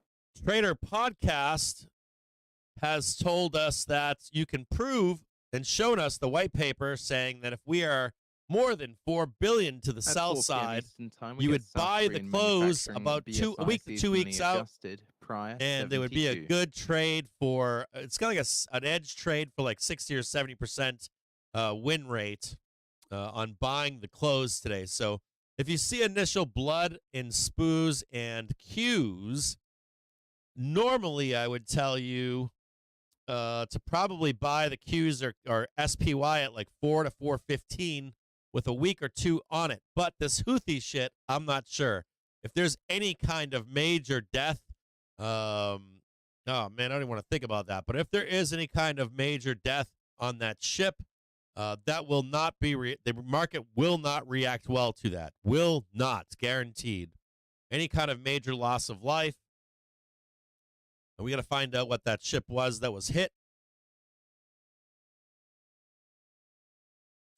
Yeah, I would be. I might be sitting on my hands.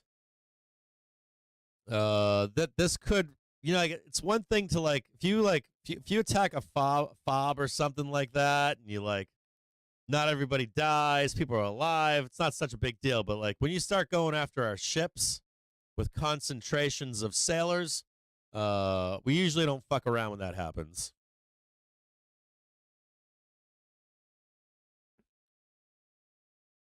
Yeah, it's a good hand sitting opportunity, Bumbledine.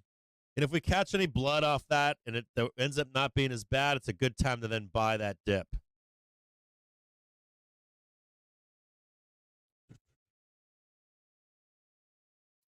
Would I advise to hold any Tesla puts or calls through ER? No. The trade was way before today. If you want to take a trade today, you could possibly do a straddle or a strangle with these upside and downside targets, and monetize each side of that trade tomorrow and into the 26th. That's a possibility for a last-minute trade. 8 minutes left.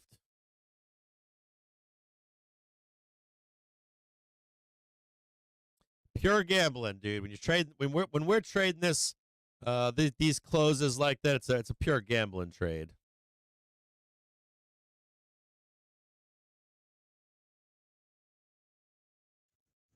Oh, you guys want me to bring up the poll right now again? Just show that really quick. It's not turning back. Oh, there it goes right there. Here's our poll results. If you're following along at home right now. Still, dude, nobody's got flat on the open tomorrow except for me. I didn't actually vote though. I'm not allowed to. Because I'm the owner or some stupid of this Streamlabs crap. Oh, thanks for the sympathy vote. Whoever gave me the sympathy vote, I'm claiming that as mine. Sorry, you don't get your flat vote. Thanks, Poke the Jukebox. I'm betting against the chat right now. I shouldn't be, but I am.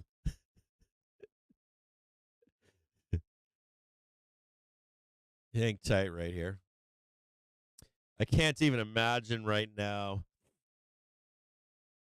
God, some of those live streams out there, I can't even, like some of those live streams, it's just like pure diarrhea right now. I'm sure there's a bunch of diarrhea about why the stock should go up because of this reason or that reason. It has nothing to fucking do with the price of Tesla. I guess I don't dislike hype streams on Tesla at all, but a lot of people trade based on that. A little bit of a break here. They're rugging SPY right now. I might buy some SPY calls here. I got to look at SPY calls here. And I'm going against my own advice here.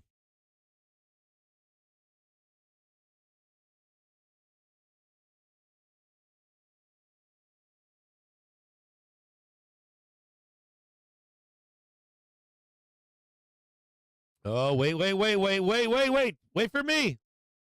No. Dude. At 4 p.m. Eastern Time, we get South Korean manufacturing BSI seasonally adjusted, prior 72.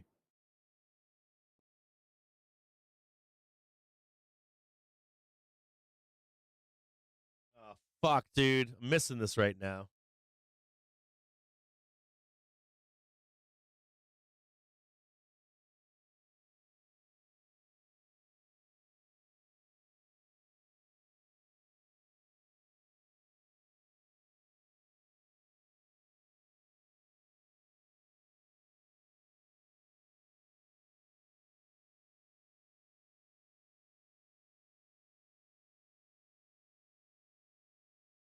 Phil. Oh, yeah, I'm totally fucking gambling here. Totally gambling. Sitting on some penny fucking calls on SPY. I guess I couldn't resist. They were so cheap. Sitting on some penny fucking puts for fucking SPY right now. They're worthless, so I'm not gonna get taken to the cleaners here.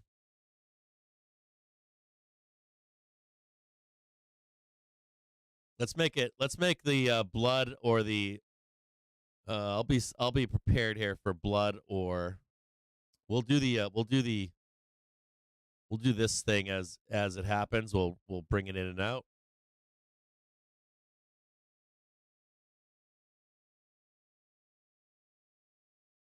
I couldn't say no to it. They're fucking penny puts, or penny calls. They're dirt fucking cheap. So like 487s are 1 penny right now. 1 penny. calls, dude, too cheap. I got some upside call protection. Oh, congratulations on your strangle on Qs.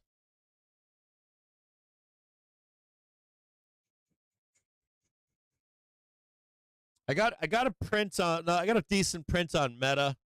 My SPY puts are getting fucking bent over right now. I'm up right now on Tesla calls. But I want I'm looking for a pretty big print here, so I'm getting pretty greedy right now. Watch me get fucking straight up torched. I could actually oh no, we're in the new year. I was gonna say I could actually stand to fucking lose some money. So we're at 4 billion to the MOC sell side. We need a final number on the MOC sell side, and we have a white paper that we distribute every once in a while. The Trader Podcast turned us on to and explained that the New York Fed about a decade ago gives an edge to MOC sell sides of more than $4.5 billion, about a 60 to 70% edge to 1 week later, SPOOs being positive from where we are right now. So you get like a week or 2 week out call at the bell, and you should be able to catch a print off it within about a week or two, at the latest a week, I guess. So I'll try to get you that. Now, I'm not going to get it for you right now as we get the Tesla report, but if you show up tomorrow, I will get you the link to that white paper from the New York Fed.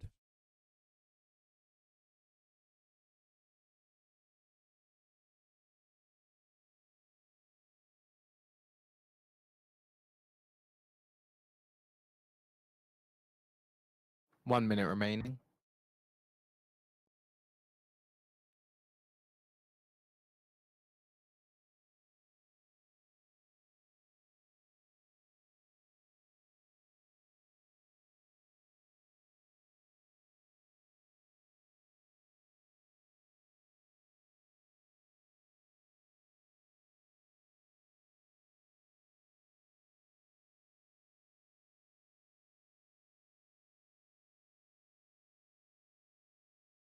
One minute.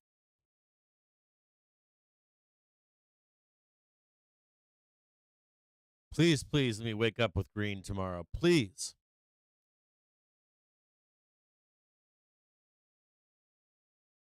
10 seconds.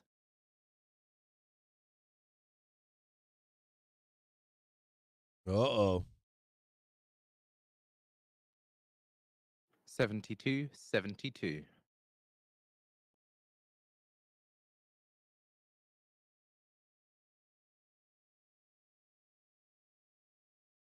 So the New Zealand 5-month budget deficit is 1.15 billion Kiwi dollars, narrower than forecast.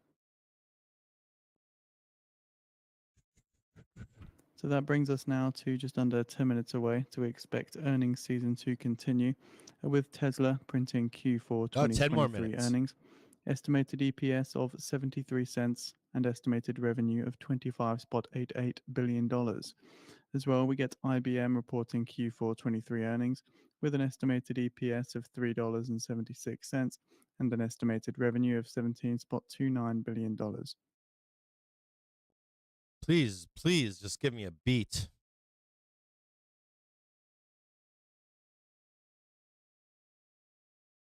Or at least give me, you know what? I'll take I'd be happy with flat and great guidance, I think. We have reports of the Houthis striking a U.S. naval warship. I'm assuming that everybody's getting bearish out there on Twitter.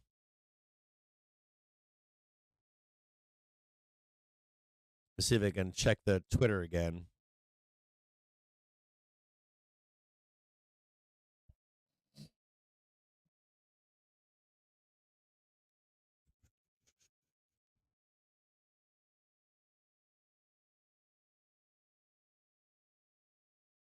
You got mixed messages here. I got some people saying just a couple minutes, and then I got the squawker saying 10 minutes.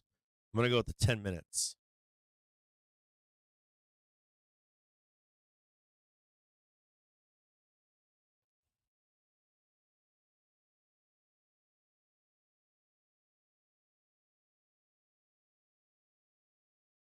I'm reading through some of these. These Tesla bulls are crazy, man. Tesla gang is like ruthless. If we were in like a end of the world, like World War III, and the world was going to end, I'd probably want a Tesla bull next to me and tell you everything is going to be all right. Yeah, so I saw who was it? Some of the respected news squawkers were saying naval ship, and then there was a counter reporting saying that it was just a cargo ship on the Houthis. I'm going to go back over there right now.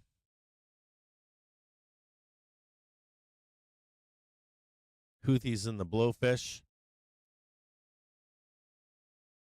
Let me ask you what your thought is on. Do you think if they hit a U.S. warship and there's mass casualties, do you think there'll be a? Do you think that's bad for the market? Or do you think that's not going to impact the market? Coming in at $2.20. Adjusted EPS at 71 cents, which is a miss on estimates of 73 cents. Revenues at $25.17 billion, which is also a miss on estimates of $25.87 billion. Their free cash flow at $2.06 billion, a beat on estimates of $1.45 billion. A gross margin also a miss at 17.6% on estimates of 18.1%. Basic EPS at $2.49. So to recap the main points there, EPS adjusted a miss at 71 cents on estimates of 73 cents. Revenue also a miss, $25.17 billion on estimates of $25.87 billion.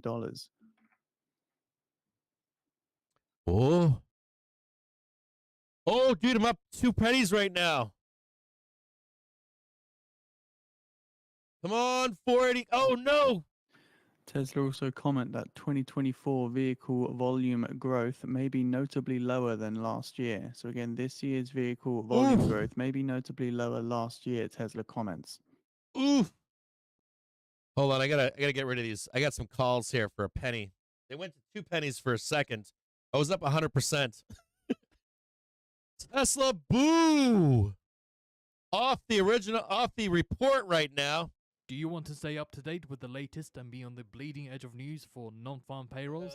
Then sign up today and get our special offer of Financial Juice Pro for a year's worth of our service for the price I'm selling right now. I'm flat right now on SPY calls. I had 486s. I bought them for 2 or 1 penny or something like that. I guess I'm down 50% on those. Now this is what we expected here. Was a move to the downside here. Whoop, right in here. But I'm looking for a good guidance here. And for opening Tesla flat on tomorrow. But these Q4 adjusted EPS and sales missing estimates, and comments that this year's volume growth may be notably lower than last year. Tesla Q4 2023 earnings. Tesla Q4, fourth quarter revs. 25.17 billion, estimated 25.87 billion. Not too big of a miss, but not good enough. It's a reason to sell. Adjusted EPS 71 cents versus 73 cents. It's a miss, but not that good of a miss. But it is a reason to sell. EPS $2.27, basic EPS $2.49. Free cash flow 2.06 billion, which is great. The estimated was 1.45 billion. Gross margin 17.6%. Estimated 18.1%. Right now, we're testing the Tesla boo. This is the expected move to the downside right now. We're tagging 195.40 right now. We also know here that if there's any panic selling here, we get below this expected move, that the targets to the downside are 180 and 165 on Tesla as their next downside targets. 164, I think, something like that. Now, like 180 and 165. Now, my own take on this is that I think Tesla has a chance here to tag the downside target, right? Boop, boop, boop, boop. Close your shorts that you've been in forever, and then you get Elon Musk, hopefully, trying to stabilize the stock price. Another note here, too, would be Elon Musk has been asking for shares. For more shares, right? To have a more percentage of ownership, which seems like a ploy to get those shares at a very cheap price so that he can vest those shares on the way up. So let's see what happens here right now. Let me read what you guys are saying out there. I think this will trigger a bull run or a green run. It needs to touch down there. We are bouncing right now on Tesla, but let's see what happens. I guess we'll be waiting for Elon to get into the guidance later on. IBM earnings coming through now, so their fourth quarter revenues are beat at $17.38 billion, an estimate of $17.29 billion. Operating EPS a beat at $3.87 on estimates of $3.76. Software revenues a miss at $7.51 billion on estimates of $7.69 billion. Their consulting revenue also a miss, $5.05 billion on estimates of $5.11 billion. I'm going to bring IBM right Free up cash right now. flows a beat at IBM first cranking off the bell here. on estimates of $5.37 billion. So they see their fiscal year revenue growth consistent with mid to single digit model and sees their fiscal year cash flow about $12 billion. A prior estimate saw $10.92 billion. So again, revenue from IBM coming in at a beat, also their operating EPS coming in at a beat. Forward guidance higher than previously expected from IBM. Now, take a look here at IBM, right? We talked about Netflix yesterday being driven up into their earnings. We know CTAs are long certain stocks in the market, right? The Mag 7. But also notice that IBM was traded up into their ER. And now you're watching the monetization of IBM on mixed reviews here. So they're taking the money to the upside right now on IBM. That's down below here on the left-hand side. And then watch Tesla here, right? We're getting that downside move. Close your shorts. Maybe they're buying the dip down here. We're going to have to wait for their guidance to find out if it's going to be a true bloodbath or not. Joe Donut just texted me and said, why the fuck do I ever play Tesla earnings? Because he bought a bunch of calls as well, throwing money at the Tesla gods. I think this might be like the third time I've bought calls on Tesla into an ER, and I've gotten torched. So I'm kind of hoping we trade. I hope we open flat tomorrow on Tesla, and trade that upside target before the 26th there. Tesla bouncing back right now. I'm gonna still do the Tesla boo over here for you. Tesla boo. Tesla boo.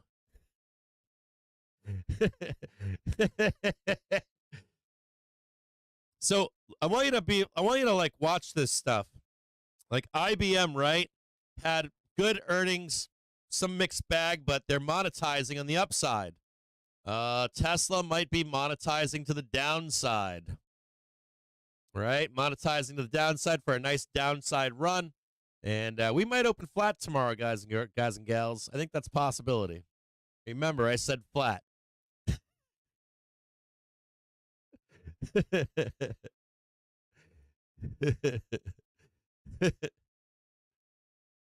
Yeah, I'm not a fan of him in earnings. He's had a few good moments, but he's had a lot of bad moments too in ER calls. Like, it's like, please, dude, just be quiet. He gets frustrated, right? And then it's like, I'm going to sit in the earnings call, and then of course there's one reporter that's like, I know exactly what to ask to set his ass off right now. Right? I prepared for him to take this question right now. A little bit of recovery here in Tesla. A little bit of profit taking right now in IBM. Still would expect it to be green tomorrow. Q's recovering right now. I'm glad I at least took the 1 penny I had on 486. They're now worth fucking zero. I'm glad I took. If that thing actually goes to like 2 cents, I'll be pissed. Let's see what Joey's saying right now. Here, let me bring up Joe here. Let me see if we can get Joe on the line. Before we stop the stream, let's see if he answers. Maybe we can get him to chime in here.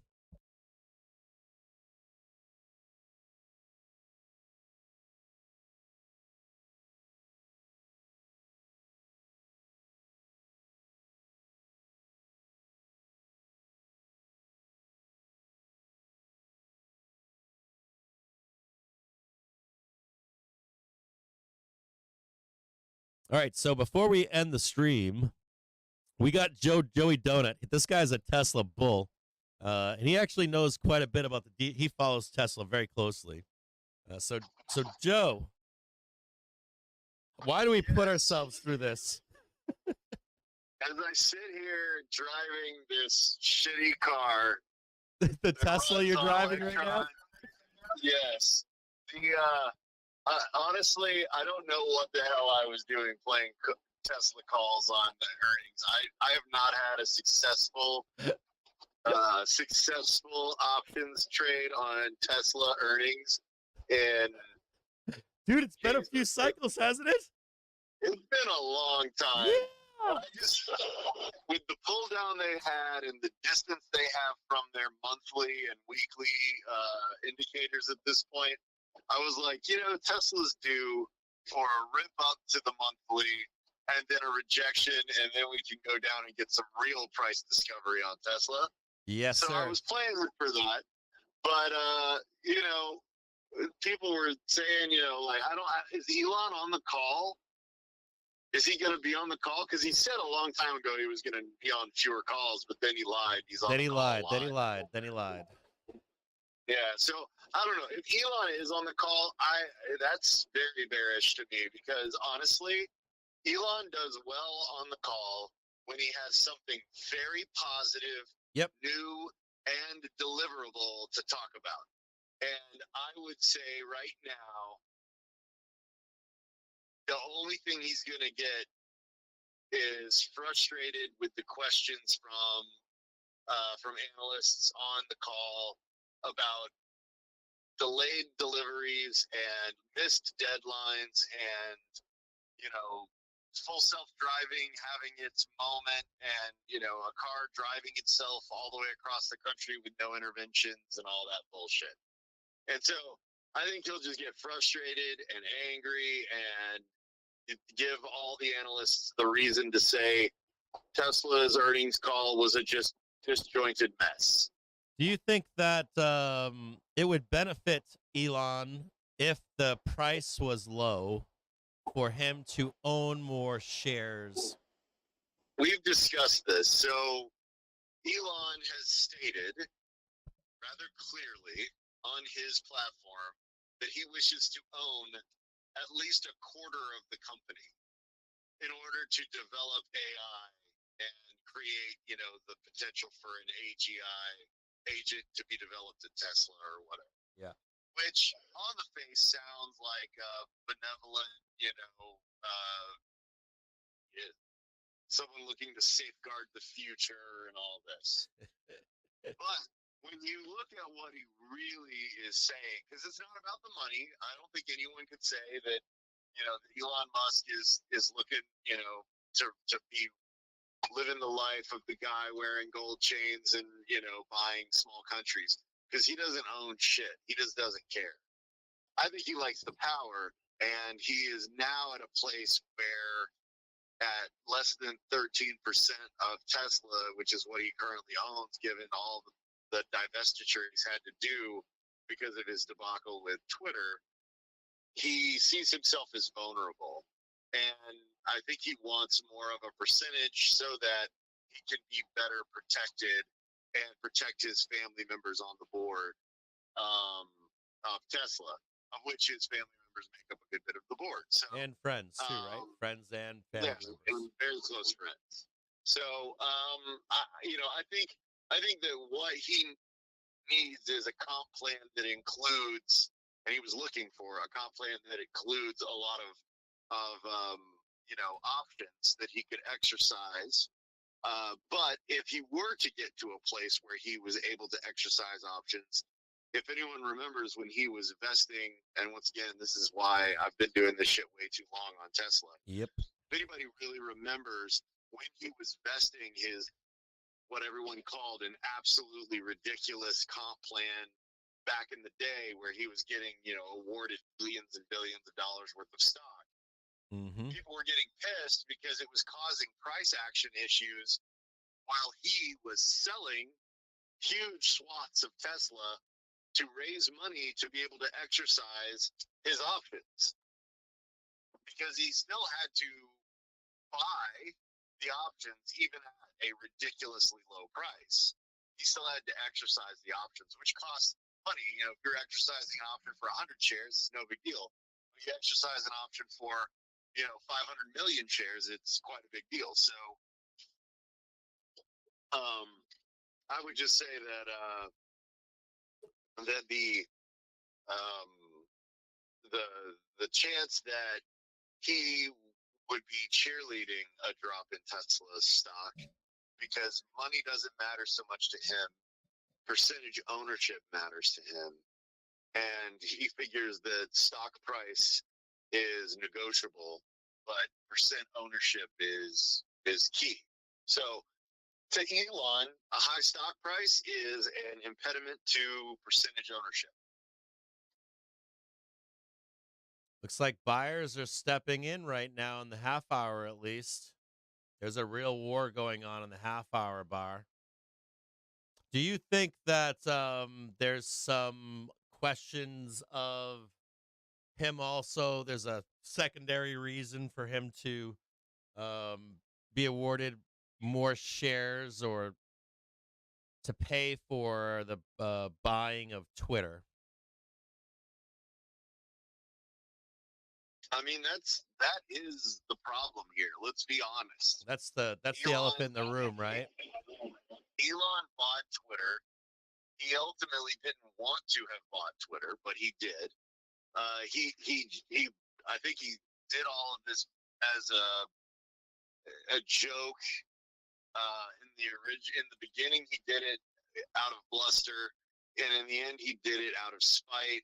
And then he was forced out of the Chancellery Court in Delaware, saying millionaires don't get to do whatever they want, and I've got the power to make you do what you said you would do. And so ultimately, he now is having to deal with those consequences, but ultimately, it has cost him the kind of unquestionable control of Tesla. It's put him in an awkward position for a guy that really enjoys being able to say whatever he wants and get the board to do whatever he wants. That Tesla's ownership now, he had to sell a lot of shares in the open market when he was being forced to divest to buy Twitter. And I don't know that there's a solution aside from the board assigning him a bunch of shares to give him that, kind of FU percentage of Tesla. Short of him selling his private holdings in SpaceX, because that's where all of his money is SpaceX and Tesla.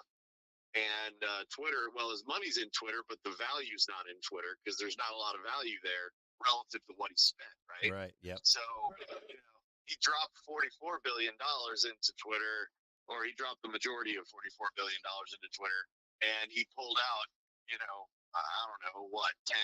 So maybe less, probably less. So at this point, where can you go to the piggy bank if it's not Tesla's board? Then it's got to be, shares in companies that are not even public, like Twitter or SpaceX. Do you think that there's any potential for a positive guidance? Honestly, looking at the macro environment that we're in right now, and I don't know, I follow the car dealership guy on Twitter. Yeah, I follow him. He's got a lot of good insights into the auto industry. Yep. All he's talked about all week long is huge chains of dealerships that have literally shut down since the first of the year.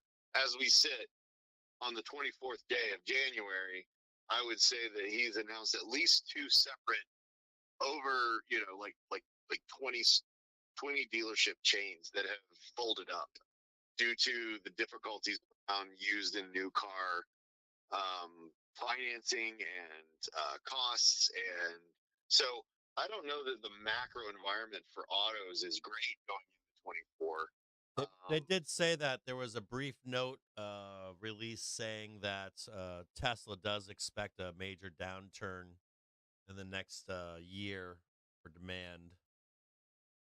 Yeah, so I mean that can't be good for for outlook. Well, yeah, you got to price that in, and then beat those expectations. That could be a positive catalyst, I guess, in their next DR reports if they're downgrading themselves right now. So what the hell am I doing in February calls for Tesla, to be honest, after having this conversation with you? It was literally an expectation of more pain for Tesla, but to get more pain, I was of the impression that we were likely to go up and grab some more liquidity. Yeah, that's what I would like to see here. I'd like to see these dealers sit here and run it up. If we don't get any more bearish news later tonight or anything like that, and maybe make it nice and flat. I guess the worst part here too is So following the close of the US cash equities markets, just going to give you guys a quick market wrap of the session today. If we don't get tonight some kind of like pump show, just the IV is just going to bleed the fuck off of Tesla here. It'll just languish. So US stock indexes ended today off session highs after earnings-related optimism fueled by Netflix moderated, and investors geared up for another batch of key quarterly results. So the S&P 500 was little changed when markets closed, with the tech-heavy Nasdaq 100 jumping spot 5%. Treasury yields rose, with the 30-year rate climbing to its highest level so far this year. The dollar trimmed earlier declines. Yeah, I mean, honestly, at this point, So earlier today as well, the Bank of Canada held its key interest rate at 5% as expected, and signaled that it is done hiking. Also on the roster this week is the ECB policy meeting on Thursday. Euro area bond yields slipped earlier after data showed that business activity contracted in January for the 8th month. But let's be honest, all of those things I just said are priced into the stock. Yep. So, we need a catalyst. And, maybe a $25,000 car, but let's be honest, timelines, when would they price in a $25,000 car? When Elon says we're going to launch a vehicle, you've got I don't think it'll be a decade, but, we're still, it's like, what is it, 4 years, 6 years? Like, 10 years. I mean, like, the chances of any of us surviving to see it is, low, and I'm assuming some people in your audience are like, under 18.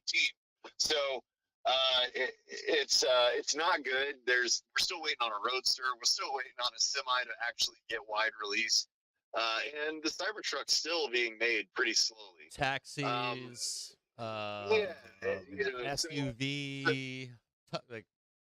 So we launch a new huge initiative for Tesla on the earnings call, which isn't going to happen because that's not how he does it. Mm-hmm. Tesla launches new initiatives in a night dedicated to it, and they bring in all the ultra fanboys, and everyone cheers and all that. And even those are starting to get a little like quieter and less exciting, less subdued, right? So, I mean, the last one they did was very subdued. It was quick. I was shocked it ended as fast as it did. Yeah. So I mean, at this point, we're getting diminishing returns on diminishing returns. Tesla needs a huge win, an unexpected win. Yeah. And I don't know what that is on the horizon. I don't believe you and I talked about it earlier. I paid for the full self-driving for my car, so I'm like the top self-driving software and all that. And as a person that's been driving with it for years in various Teslas, I'm waiting to see what you're going to admit to right now. I'll admit to it. There is no aha moment, as I said with you today, that's going to happen for full self-driving. It's not. I don't care who the fuck you are, or what you say, or how big of a fan you are, or how much you read whole Mars catalog, or any of that shit. There is no aha moment for self-driving in a vehicle. There is only iteratively better every version. Yep. And, we're going to, for the people out there that have never experienced it, that maybe don't know, but the full self-driving software has gotten better every single release. I'm on the beta. Yep. I get all of the newest releases. It gets better. It gets better and better. But let's say it's, and like I said, we literally had this conversation, you and I. Yep. But let's say it's 50% as good as a human driver right now. And the next release, it's going to be literally 20% better than the last release. Yeah. Like, we can get 20% better than the last release an almost infinite number of times and still not be as good as a human driver. So it's got to have an aha moment, or it's going to get iteratively better over the years. And at some point, decades from now, it'll be good enough. Or yeah, exactly. Good enough. And over time, roads will change to accommodate. To accommodate. Yeah, exactly. to accommodate this type of stuff. But there isn't going to be like a click boom moment for Tesla self-driving to suddenly go, dude, version 12 or version 13, it's fire. It literally is better than the best driver you know. There's never going to happen. Not with the roads being the way they are, and with iteratively getting better. I mean, it's always incremental. It's always incremental. It's never like bam, whoa. Yeah, so it's not going to be like, oh, well, once we get to 1 billion miles, because we got 1 billion miles, it's like, okay, well, once we get to 10 billion miles driven, we'll have enough data. It's like we're at 10 billion miles. We're at more than that, I think, at this point on Tesla. So, it's not a big data problem. It's not a compute cluster problem. I don't think that we're like, that is the aha moment. The aha moment's not coming from more data. The aha moment's not coming from more compute. The aha moment isn't coming from better code base. It's literally, it's kind of like one of those things where we've reached some kind of new axiom of like a Moore's law type thing. It's going to get this much better every 12 months, and it's just going to keep getting better. But it's not like, it's not like one day we suddenly discovered fire, or one day, it's not a discovery. It's an iteratively better, right? I guess it's not trying to spin that in right now too. That aha moments with AI being rolled into FSD, right? Even that article said it's not going to live up to the hype that's being pushed on that narrative either, nor will it happen immediately. I don't know. I'm interested in listening to the. I don't know when that begins, when the call begins, but I do want to listen to it. Are you going to try to listen to it as you drive or no? I'm actually in my garage now. I've got to go inside and go to a sixth graders orchestra concert. So pray for me. Dude, I just got I've got, my daughter just came home and told me she wants me to get her or rent her 3 instruments, and the rent is not cheap. No, dude, it's like $40 a month. It's $40 a month for each item, and that's $400 deposit. Then it's like, you break it, it's $1,200. Cello. Yep. It's like a student cello, so it is what it is. I told her I would just buy it for her, but my daughter's so short that she's in a half-size cello.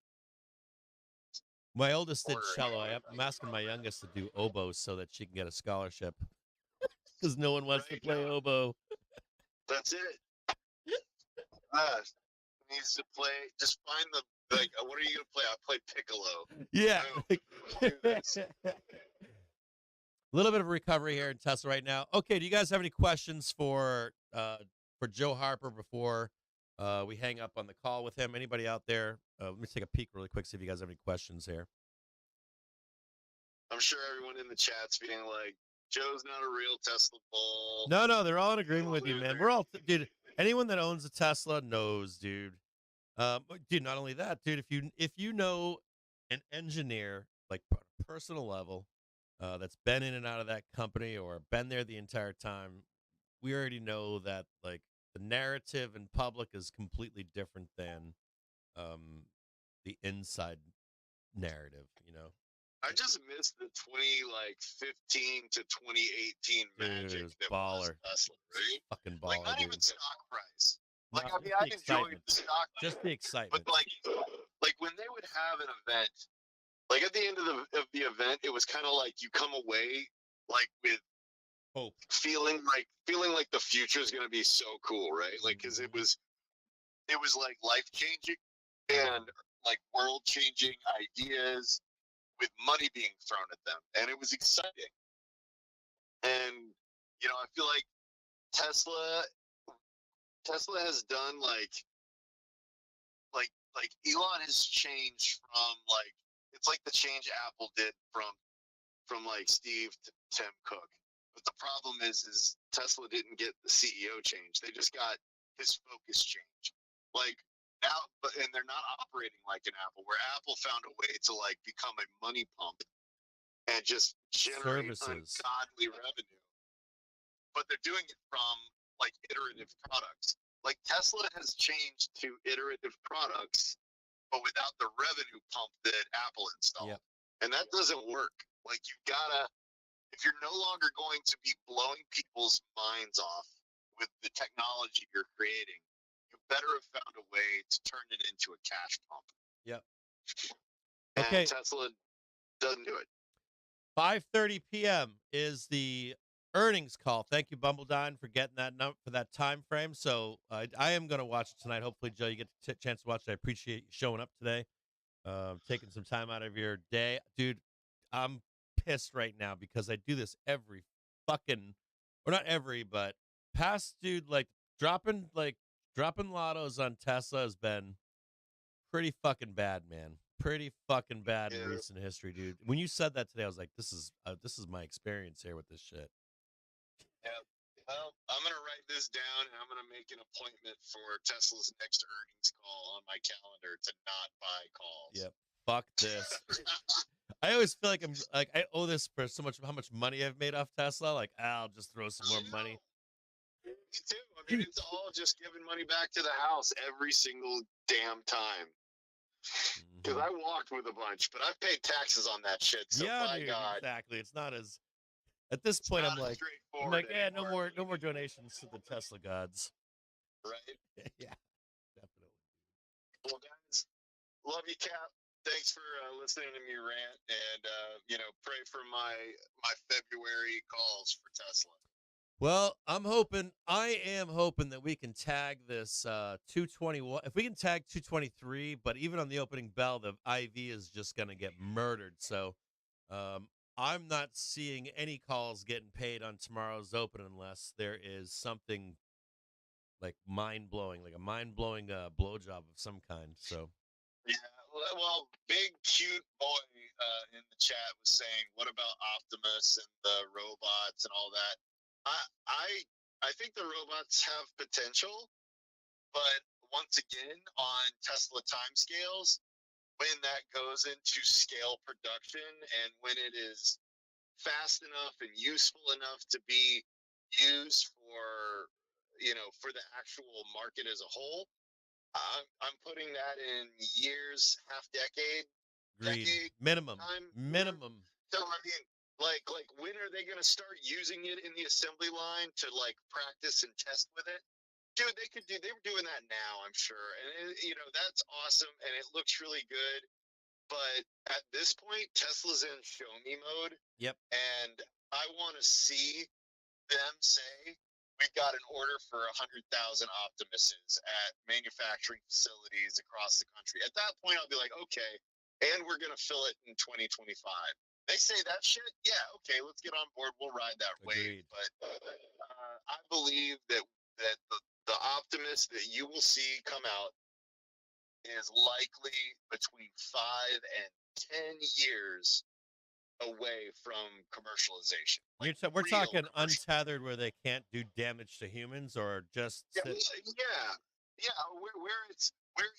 it's rolled out in the way where you're seeing Tesla semis on the road every day, all day. Agreed. Instead of a few of them running 3 routes.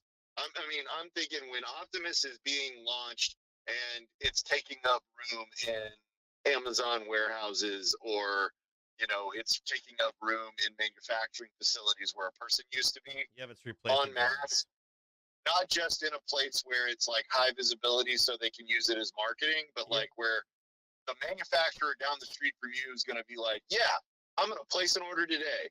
Like that, I think is 5 to 10 years or more. I agreed on that too. And there's other issues on that too, man. Like from the robotic side of not. Is it tethered at that point still? Is it locked behind a 4x4 area where it can't kill somebody? Like a plexiglass. Yeah, that's like soft wall robotic stuff, man. Like that. Some people are saying that stuff's still 25 to 50 years away. Yeah, I mean, we're gonna get the same. It's the same thing as self-driving with slightly lower stakes, because in this case, instead of full self-driving, where you're going to, where you're going to literally run into a school bus full of children, an Optimus, if you look at them, they don't move that fast. They don't, it's not like a multi-thousand-pound car strapped with batteries driving down the road at 90 miles an hour. So it's slightly less dangerous, but that being said, it's too slow. A human can outrun it. Right now, I'd say a person can do the work in Optimus in a perfect environment built literally for Optimus, doing the same work. A person could do 10 days worth of Optimus work in a day. Well, that's not worth it.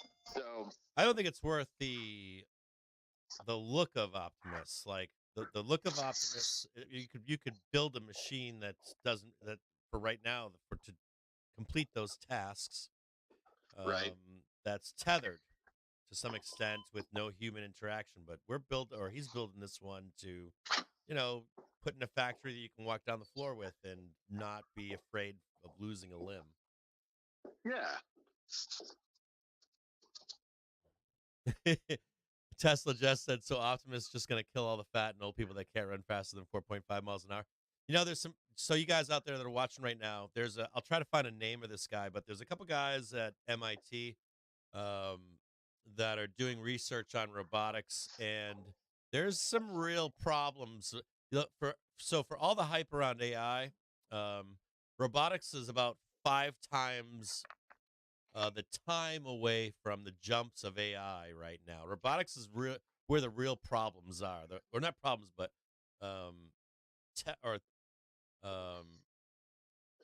do I explain that? Like robotics are much farther behind AI, maybe 5 times. Every year that you think you're making progress, it's probably not exponential, but like about 5 times as much behind in robotics. And there's a bunch of stuff that. What is the bar to iterate in physical items like a robot versus in software, right? You can iterate very quickly. Yeah, in software. Robot falls down a flight of stairs. Robot gets caught on this. Yeah. Human gets in the way. Human with there's so many. It's wild. I didn't realize how much. I didn't realize how much farther robotics has to actually go to replace humans. And I'll try the other thing you got to look at, like in a factory, you look at the robots living in a factory currently, and literally 100% of them, 100% of the robots in a factory that I've ever seen that are like doing really useful tasks. Yeah. The environment of the factory has been modified to accommodate the robot, so that it follows a line on the floor, or so that it has, so that the docking tables where the materials are being transported from one side of the factory to the other have been built to accommodate the actual robot. That's right. So I mean, it's not the promise that it's very restrictive. It's very it's not what we're being sold. That's right. It's going to just enter your world and just live there, and it'll be able to do everything you do, and like that is the dream, and that is the future we all want, and that is the future they're trying to sell you when they show you the Optimus. That's right. But it's not the near future. In reality, it's the Tesla Roadster 2.0. Yeah, it's useful, it's coming, but it ain't here yet. It'll be years of becoming useful, not like boom, big breakthrough. And unlike, and here's an important point. When you look at electric cars, right? Incumbency in electric cars, when Tesla was growing and coming up and developing their technology, incumbency was non-existent. Like there was nobody. GM was not on the verge of launching an incredible lineup of electric cars, and neither was Land China Rover or rolling out 10 else. different companies. Yeah. So no one was on the verge of that. And the other entrants that were like below Tesla were like, you and me in a garage, like really small. And because no one had come out there with the full, like, we're going to build the infrastructure and the cars and we're going to do it. Like, that came at the right time, and there was the right amount of incumbency, which was zero. So they were able to capture all the dollars being thrown at the problem at the time. And that's why Tesla was able to really kill it. But in robots and automation of human tasks, Tesla will not find an empty space with no competitors. There are a lot of people out there doing incredible things with automation and robots. Yeah. The difference is Tesla needs excitement to keep the ball rolling right now. Yep. And so they're out there, doing the circus. It's right? like Palantir. Ringmaster. It's like Palantir. You need something that's tangible that people can get excited over, and it's useful right now at this moment. It's like the crack cocaine, or you don't want to say crack cocaine, but it is kind of crack cocaine. No, but it's like, you look at Boston Dynamics, they come out with a video like once every 6 months. That's right. And it's always mind blowing, right? Like, you're like, holy shit, what is that? The robot just did like a cartwheel and like, and then still on a tether behind a locked gate, right? Right, but for the most part, you're only seeing the things they're ready to like show that they've programmed. And they are not. Yeah, they're not really out there trying to keep people, keep the fanboys in the stock. You know what I mean? Like, they're out there. They're like, hey, maybe we don't show all of this, and we keep developing quietly in the background because we have unlimited money from Google. But like those guys, it's a totally different world. So.